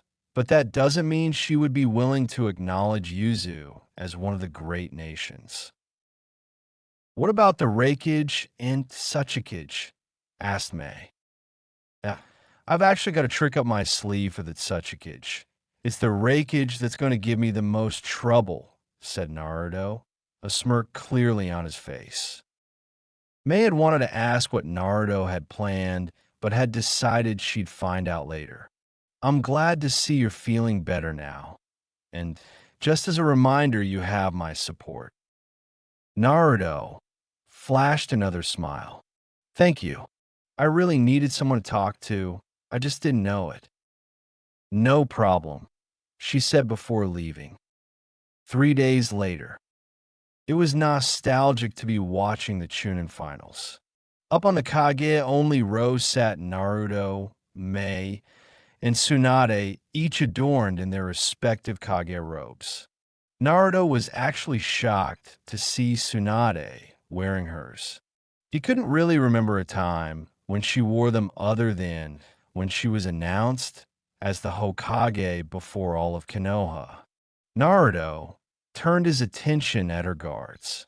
They were 2 faceless umbus, and all Naruto could remark about was that one wore a lion mask while the other wore a cat mask. Satoru and Taiyo were on both sides of him.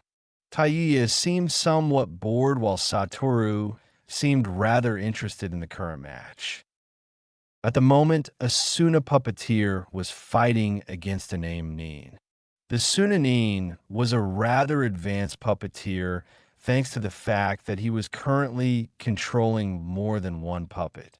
The Reinin was wearing an oxygen mask, so he wasn't in danger from getting poisoned from any of the gas coming from the puppets, but was unable to attack due to how the puppeteer kept him at bay with one puppet while the other stood guard next to its master.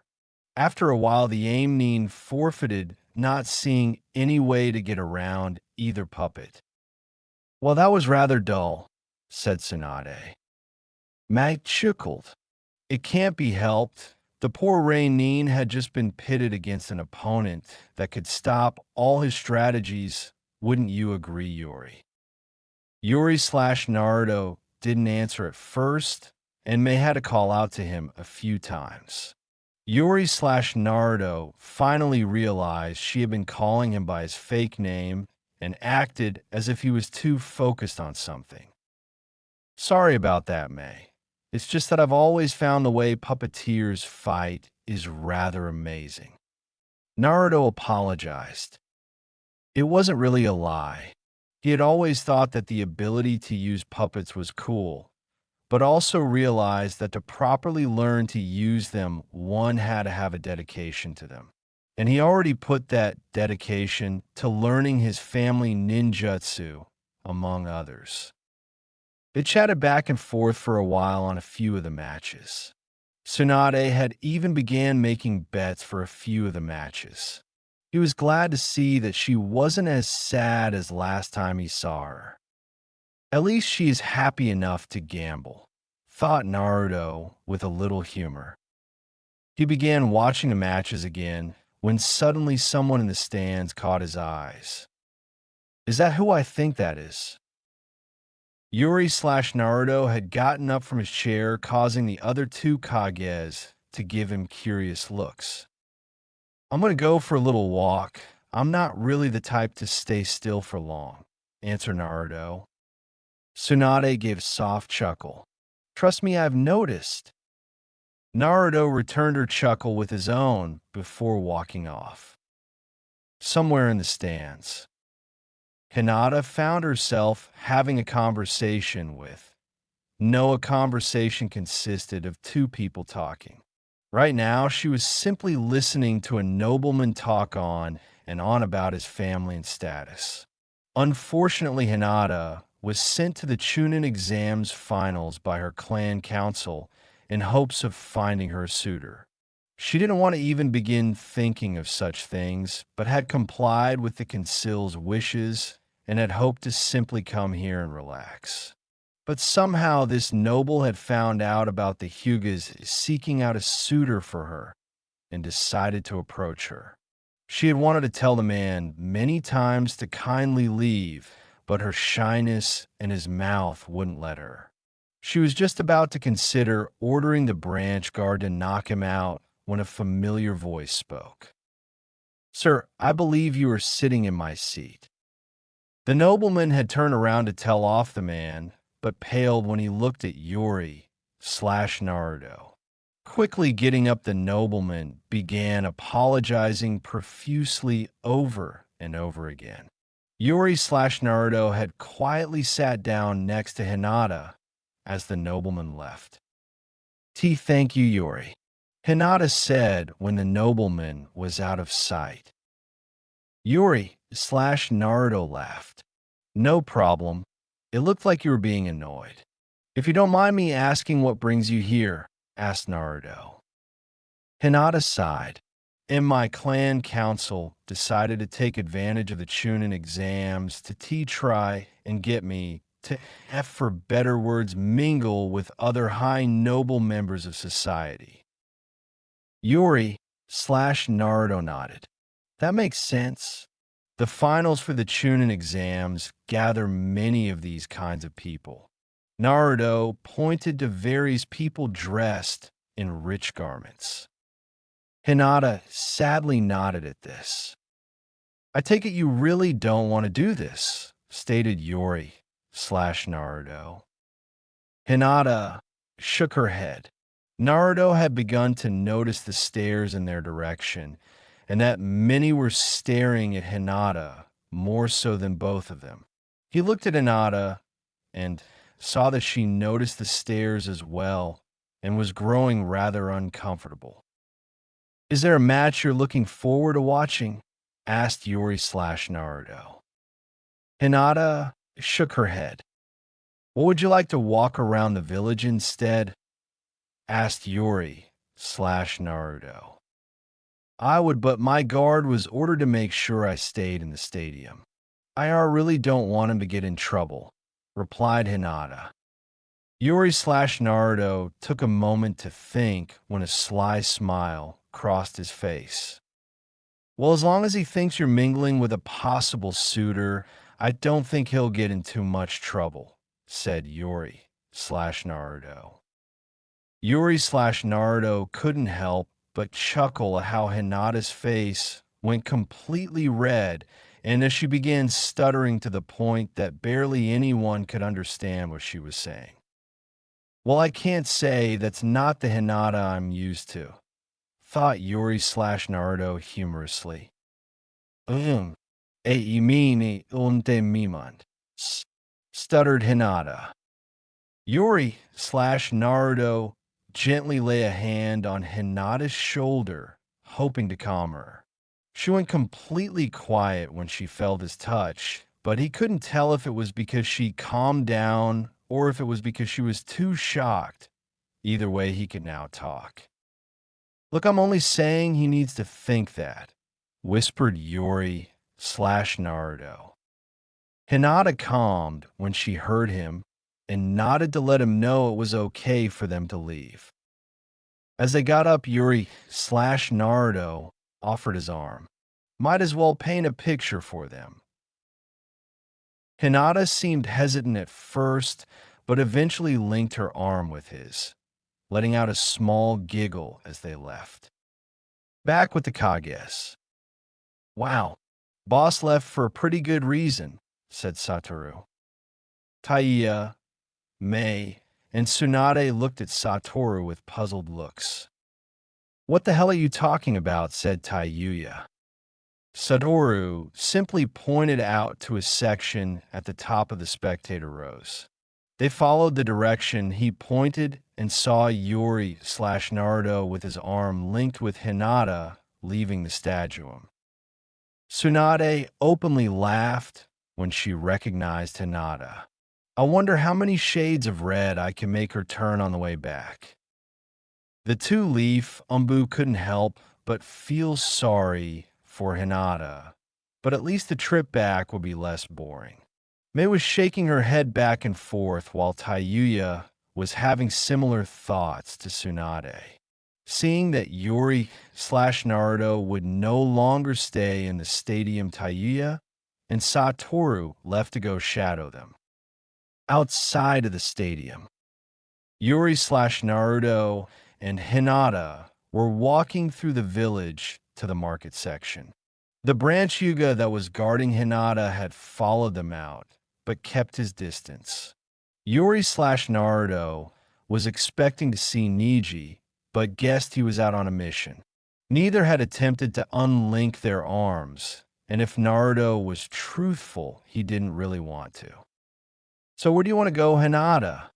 Asked Yuri/Naruto. I'm not really sure.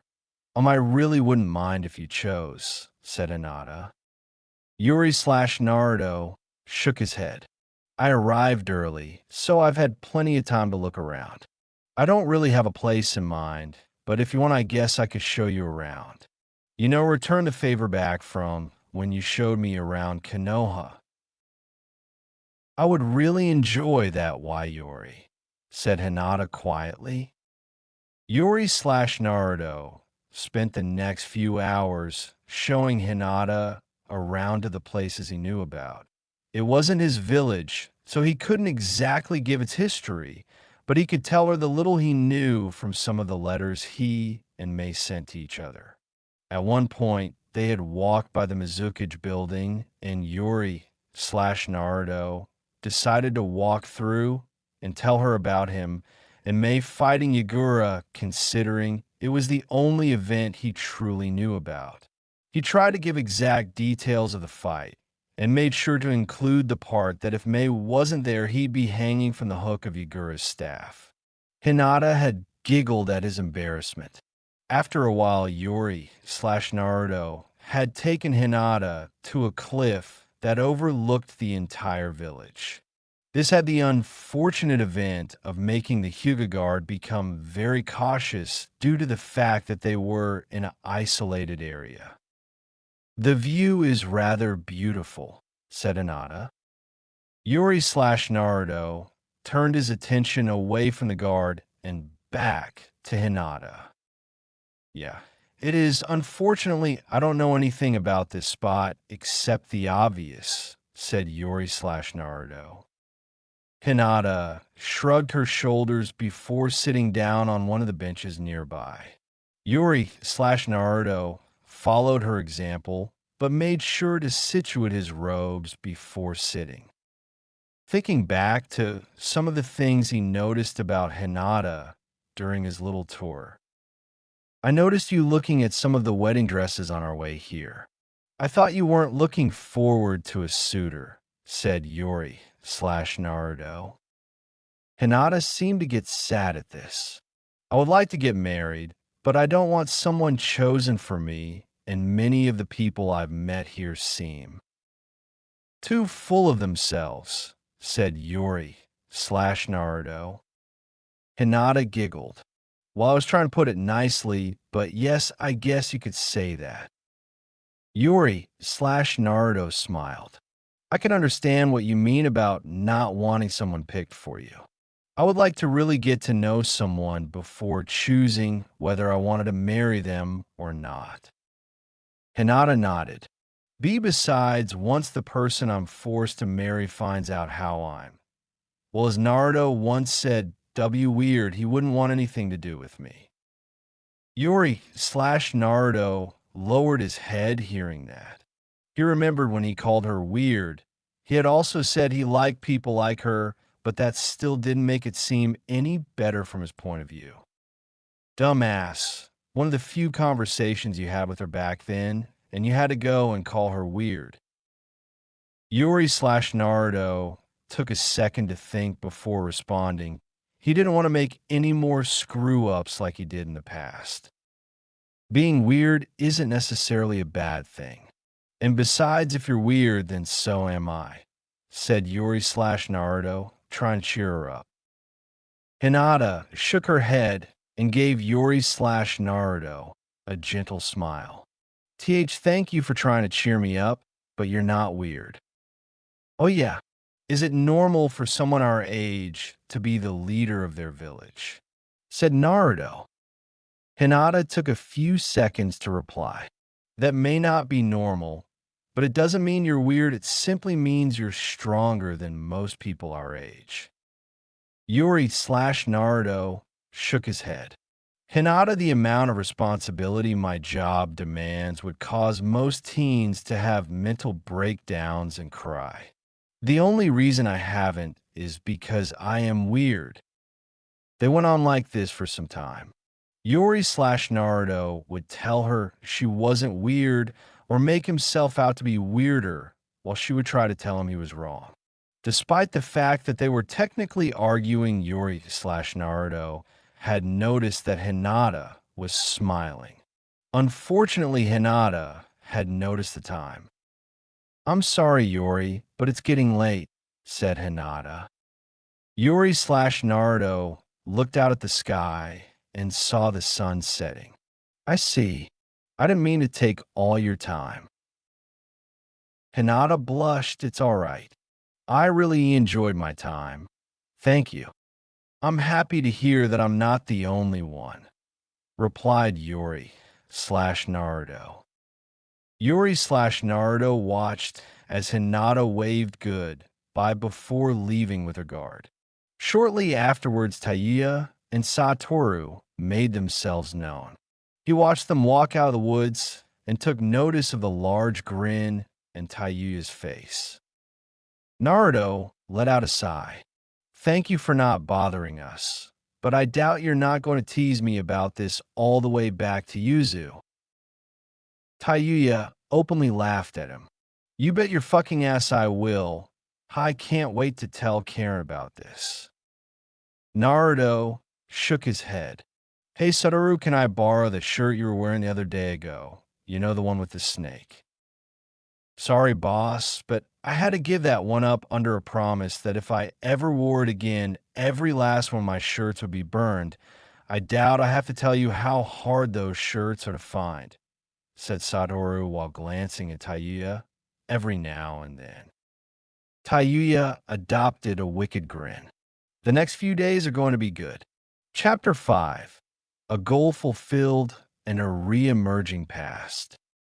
For months after the Chunin exams, a mile away from Iron Country, Naruto groaned as he woke up staring at the roof of his tent. Speaking of tents, he looked down toward his crotch and let out another groan.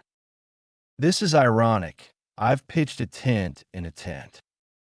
For the past few weeks, Naruto had been having dreams of a lavender-eyed Hyuga. Sure enough, as soon as Naruto, Tayuya, and Satoru left Tayuya kept her word and teased Naruto the whole way back. Things didn't get any better when Karen was told about his mingling with Hinata. For the entire week after that, they would take as many chances to tease him about it. Karen had gone so far as to make fake messages from the Hyuga Council asking to arrange a marriage with him. One day, Naruto had gotten a scroll from the Hyuga Council and nearly had a heart attack when he saw that it wasn't another fake. He stopped panicking once he saw that it was simply a request that he and Hinata meet more often. He had grown to like Hinata from the few times they got to see each other and would admit she was beautiful. But marriage wasn't something he wanted to just jump into. Though that didn't mean he wouldn't take advantage of the council's generosity to see Hinata. Apparently, the branch member that was sent to guard Hinata had given a thorough report of all he had saw.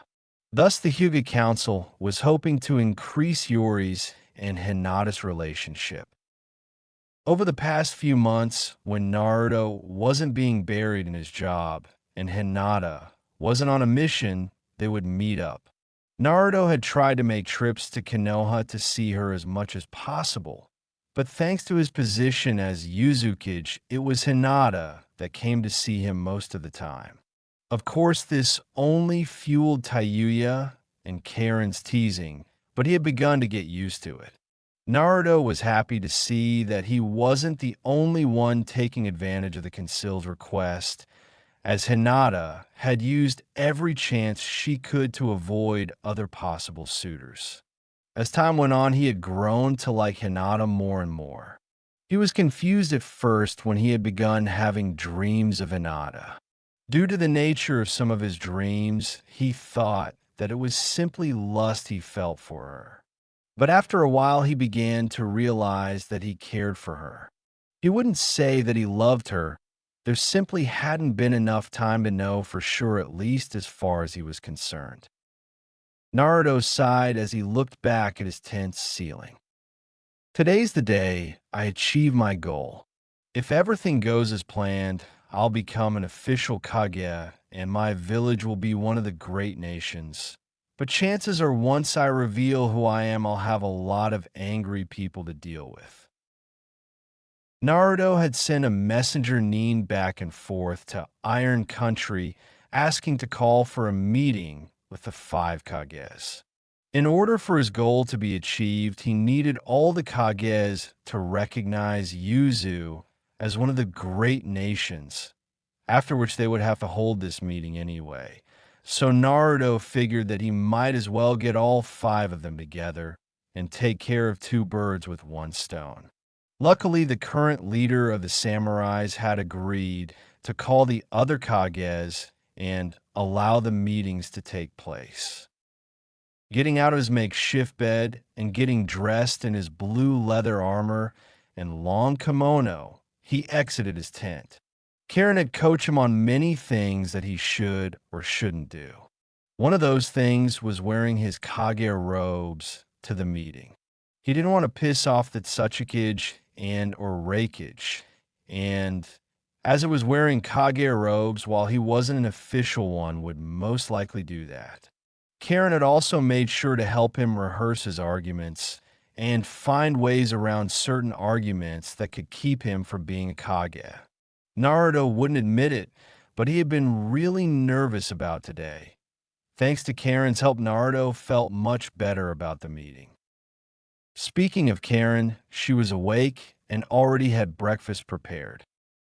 "You worried about today?" she asked. Naruto laughed. "I'd be lying if I said no." Karen nodded. "Never thought we would really be attempting this.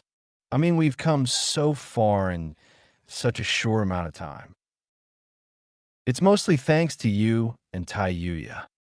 "Dumbass, you don't give yourself enough credit," said Taiyuya, just as she got out her tent. Seeing that everyone was up, Karen began handing everyone their meals. They ate in silence as the pressure of what they were about to do crept up on them. Naruto had hid how nervous he was but Karen and Taiyuya had long ago picked up on nervous habits, such as his lack of appetite right now. "So, if everything goes well, and you reveal who you really are, what's our escape plan?" asked Taiyuya. Naruto and Karen turned their attention towards Taiyuya. Out of all of them, it was always easiest to tell when Taiyuya was nervous or truly scared, simply because she didn't curse during those times. "I've got a plan.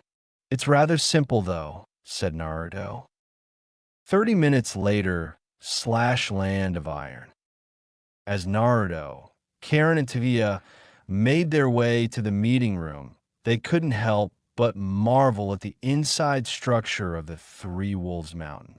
The inside was smooth, and though it looked like the inside of a large cave, it held an aura of dignity.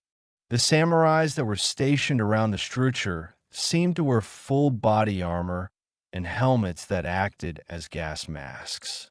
Once they arrived to their destination, they found a room with a large circular table with 7 chairs. Mifune, most of the other Kages were already there. As Naruto noticed that the only one not here was the Tsuchikage. Walking over, he sat in the chair next to Gaara, who happened to be sitting next to Mei. The two gave him a knowing look, and Naruto simply nodded back at them. Naruto looked across the table towards the leader of Iron Country. Mifune was a rather old man, but was still quite able to fight skillfully. He had long gray hair that had bandages wrapped around the top. His face had several wrinkles and had a long goatee and mustache that hung down. His long kimono was of a light shade of purple. From what Naruto could tell from the messages he read, Mifune was level-headed and strict. Looking at Mifune once more, Naruto was thanking Karen. Mifune was going to be the mediator of this meeting, and as such wouldn't allow things to get out of control or off topic. He wasn't going to be able to go the others. If he was to succeed, he would have to be to the point. Naruto began looking at the other Kages to see if he could get a feel for how they were. Tsunade seemed calm, but a little annoyed, not that he blamed her. She had the same umbu with her that she had last time, except they weren't wearing their masks. Mei was chatting with Gaara, but couldn't tell what the two were saying. The guards Mei brought was Chojuro and some guy with eye patch. Gaara had brought his brother and sister along with him. Naruto looked towards the rakeage and his guards who were in the chair next to him. The man was very muscular and had very dark skin. He had white hair that had been slicked back and a small mustache and goatee. He wore no shirt underneath his Kage robes and had a large gold belt with a boar's face on it. Naruto took his attention away from the rakeage just as the doors opened, showing a very short man wearing a strange green and yellow coat with a red collar. Looking towards the old man's face, he couldn't stop the sweat drop that formed on his face. What the hell is with everyone above the age of 40 deciding to grow a mustache and goatee? thought Naruto. Taking his attention off of the man's facial hair, he noticed the swollen red nose and bold scalp. The man did have some hair, but only on the sides and at the back where it was tied up in a bun with a yellow ribbon. The man took a seat in the last chair, though due to his size that Suchikage had to get something extra to sit on. Seeing that everyone was present, Mifune raised his hand to begin the meeting. As you all know, you've all been called here to discuss whether Yuzu should be a part of the great nations, stated Mifune. That Suchikage scoffed as he heard this. I've always hated these meetings, but to think we're going to seriously discuss allowing such a small country to be recognized is absurd. Naruto looked around, gauging how the others reacted to the statement. The Raikage seemed to be in agreement. Gaara and Tsunade seemed oblivious to it, while Mei seemed to be a little unnerved by it. He couldn't blame her, seeing as Kiri wasn't that much bigger than Yuzu. Deciding to make his argument, Naruto spoke. I'm Yuri Uzumaki, the leader of Yuzu. And as far as my country's size goes, you should take a look at this map and these documents. Karen pulled out the documents and map and passed them to Yuri/Naruto. He passed them to the other Kages for them to pass around as well. Once everyone finished looking over the papers, Yuri/Naruto went on. As you can see, Hot Springs Country has become a part of Yuzu. With both countries sized together, we're just as big as Water Country, said Naruto, retrieving the documents and handing them back to Karen.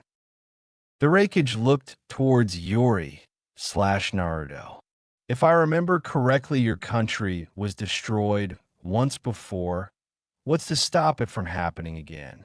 Increasing your territory doesn't mean your village will be able to defend themselves from attacks. He has a point, stated Mifune. Yuri/Naruto nodded his head. Though it was destroyed once, that was due highly to the fact that several villages were involved with its destruction out of fear. I know that some Nins from Konoha, Iwa, and Kumo have tried to sneak into my village several times. This is not the same Yuzu.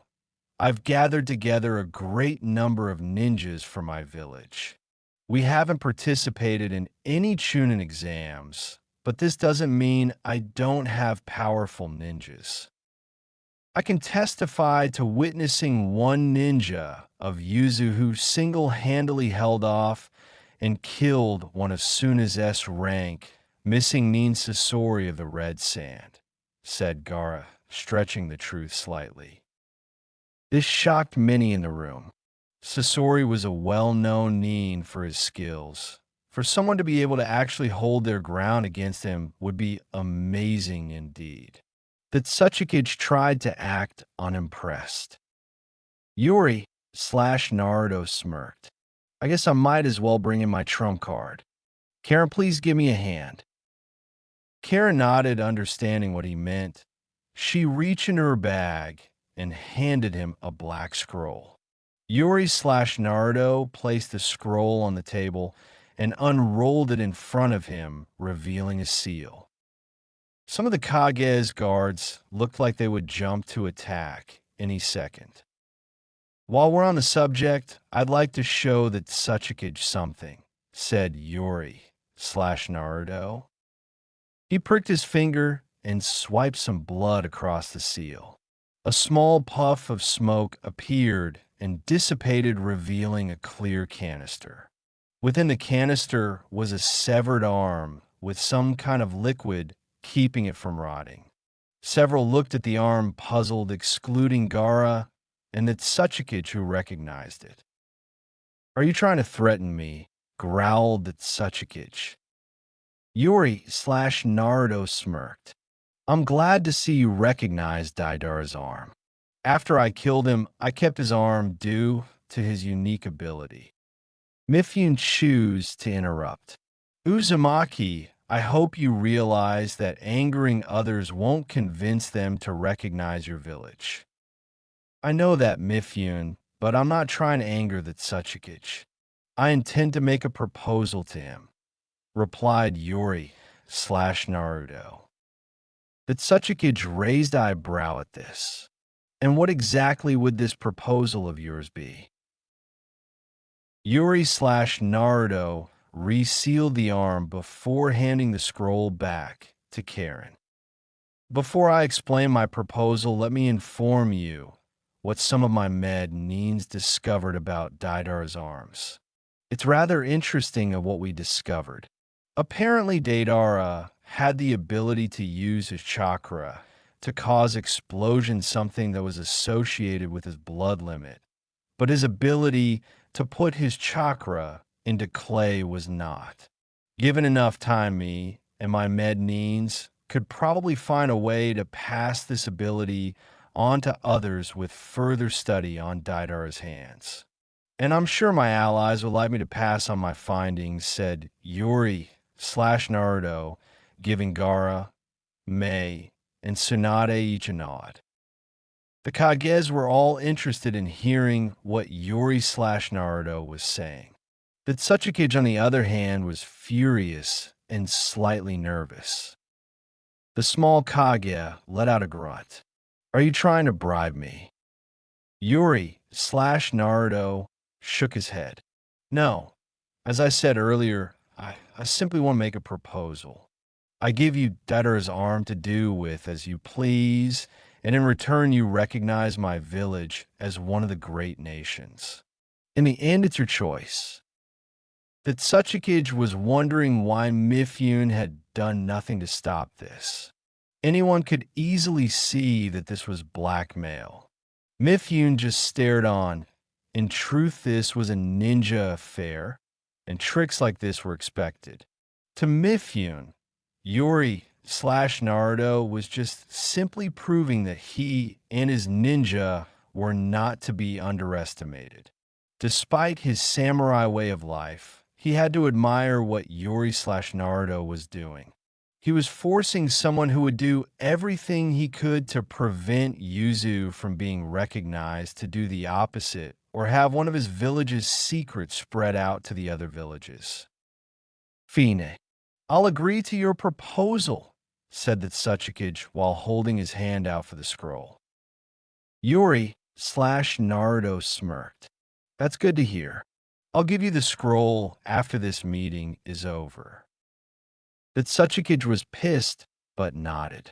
The Reikage was staying neutral, but didn't like what happened. I'll admit you have a way with words. But what would happen if a village were to declare war on Yuzu? What would you do then? Asked the Reikage. The Kages all turned their attention to Yuri/Naruto. Hearing him chuckle was the last thing they expected.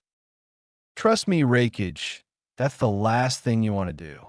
Kyumo is located not too far from Yuzu, but Kiri is just as close. Mei smiled hearing this. Yuri is right about that, Reikage. The fact that Yuzu and Kiri surround Kyumo doesn't help. And if you were to declare war on Yuzu, you would also be declaring war on Kiri due to the agreement me and Yuri made when creating our alliance. The Reikage looked confused. Why is Kiri and Yuzu allied? Due to the fact that both villages are located on islands, it would make more sense that you two would be enemies out of fear that your funds from overseas trades would diminish. Yuri/Naruto looked towards Mei and gave her the go-ahead to answer for them. As it was he would be the main person talking today, the less talking he had to do, the better. If you must know, it's because Yuri helped me take out Kiri's previous Mizuka Jigura. It's true that Yuzu and Kiri have similar resources, but at the same time there are resources in Yuzu that can't be found in Kiri and vice versa, said Mei. Tsunade decided to point something out. You said Yuri helped you kill your previous Mizukage. That's not exactly something a village leader should do. Mei turned her attention to Tsunade. Yagura was a tyrant. He started the Bloodline Massacre, which started a civil war in our village. Many of our Nin went rogue because of it. If Yuri didn't help us, when he did, we'd probably still be recovering. Tsunade nodded her head at hearing this. I understand, though the fact he meddled in another village's politics has me concerned. If one of our villages were to have a civil war of their own, would Yuri interfere in it as well? Deciding he didn't like where this was going, Yuri/Naruto decided to speak up. Back when I helped Mei fight Yagura, I wasn't a village leader. My village wasn't even truly formed back then. I had helped Mei in hopes of getting an early alliance with Kiri and having support should another village get word of Yuzu and try to destroy us. As of right now, I wouldn't be able to just up and go to another village to solve its problems when I have the responsibility of my own village to worry about. Tsunade thought for a second before replying. I guess that is true, but what would stop you from sending ninja to assist other rebellions? Again, back when I helped Mei, I didn't have a village to worry about. My actions today could put my village in danger. If I sent out a squad of ninja to assist a rebellion and they were discovered, the village leader would most likely target my village. I'm not saying that Yuzu isn't strong enough to defend itself, but I don't want to start senseless wars, said Yuri/Naruto. Tsunade smiled. Thank you. That's all I was concerned about. If you don't mind, I believe we should get back to the question of Yuzu's military might, stated Mifune. Everyone nodded. The meeting went on for several hours. Yuri/Naruto had to show mission records and bounties as ninja had claimed. Luckily, Karen had brought along all the documents needed to prove such things. Of course, Yuri/Naruto didn't reveal anything that would give away too much about his village.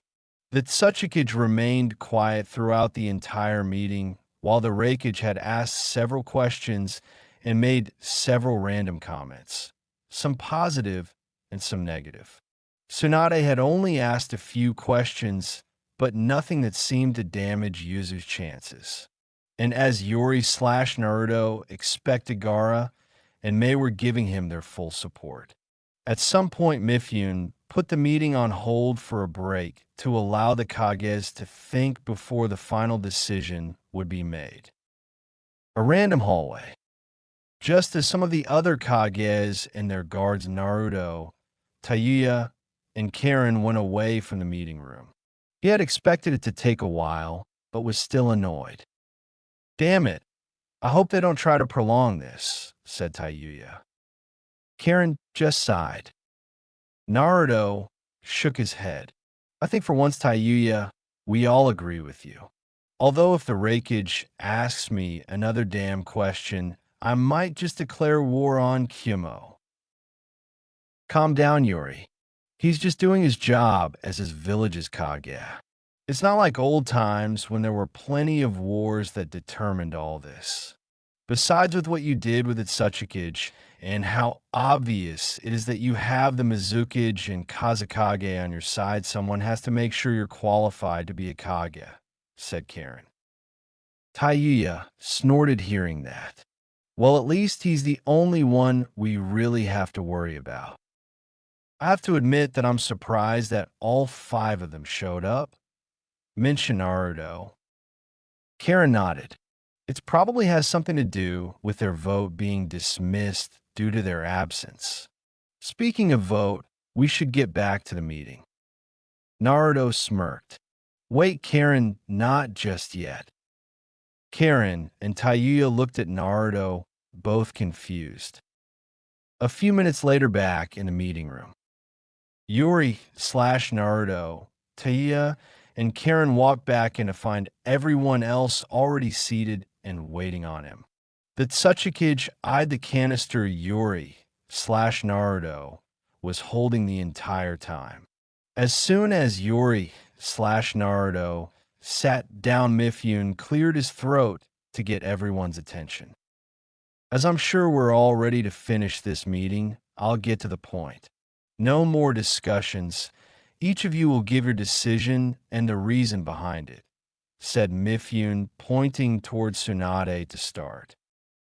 I vote for Yuzu to become one of the great nations. From what we've seen, Yuzu has been doing great. It's not like it has a lack of funds, and even if it were to go through some rough times, it would have hot spring country to fall back on. One of my men have tried to have spies infiltrate Yuzu only to be discovered and sent back. Tsunade turned to the Tsuchikage and gave him the go-ahead. What are you looking at me for? It's not like everyone doesn't already know my vote, answered the Tsuchikage. Mifune shook his head. State your vote. I don't want any arguments after this. The Tsuchikage snorted. Fine. I vote that Yuzu becomes one of the great nations. It's clear he has ways to achieve what he wants. Gaara saw it was his turn. I vote for Yuzu to become one of the great nations. I have personally witnessed what his ninja are capable of. I vote for Yuzu to become one of the great nations. I have seen what he and his ninja are capable of. That was a few years ago. They could have only become better with time, said Mei. Yuri/Naruto looked towards the Reikage.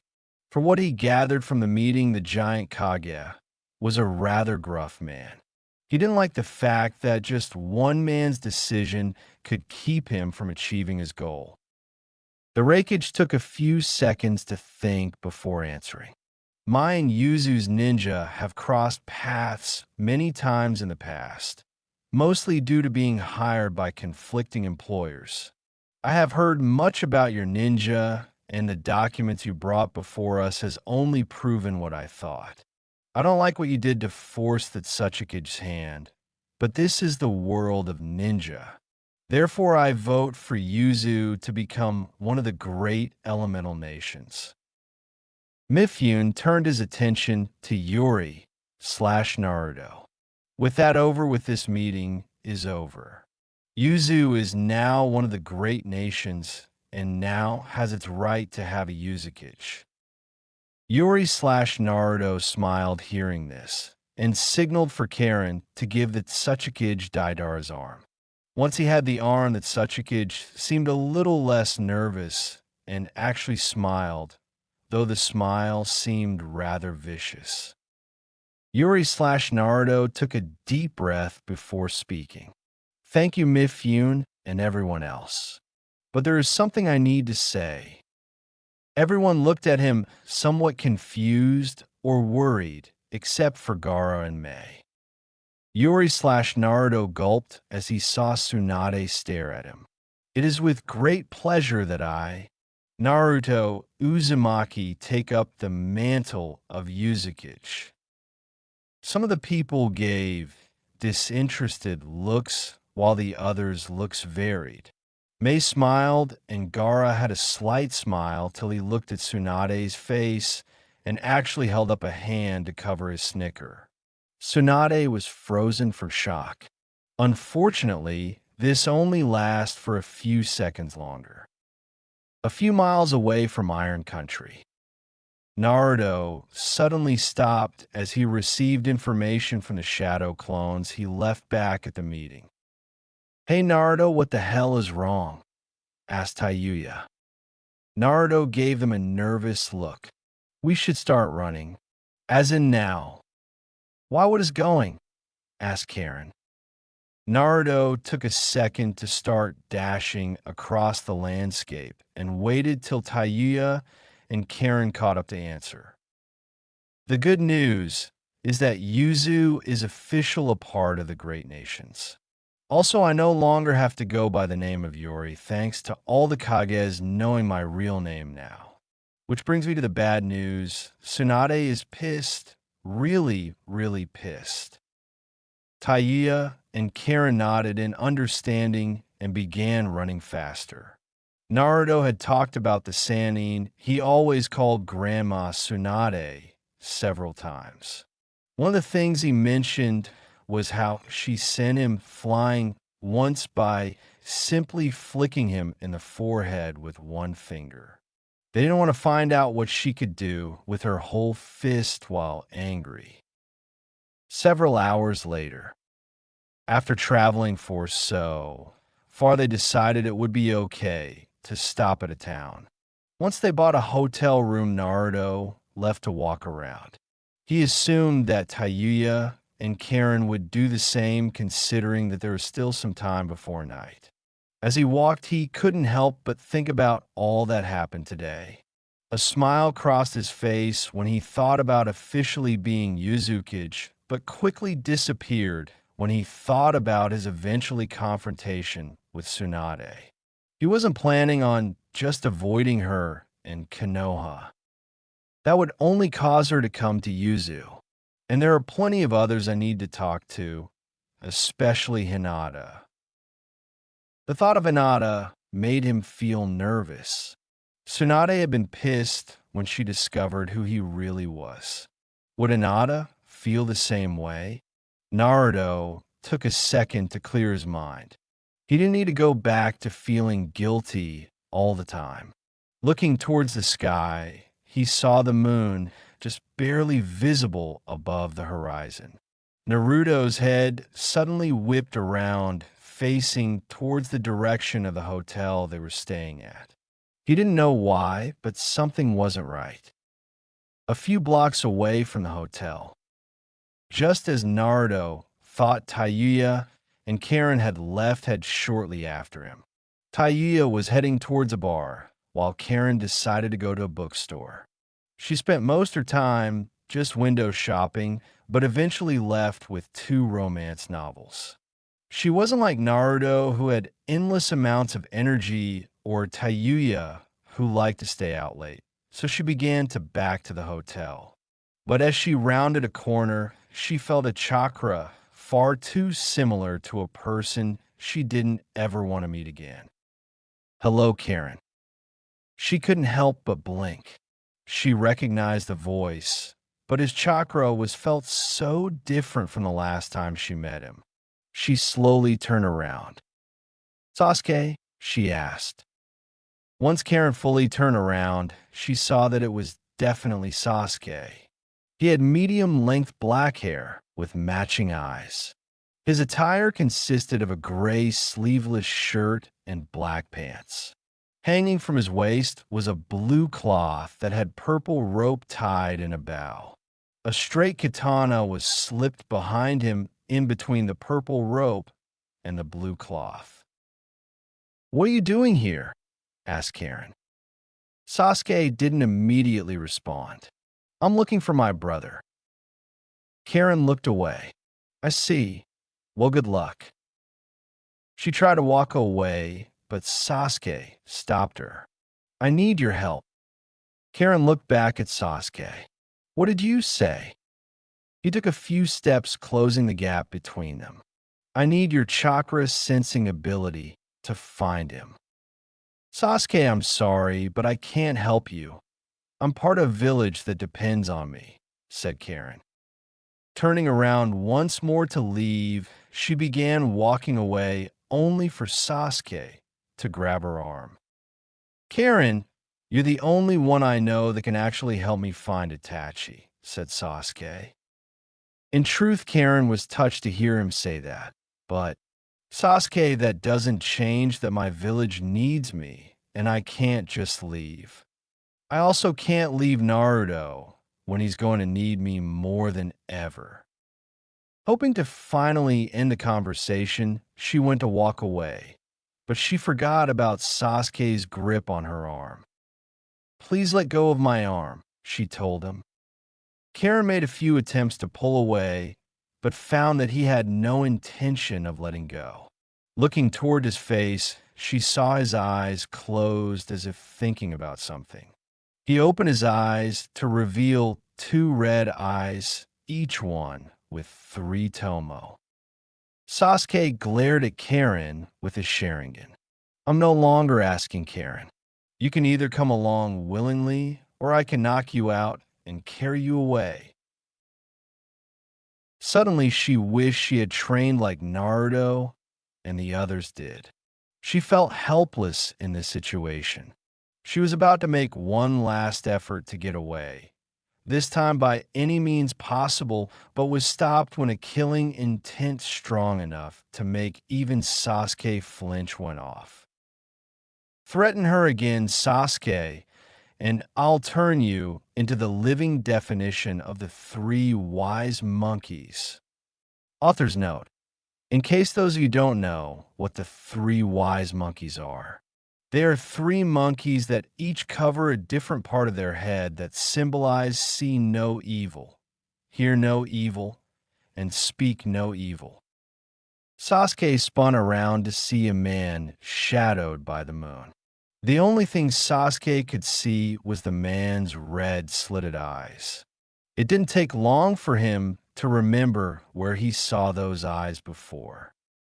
Naruto, I'm curious as to why you're here. Sasuke had accidentally let go of Karen's arm when the killing intent flowing off of Naruto increased greatly. Karen, finally free, slowly moved around until she was directly behind Naruto. The 2 red-eyed teens stared at one another for several minutes before Naruto decided to break the silence. I'll warn you once and only once. Stay away from Karen, said Naruto in a voice that promised all kinds of harm. Sasuke had been trying to cast a Genjutsu on Naruto the entire time, only to realize that Karen was pumping chakra into Naruto and disrupting his illusions before they could even take effect. Karen was shocked when Sasuke had left without a word. Naruto and Karen had done nothing but watch Sasuke as he left, neither one of them believing that Sasuke would just leave without trying something. Once he was out of sight, the 2 visibly calmed. Naruto turned towards Karen, his eyes back to their blue color. Karen, let's go get a bite to eat. He began walking away, with Karen simply following. When they get to a small ramen stand, they ordered their meals and stayed quiet for the most part. When have you met Sasuke? Asked Naruto. Karen took a bite of the food that was sat down in front of her. Back when I was in Odo, Orochimaru sent him to help me bring back some prisoners that escaped. What about you? When I was at Konoha, Nin, we were part of the same team. Back then I could say we were many things: rivals, friends, teammates. Nowadays I'm not sure what to call him, said Naruto rather sadly. He didn't feel like talking about Sasuke anymore, but felt he needed to know more. Karen, when he was talking to you, you seemed hesitant to be more forceful about telling him no. What? Asked Naruto. Karen looked down, avoiding Naruto's gaze. Mostly shock, somewhat because of a crush I have for him, or had for him. Naruto looked confused. Why were you shocked? His chakra felt similar to Orochimaru. The worst part was that it actually felt like he was standing in front of me, and at the same time, so was Sasuke, said Karen barely above a whisper. There's no way that was Orochimaru. The fact that Sasuke left was proof enough of that, commented Naruto. Karen looked back towards Naruto. I know that, but still his chakra has changed so much since I've last met him. And why did he just leave? Naruto shook his head. I don't know really. Despite the fact that I threatened him, I was expecting him to at least start a fight. Do you think he'll leave us alone? Asked Karen. She had met Sasuke only once while Naruto had been around the Uchiha much more. I doubt it. He's just as stubborn as me when he really wants something. replied Naruto. They stayed silent for some time. Suddenly a thought came to Karen. Shouldn't we go find Tayuya and warn her that Sasuke is here? The laugh that came out of Naruto surprised her. I don't really think we need to. Seeing Karen's confused face, Naruto decided to add to his comment. If Sasuke tries to approach Tayuya, he'll be wishing that Konoha had captured him. And why is that? Asked Karen curiously. Naruto began laughing again. Well, it goes back to when Tayuya was part of the Sound Four. Orochimaru had sent the Sound Four to go get Sasuke and bring him to Odo, while me and a few others were sent to chase after them and bring Sasuke back. Tayuya at some point had a fight against a friend of mine. At some point during the fight, my friend got back up from Tamari, who had used some summoning to cut down a large portion of the trees in the area they were fighting in. Tayuya had been unfortunate and had been nearly crushed to death under all the trees, which left her in bad shape for a long time. Ironically, she doesn't blame her opponents, but Sasuke and Orochimaru instead. If she sees Sasuke, I'm sure she'll tear him apart. Karen couldn't help the smirk that crossed her face. I hope for your sake, she never finds out that you were part of the team. She already knows, said Naruto, happy that the mood was picking up. Letting out a sigh, Karen voiced her thoughts. If Sasuke has no intentions of leaving us alone, what should we do? Nothing. I've warned him to stay away from you, and if he doesn't listen, I'll simply take care of things, said Naruto, as if nothing was wrong. She shook her head and let out another sigh. Maybe we should take shifts in case he tries to approach our hotel room.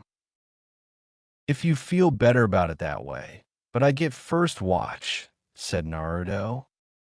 Karen was about to protest, but stopped when she saw the serious look in his eyes. She simply nodded her head to let him know she understood. Once they finished eating, they went back to the hotel room. An hour later, at the moment Naruto was sitting in a chair, he sat in the corner of the room. He watched over Karen as she slept and wondered where Tayuya was. Though it was possible he doubted that her and Sasuke got into a fight, it was far too quiet for that to have happened. It was odd. After 3 years of neither seeing or hearing about Sasuke, he suddenly comes across him, threatening his sister. Naruto had to calm himself to keep his killer intent from flooding the room. He didn't want to wake up Karen. In truth, he had no intention of resting till Tayuya got back. The thought of Sasuke reminded him of his promise to Sakura.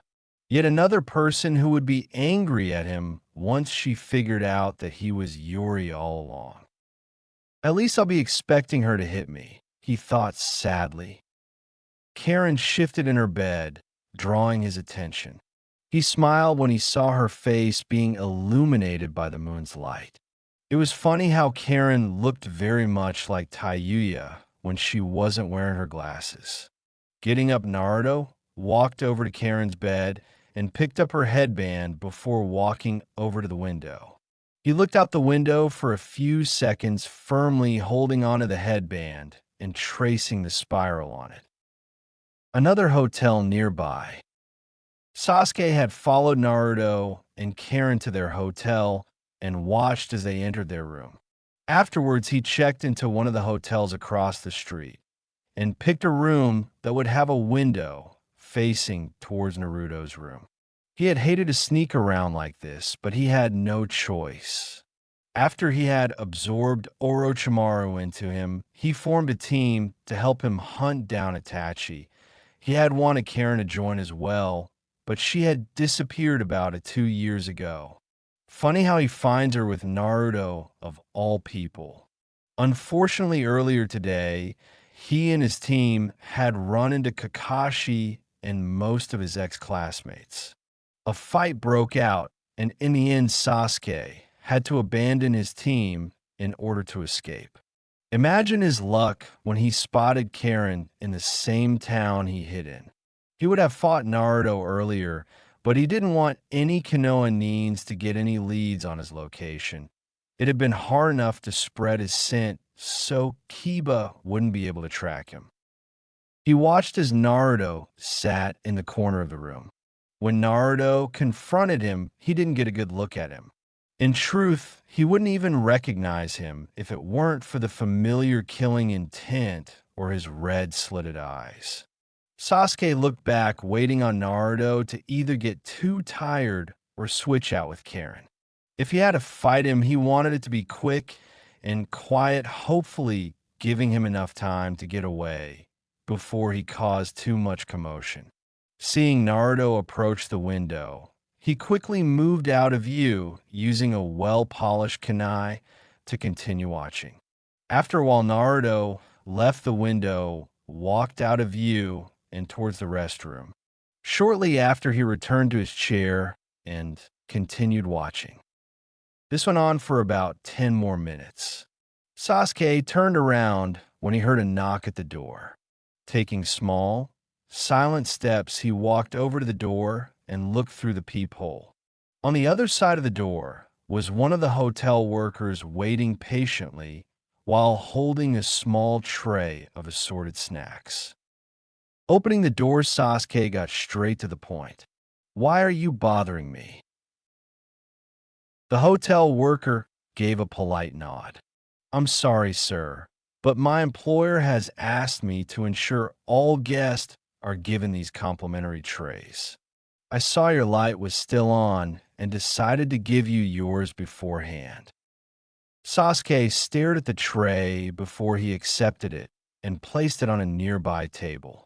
He grabbed one of the "Do Not Disturb" signs and hung it on his door before closing it. He looked back out the window to see that Naruto was still sitting in his corner. Once again, someone began knocking on his door. He recognized it as the same knock as the hotel workers and ignored it. The knocking kept going while slowly eating away at Sasuke's patience. Seeing that the man wouldn't go away, Sasuke got out of his chair and began stomping his way towards the door. He grabbed the handle and yanked. "I put the sign up for A." The second his door opened, his face was introduced to a blue leather-covered fist. Naruto quickly walked into the room, closing the door behind him and locking it. Sasuke looked at Naruto and prepared to put him into a Genjutsu, but stopped when he noticed that Naruto had covered his eyes with a Yuzu headband. Seeing that he was fighting a blind opponent, Sasuke couldn't help but scoff. He quietly moved to grab his sword he had leaning on the wall. What Sasuke didn't know was that Naruto was using the water molecules in the air that he mixed with his chakra to detect people and objects around him. When Naruto felt Sasuke edging closer to his blade, he quickly ran over to Sasuke and put himself between the teen and his sword. Seeing his path blocked, he quickly threw a punch at Naruto. The punch hit Naruto, and Sasuke went to sweep kick Naruto while he wasn't balanced. Naruto spun with the punch he received and used the momentum to lash a kick out, aiming for Sasuke's stomach. Instead, due to Sasuke's position with his sweep, he ended up being hit in the face. Sasuke stumbled back from the kick. Naruto, not wasting any time, quickly used his shoulder to ram Sasuke into the wall and pinned him there, using his free hand to land several blows to Sasuke's sides. Not wanting to be a punching bag, Sasuke slammed his knee into Naruto's stomach, returning one of the blows, and followed up with kick to the underside of his knee. The kick forced Naruto's knees to buckle and touch the ground.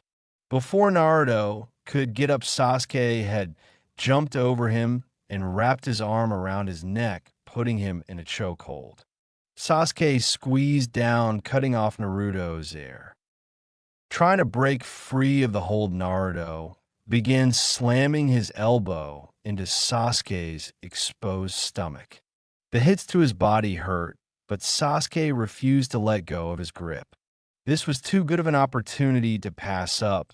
If he could knock out Naruto, he'd be able to just grab Karen and go. Naruto could feel himself getting dizzy and slowly fading away. Using all his strength, he knelt down closer to the ground and kicked off the ground, sending him and Sasuke to crash through the table set up near the door. Naruto gasped for breath the second Sasuke's hold loosened. He quickly got up and tossed Sasuke over to the other side of the room to put some distance between them. Taking this time, Naruto began catching his breath. While this happened, Sasuke quickly got up and grabbed his sword. He quickly unsheathed it and charged it with lightning. That crash they caused earlier had most likely alerted several people in the building. Trying to not draw attention was no longer an option. He dashed across the room and went to stab Naruto. Having sent Sasuke, Naruto had twisted his body, barely dodging the blade. The sword had cleaved through the door as if it were paper, and Sasuke felt dread when he felt it go through something else. The blood-curdling scream only verified his fear. He quickly turned to jump out the window, but was kicked through the door by Naruto. Realizing that it would only be a matter of minutes before the local law or even nearby Leaf Nin came to inspect what happened, Sasuke quickly got up and ran for the nearest exit with Naruto chasing him. Having come to a set of stairs, Sasuke spun his elbow. Naruto ducked under it and tackled Sasuke, sending them both to tumble down the stairs. Once they hit the ground, Sasuke rolled away, desperate to get away. He ran down the hall and went through 7 hand signs. Having finished, he turned around and looked towards Naruto. Fire style, great fireball jutsu. A giant flame ball barreled down the hallway. One of the hotel guests opened his door to see what the commotion was, only for Naruto to tackle him back into his room. Once the attack had passed by, Naruto ran back out to find that Sasuke was no longer in the hotel. A few seconds later, the fire alarm went off and sprinklers sprayed water everywhere, dousing the flames created from the attack. Seeing that Sasuke was long gone, Naruto left the hotel and quickly made his way to his hotel. His shadow clone didn't disperse, so he knew everything was okay, but he didn't want to risk anything. He took off Karen's headband, feeling that he no longer needed it. Naruto quietly climbed through the bathroom window and walked over to the door. He saw his shadow clone over in the corner, which dispersed once it saw him, and noticed Karen still sleeping in her bed. What he also noticed was Tayuya looking at him questionably. "You look like shit," whispered Tayuya. Taking a seat in the chair his clone once occupied, he decided to fill her in on what happened while she was out enjoying her night. He told her how he found Sasuke threatening Karen, how he knew that Sasuke was following them, and how he decided to give Sasuke a visit to enforce his promise. Tayuya went to the bathroom, grabbed a washcloth, and dampened it. She came back and began to clean Naruto's face. He normally would protest against something like this, but he was too tired to. Besides, it felt good. "I can't believe you allowed that asshole to beat you this badly," said Tayuya, shaking her head. Naruto had a busted lip, a few bruises, and a long gash on the side of his face. He chuckled. "Well, for one, I wasn't trying to kill him, only inflict as much pain on him as I could without knocking him out.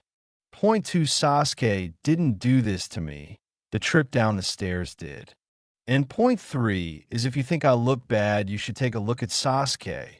At least I won't be pissing blood for the next 3 weeks. Tia's grin had gone from one side of her face to the other.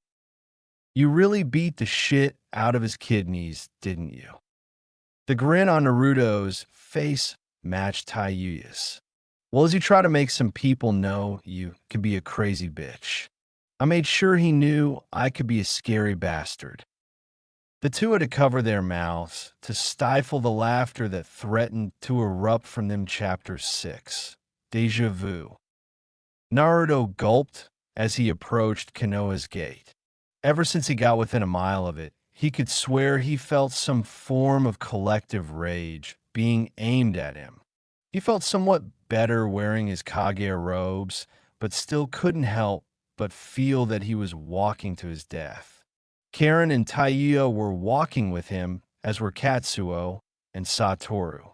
A group of Naruto's 4 best Umbu followed behind, as well, much to Naruto's dismay. He didn't want to make it look like he was planning to attack anyone in Konoha, but Karen had argued with him repeatedly about bringing them to the point that she actually started to beg him to. As they approached the gates, Naruto saw the guard flinch when he noticed them. "Sir, you do realize that Lady Hokage plans to rip you a new one?" Naruto nodded at the guard. "I wouldn't doubt it. Can you please let her know that I'm here?" "Yeah, just give me a moment. Man, are you going to get it?" said the guard, shaking his head. After Umbu had come and seen what the gate guard had called for, he left without even a word said.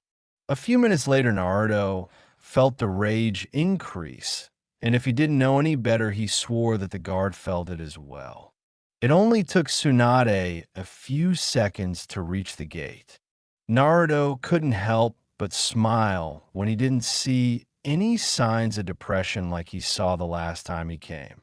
The smell of sake wasn't masked by perfume, and she had gone back to putting her hair into twin ponytails. "Hey, Grandma Tsunade," said Naruto, though his voice sounded rather meek. The Yuzu Umbu immediately surrounded their Kage when they saw Tsunade begin to walk forward. The Konoha Umbu hidden couldn't help but flinch as they watched. Naruto had given his Umbu the sign to back off. "Follow me to my office," demanded Tsunade. "Sure. I'd rather our talk not be out in the open," replied Naruto. Tsunade began walking back to her office while Naruto and the others followed. As they walked, Naruto observed how the citizens reacted to his presence.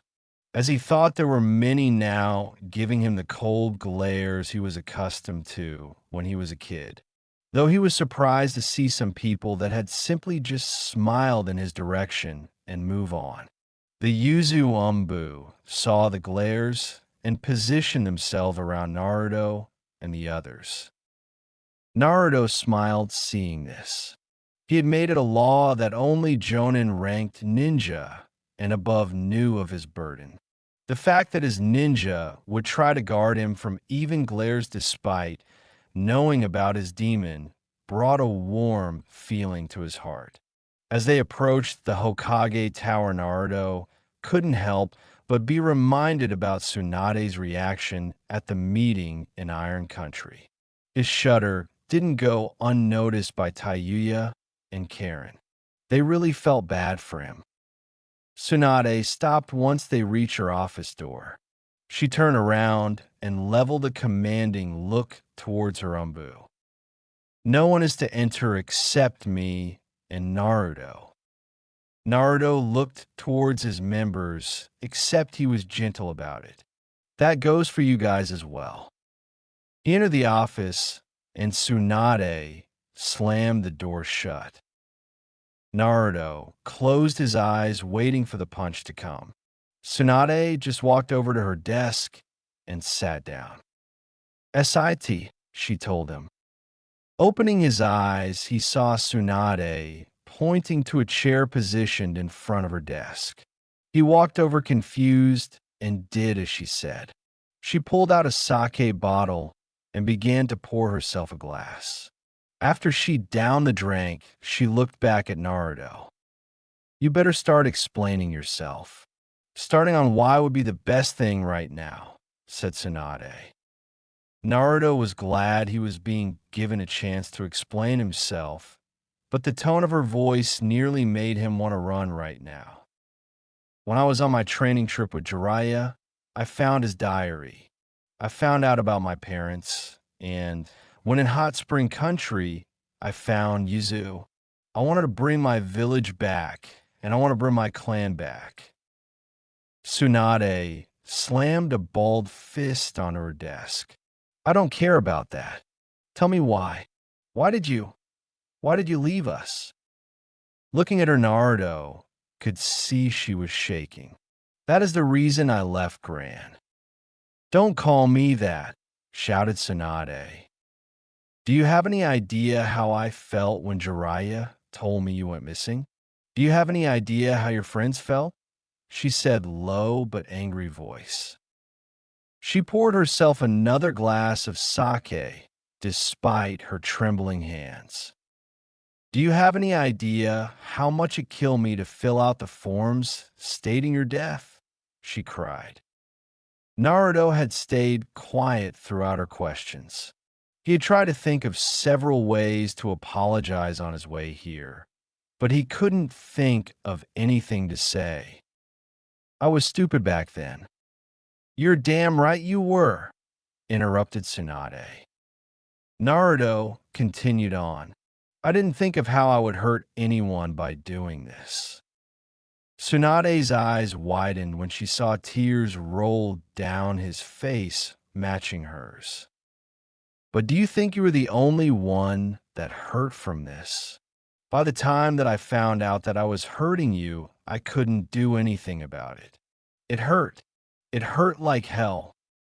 Tsunade wiped away her tears before glaring at Naruto again. If you knew, why didn't you come back? Why? Naruto took a second to calm himself. You know better than anyone. I'm a Uzukage. I can't just leave my village, no matter how badly I wanted to. Tsunade went to grab the sake bottle again, but was stopped when Naruto grabbed both the bottle and the glass. He poured himself a glass before handing the bottle back to her. She reached in her desk and pulled out a spare glass. Outside of the office, both the Yuzu and Konoha Nins were on edge and were ready to burst through the door despite what their respective Kage told them. The fact that the room had gone deathly quiet and had stayed that way for several minutes wasn't helping. The Konoha Nins had increased thanks to the news that Naruto was around. Several of the Rookie Nine had shown up, and Shikamaru had paled when he saw Tayuya. Said redhead had ignored Shikamaru's presence altogether. At the moment, she was more concerned with what was going on the other side of the door. One of the Konoha Umbu had reached for the door, but was stopped by a Yuzu Umbu, who simply shook his head. The silence went on for several more minutes before Naruto and Tsunade began talking again, though they couldn't tell what was being said. Both sides suddenly stared at the doors confused when they heard two sets of laughter come from them. Back inside the office, they had spent the last few minutes simply drinking sake. After a while, Tsunade looked back to Naruto. So, what all happened for the past 3 years? She asked, still a little angry. Naruto smiled a little. During the long silence, he was afraid that Tsunade wasn't going to forgive him. His hope went up slightly when he heard her question. Taking a few seconds to clear his mind, he began telling her everything that happened. As he talked, he noticed that Tsunade had started to smile and seemed to calm down considerably. He told her everything up to the point of his first trip back to Konoha. She had started laughing. Of course, you of all people would be able to steal from two of your enemies and use them to your advantage. Naruto laughed with her. Yeah, I really should thank Orochimaru and Akatsuki. They both laughed harder. Once Naruto caught his breath, he looked sadly at Tsunade. Do you forgive me? Tsunade let out a sigh and nodded. I can't stay mad at you, but you better stay in contact. If I could, I'd force you to stay here, but thanks to that stunt you pulled back in Iron Country, I can't, Mr. Uzukage. Sorry about that. I'm surprised you didn't try to hit me when I got here, said Naruto. Tsunade took another sip of her sake. Well, I took much of my frustration out on your shadow clones. Trust me, I know better than anyone, said Naruto under his breath. Tsunade raised an eyebrow. What did you say? Nothing, said Naruto immediately. She chuckled hearing his response. That's what I thought. They stayed silent for a few seconds. You do realize that you have several others to talk to. Sakura thinks you're like Sasuke and abandoned her. Kakashi believes he's cursed. He's the sole survivor of his team. And then when he gets a Genin team of his own, just for two of its members to leave. You can't really blame him. Then there's Hinata. I know all about you two meeting up frequently. You owe her more than anyone an explanation. I'm not going to list everyone you should see. You should know who all to see, said Tsunade. Naruto nodded. Yeah, I've got a long list. By the way, who is your student again? Sakura, replied Tsunade with a little humor, knowing full well why he asked. He shook his head. Figures. Fuck. Getting out of his chair, he walked over to the double doors. I'll be back later. Got lots to do. Tsunade nodded, letting him know she understood. As Naruto opened the door, he saw several people jump away from the door. He raised an eyebrow seeing this, deciding it would be best to let everyone know they had nothing to worry about. Everything's okay. She's not going to kill me, said Naruto, joking. Many of the people relaxed. He looked at the Konoha. Neens noticed some of the Rookie Nine and their teachers, but none of the ones he really needed to talk to. I'm sorry, guys. I wish I had something better to say, but I don't. You all know how big of an idiot I could be. Well, I didn't think about how I might have affected others. Some of the people didn't look convinced. He knew giving a short summary of what he said to Tsunade wasn't really a good idea, but he had others that he really needed to talk to right now. Taiyuya scoffed. Dumbass, have you ever thought what would have happened to us if you never left Konoha?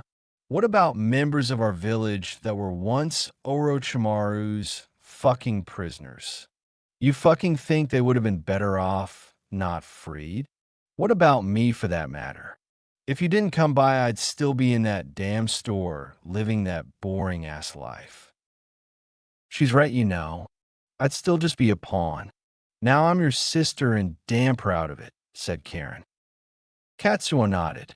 I've been allowed to branch out and learn more instead of simply being a test subject.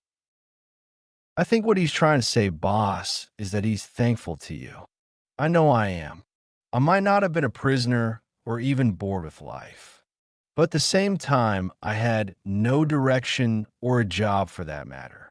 You gave me both, said Satoru, scratching his glove palm. The Yuzu Umbu nodded their heads in agreement with the others. Naruto tilted his hat to cover his eyes. Geez, guys, you'll make me cry, said Naruto. Several of the Konoha Neens softened up. Naruto let his Neens know that they could do as they please and headed for the exit. As he walked on, he wondered who he should go look for first. There were several people he needed to find, and only a select few that he knew where they might be. He pulled out his old Konoha headband and decided to start looking for the original owner. At the academy, a tan man sat at his desk grading papers. He wore the standard Konoha Chunin attire and had his hair pulled up in a short, spiky ponytail.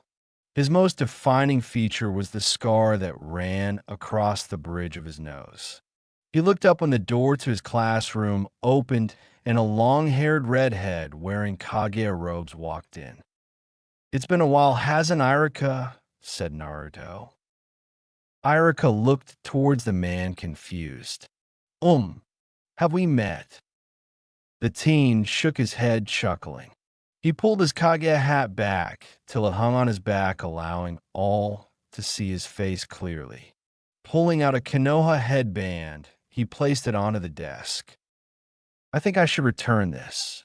It doesn't seem right for me to keep it when I'm no longer a shinobi of the leaf." Irika picked up the headband and studied it carefully. "They told me you looked different, but I didn't think you would look this different, Naruto." "It's my mother's bloodline limit. The red hair and pale skin are just side effects of it," replied Naruto. Irika laughed. "Naruto, when did you start using words such as side effect?" Naruto rolled his eyes. "Since I've found several books on my clan's heritage." "Well, if you had paid more attention during my history lessons, then you might have learned a bit about your clan. Although I find it hard to believe that you've read a book or 2-inch, said Irika, joking. Naruto chuckled with him. "You're not mad I left." Irika shook his head. "I'm too relieved and happy that you're alive. Naruto, you do realize that most of us are just glad that you're not really dead, though some of us are disappointed that you left.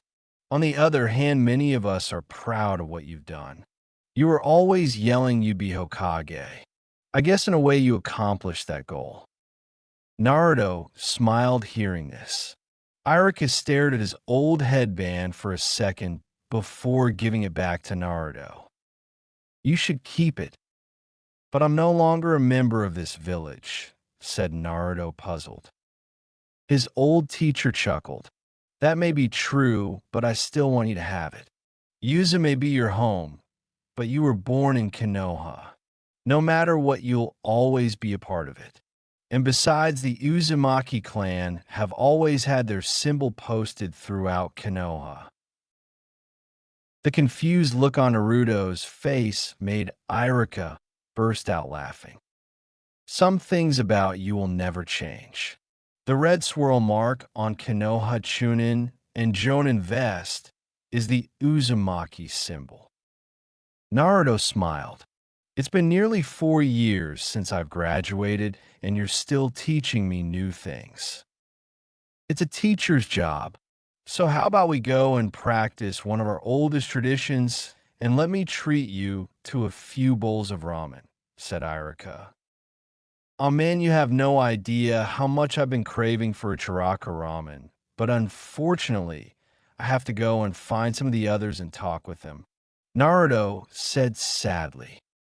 "Well, we can go another time." "So who all do you have to go see?" asked Irika. Naruto took a second to think of all the people he needed to see. "There's Kakashi Sensei, Sakura, Hinata, and, of course, Tucci and Iam, but I guess I'll see them when we go for some ramen. If at all possible, I'd like to find Kinomaru and see how Moegi, and Udon are doing. Those are just some of the more important people I need to see." Irika nodded his head. "I noticed you mentioned Hinata. I didn't know you two had gotten close." Naruto looked away. "Only in death." "What's that supposed to mean?"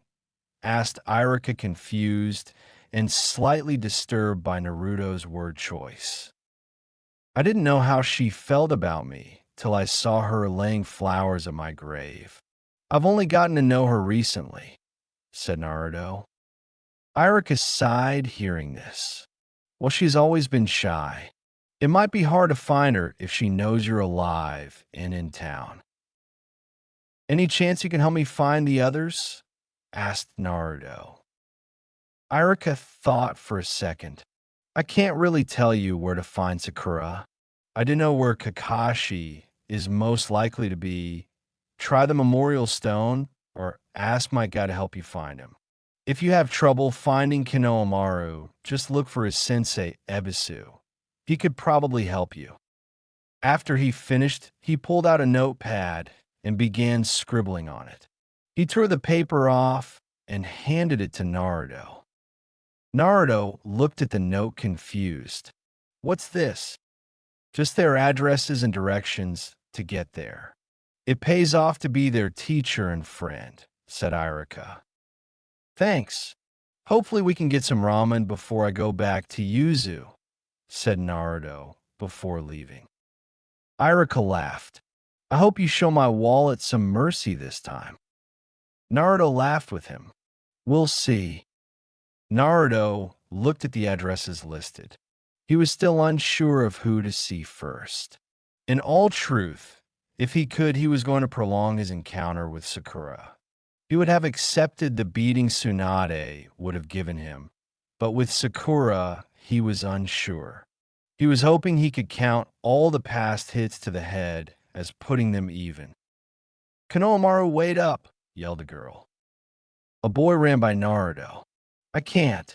I heard Boss was around here, and I'm not stopping till I find him. Two more kids ran by Naruto, trying to catch up with Konohamaru. But Konohamaru, they said he looks completely different. How are you going to find him? Said the kid wearing glasses. How hard can it be to find a guy wearing mostly orange? Asked Konohamaru. Naruto looked over where the three kids stopped. Konohamaru still wore his long blue scarf over a pale green jacket and black pants. His brown hair was spiky, and he wore his Konoha leaf headband on his forehead instead of his goggles. Moegi and Udon didn't look too different from when he last saw them. Udon had round glasses, and his headband helped part his short hair. He wore a long-sleeved black zip-up shirt and light blue shorts. Naruto wondered if the kid suffered from a permanent cold. Every time he saw him, he seemed to have a runny nose. Naruto looked at Moegi and couldn't help staring at the two large, strange pigtails she put her orange hair in. He knew she had them as a kid, but they seemed far more noticeable now. She wore her headband like the other two. Her dark pink short-sleeved shirt had a purple vest over it, and her green skirt seemed layered. Naruto laughed as the group argued about what to do next. Deciding to give Konohamaru a hand in finding him, he walked over. You go looking for me and pass right by me. You're lucky that Moegi and Udon stopped you, said Naruto. The kids looked at Naruto confused. B-Boss? Asked Konohamaru. Been a while, hasn't it? Said Naruto. You look very different. I mean, you don't even have the same hair color. Naruto chuckled at his confusion. It's a long story, and I really don't want to repeat it, so let's just say my bloodline limit caused some changes. Konohamaru got excited. Wow, boss, you have a bloodline limit. Tell me all about it. Naruto smiled. As bad as today could have been, it was slowly looking better. Then again, it was far from over. Pushing that thought aside, he began answering the many curious questions Konohamaru and the others asked him. They walked on while talking and eventually ended up near Team 7's old training ground. Naruto stopped causing the kids following him to nearly bump into him. Hey guys, I'd really like to stay and talk a little more, but I should find the others, said Naruto. Konohamaru and the others' mood seemed to drop. Okay, I guess there are plenty of people you need to see. Hopefully, if you have time, you can play ninja with us later. Naruto snickered at that. The image he got of him, a Kage, running around with a bunch of kids playing ninja, was priceless. As I said to Irika, we'll see. Oh, and Konohamaru, said Naruto. The scarf-wearing kid gave him a puzzled look. Yeah, boss. I'll be waiting on you to be Hokage. All right, said Naruto. Konohamaru got excited again. Yeah, you bet, boss, I'll be Hokage in no time. After saying that, the kids left. You know, you used to be just like him. Naruto turned to look at Jiraiya, who was now standing in the middle of the street. Yeah, I was, said Naruto. The two stayed silent for several minutes. Jiraiya let out a sigh. There's no way I can convince you to stay.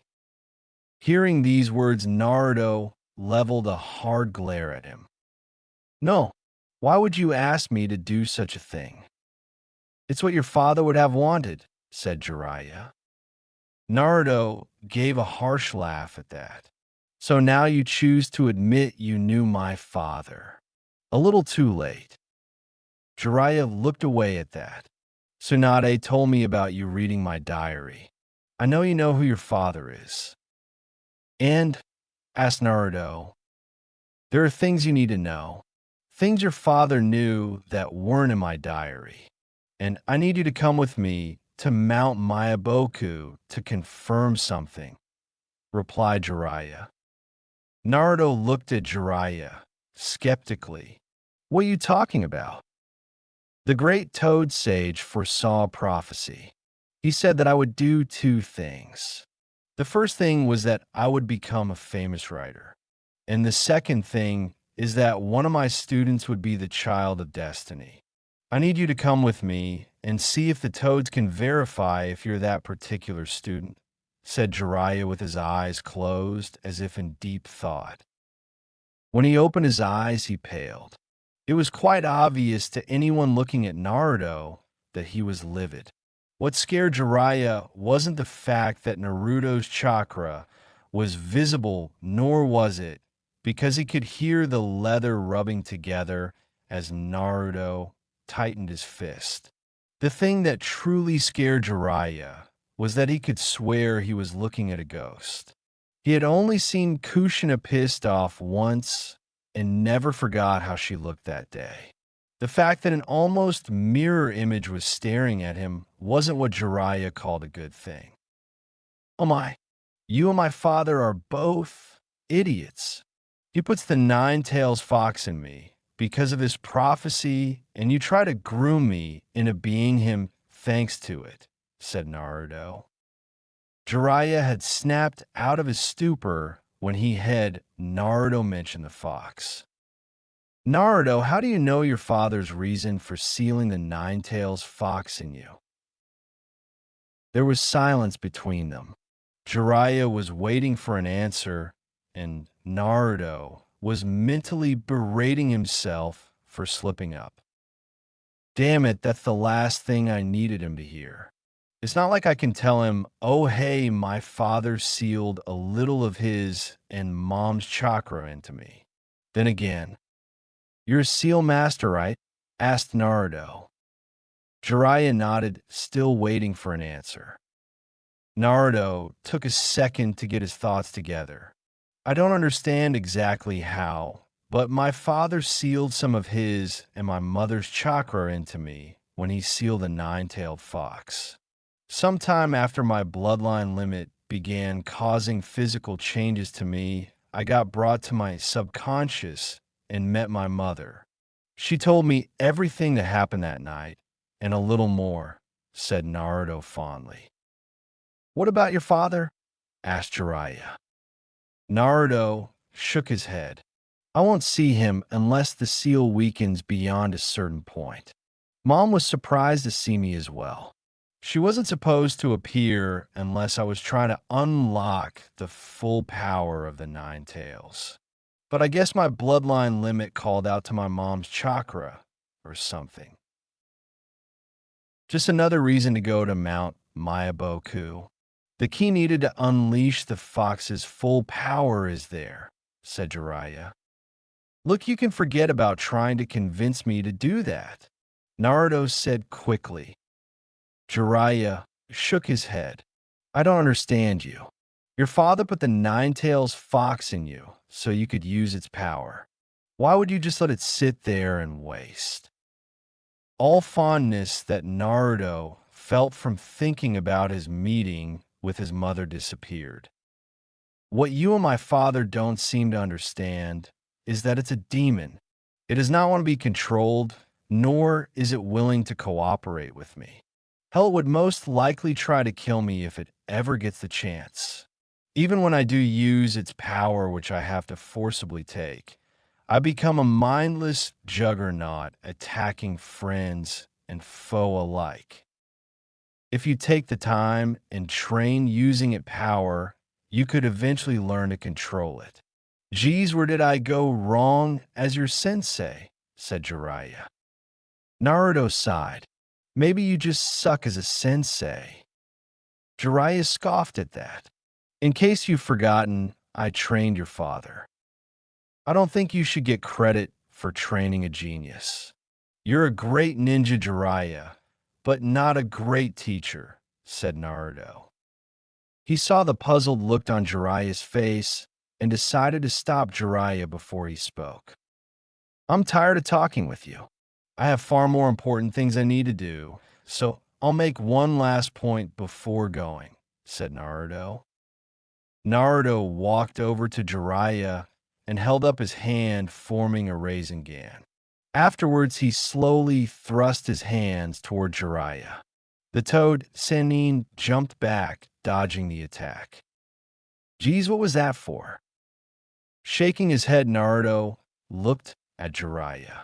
What did you notice about my Rasengan? Jiraiya thought back to how Naruto formed his attack. Well, for one, you didn't need a clone to form it. The amount of time it took to make it has decreased, and you've even increased the size of it. I have to hand it to you. You've done well to improve it. And yet with all those changes, it's still a useless attack, said Naruto solemnly. Jiraiya couldn't believe what he just heard. What are you saying? How is the Rasengan a useless attack? When we were on the training trip, you had told me to increase the size of my Rasengan and to learn how to create it without the help of shadow clones. But there's something you forgot to tell me when giving me advice. Something so important that without it, the other two pieces are useless. What's the point in being able to make a bigger attack if I'm not fast enough to hit my opponent with it? The Rasengan is a close-range attack. I have to be next to my opponent to use it. If my opponent can outmaneuver me, then what's the point in using it? Said Naruto. Realization dawned on Jiraiya as Naruto spoke. Having said what he wanted, Naruto made his way to the memorial stone, leaving Jiraiya to his thoughts. At the memorial stone, Kakashi stood in front of the memorial stone, looking over all the names of the people he knew at one point or another.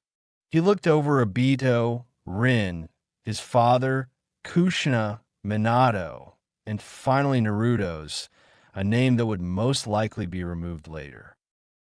Said person quietly walked up next to Kakashi and joined him in looking over the many names. I'm surprised you came to Konoha, at least so soon after revealing that you were alive all along, said Kakashi. What was either come now or risk Grandma Tsunade breaking down my office door, joked Naruto. Kakashi chuckled. I guess that's true. Have you seen Sakura yet? He shook his head. No, I'm kind of nervous to see her. Well, after her training with Tsunade, I don't blame you, said Kakashi with a little humor to his voice. That's not exactly the reason. I'm unsure what I'd do if she did try and punch me. I don't exactly feel like I really owe it to her, said Naruto. Kakashi thought for a few seconds. What about your promise to her? The one about bringing Sasuke back. You know she's going to bring it up if she comes looking for you. I'm not sure. Kind of hard to bring back someone when they don't want to come back, said Naruto. Kakashi nodded in agreement. So, you disappointed in me? Asked Naruto. Kakashi stood silent for a few seconds. I would first like to hear why you left. We know why Sasuke left, but no one truly knows why you left. Thanks, said Naruto. He began explaining about finding Jiraiya's diary and told him about finding Yuzu. Funny, said Kakashi while laughing. Naruto gave him a confused look. What's funny? He took a second to stop laughing. You and Sasuke would fight like cats and dogs, and now you two have similar goals. Even took the same route as well. Our reasons for leaving are completely different, said Naruto, not liking how he was being compared to Sasuke. Kakashi picked up on this. I guess you're right about that, though you both still left. So, Sensei, how has life been? Any chance you've gotten lost on its road every now and then?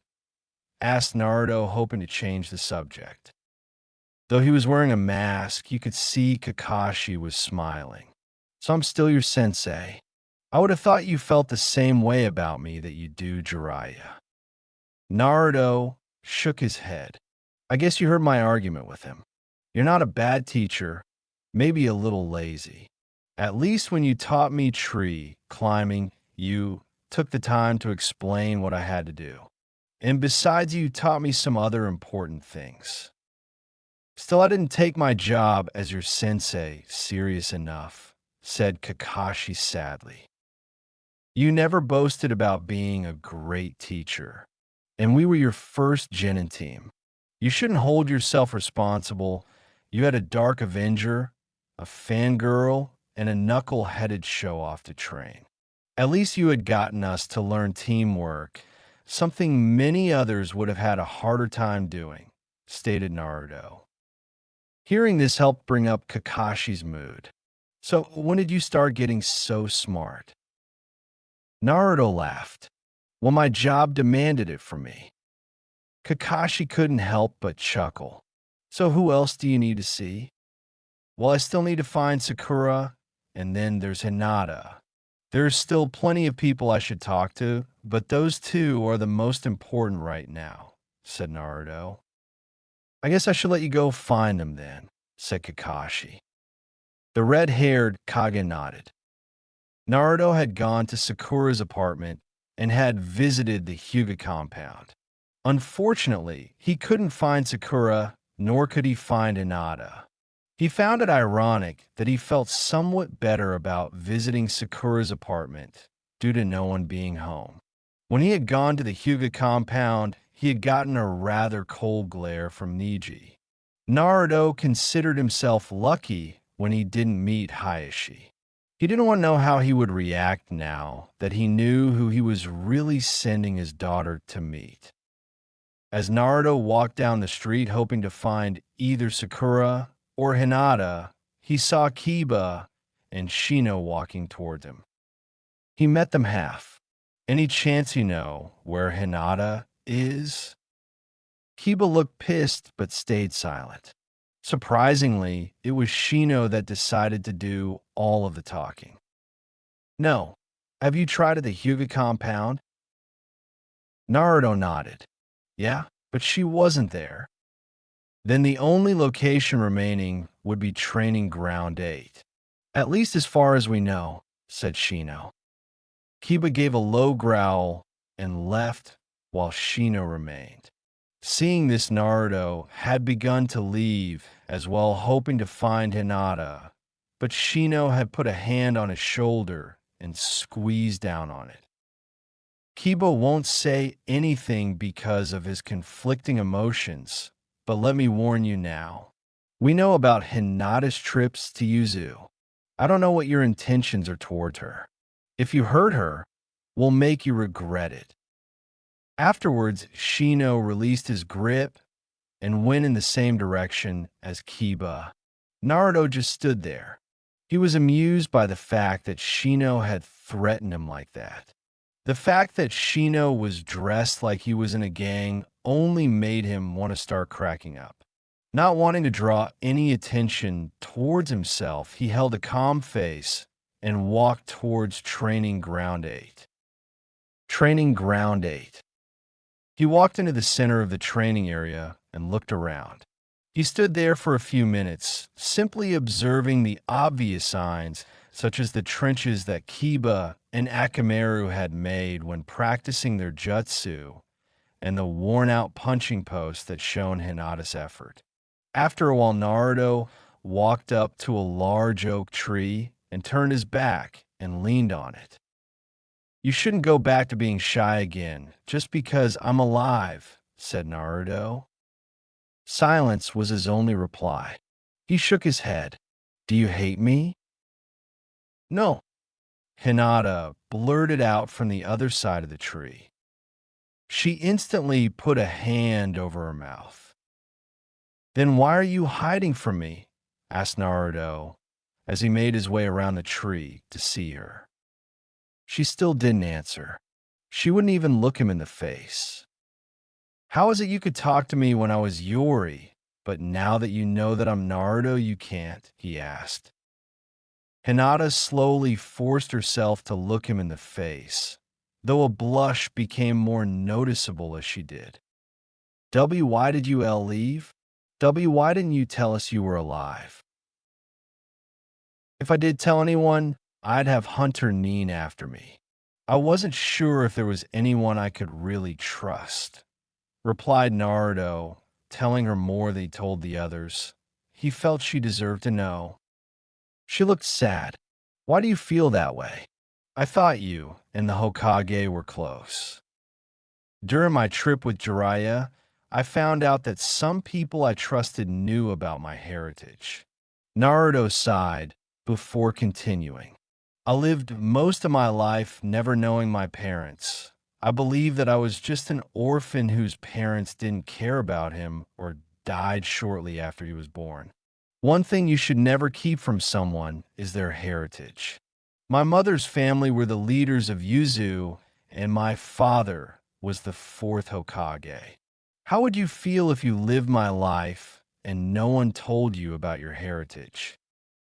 Hearing this, Hinata thought about what he said. She imagined what he had asked her and understood what he was saying. While she was thinking about this, Naruto was looking at the orange headband. He couldn't help but smile, seeing that she still hadn't taken it off. Her voice snapped him out of his thoughts. "What happens now?" she asked with a blush. He knew what she was really asking. Every time they met, she would actually be happy to be around him, and he could see that she had grown fond of Yori. What she really wanted to know was what would happen between them. "I was hoping that we could stop pretending. You know, actually see each other and stuff. A real smooth jackass," he thought to himself. Hinata's entire face heated up. Seeing her face turn scarlet, Naruto reached out and gently put his hand against her cheek. She was too shocked at first to feel the cold air that radiated off his hand, but slowly leaned into his hand, enjoying it. Within seconds, she felt the heat leave her face. "Please don't faint on me, Hinata," he said frantically. Not trusting her voice, she simply nodded at his request. Once her blush had completely disappeared, he removed his hand, much to both of their displeasure. Finally finding her voice, she nervously asked, "So are you asking me to be Wayur?" She couldn't finish. "Girlfriend, then yes. I'm not ready for marriage, at least not at this age," said Naruto, hoping she wasn't asking for marriage. Her blush returned, and Naruto contemplated on putting his hand back on her cheek. Despite the fact that he was wearing gloves, he liked touching her. He couldn't really explain it. When he saw a smile gradually grow on her face, he felt much better. He had been hiding it well, but he was nervous about this. Who could blame him? Going by his past records of asking a girl out, he had a 100% failure rate. "I would really like that," she said. He smiled hearing her answer, but disappeared when he saw her smile falter. "Hey, something wrong?" She hesitated. "How are we going to meet again? Most of the Hyuga Council are against our relationship. I don't think I'll be allowed to make any more trips to see you." "Figures. I guess your dad's against it as well. Should have known with the glare Niji gave me," said Naruto, his happy mood quickly disappearing. Actually my dad is one of the few people who's for it," said Hinata. He raised an eyebrow at that. He supports it." Hinata nodded. "Well, shouldn't he have more say as the head clan member?" asked Naruto. Why yes he does," she said, wondering why she hadn't thought of it. Naruto smiled again. "Then what are we worrying for? As long as your father's not against the idea of us having a relationship, we should be able to see each other still." Hearing this caused Hinata to smile again. Without thinking, she embraced Naruto in a hug. When she realized what she did, she quickly let go and tried to hide the blush quickly covering her face. Naruto, having been too surprised by the hug, didn't have a chance to return it before she let go. He reached out and gently wrapped his arms around her. Hinata slowly returned the embrace and leaned her head on his shoulder when she felt the cool air radiate off him again. They stayed this way for some time. Naruto looked up towards the sky and saw that the sun was about to set. "Hey, when do you have to head back to your home?" asked Naruto. Hinata stirred from the hug. "Technically, I don't have a curfew, but I guess it would be best if I'm home before 11.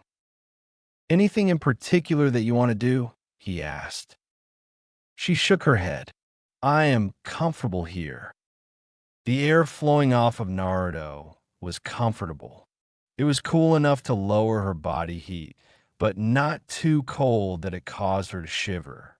Naruto led Hinata over to the tree she had originally been using to hide behind and sat down. Hinata had followed his example and leaned on him again as she sat down and closed her eyes, enjoying the moment. "Taiya and Kara are going to kill me if I get any grass stains on my Kage robes." He pushed the thought aside and wrapped his arm around Hinata's side as he pulled her closer to him. There had been several times as Yuri that he had wanted to do this with Hinata, but he didn't want to just simply tease himself, especially when he didn't know how she would react once she knew he was really Naruto. It was odd to him. He enjoyed it, but still it was an odd change from how he had been living his life. Right now, he didn't have to worry about his ninja and where he was sending them, paperwork, or other villages causing trouble for his village. It's funny. The entire time I walked here, the thing that worried me the most wasn't the 2 beatings I thought I would get from Grandma Tsunade or Sakura, whispered Naruto. Hinata opened her eyes, curious to what he was saying. "The thing that worried me the most was your reaction. I was afraid you'd be angry with me or worse," he finished. "I was a little angry when I found out, but at the same time I was anxious to see you again," she whispered back. Naruto chuckled. "I can't believe your father would actually be okay with us being together. When We heard that you were really the Uzukage father acted rather strange for a Hyuga," said Hinata. Naruto gave Hinata a questioning look. "Really? Tell me what happened." Hinata giggled as she recalled the memory. When he heard it took him a few minutes to register what he had been told. But afterwards he had openly started laughing. Some of us had gotten worried about him. He had said something like how funny it was that the person several people had called the dead last had rebuilt a village and was now its Kage. At least this is what my sister told me. Yuamai fainted. Hearing this caused Naruto to laugh. The thought of Hayashi or any Hyuga except Hinata laughing, much less smiling, was hard to believe. After he had calmed down, they went back to their peaceful silence. They stayed this way for the rest of the day. Naruto would have gladly answered any question she had, but Hinata had already guessed that he was tired from the others asking him. Besides, it's not like she wouldn't get the chance to ask him later. That thought made her present smile grow. 8 days later, Naruto walked toward his office as he thought about his time in Konoha for the 20th time that day. When it was time for Hinata to return her home, he decided to walk her there. In truth, he could still feel some of the glares he got from some of the Hyugas. The next day, he resumed his search for Sakura. After spending several hours looking for her, he had given up. As far as he was concerned, if she was avoiding him, then why waste his time searching for her when he could be doing other things such as meeting with Irika for free ramen? Irika didn't know whether to be shocked or thankful when Naruto only ate 5 bowls of ramen instead of the usual 10 or 12. Naruto had told him that it was thanks to Karen and Taiya pounding in his head about manners and such. Afterwards, he spent the next 2 days chatting with the remaining people he knew when he wasn't with Hinata or Tsunade. As he was walking towards the Hyuga compound, he ran into Hayashi. Naruto had tried to walk by the man as if he didn't recognize him, but the head Hyuga had noticed him and stopped him to have a chat. For the most part, Naruto had been asked what his intentions were with Hinata, which he answered honestly. Hayashi seemed to not be bothered by what he was told and had simply given Naruto a letter before going his own way.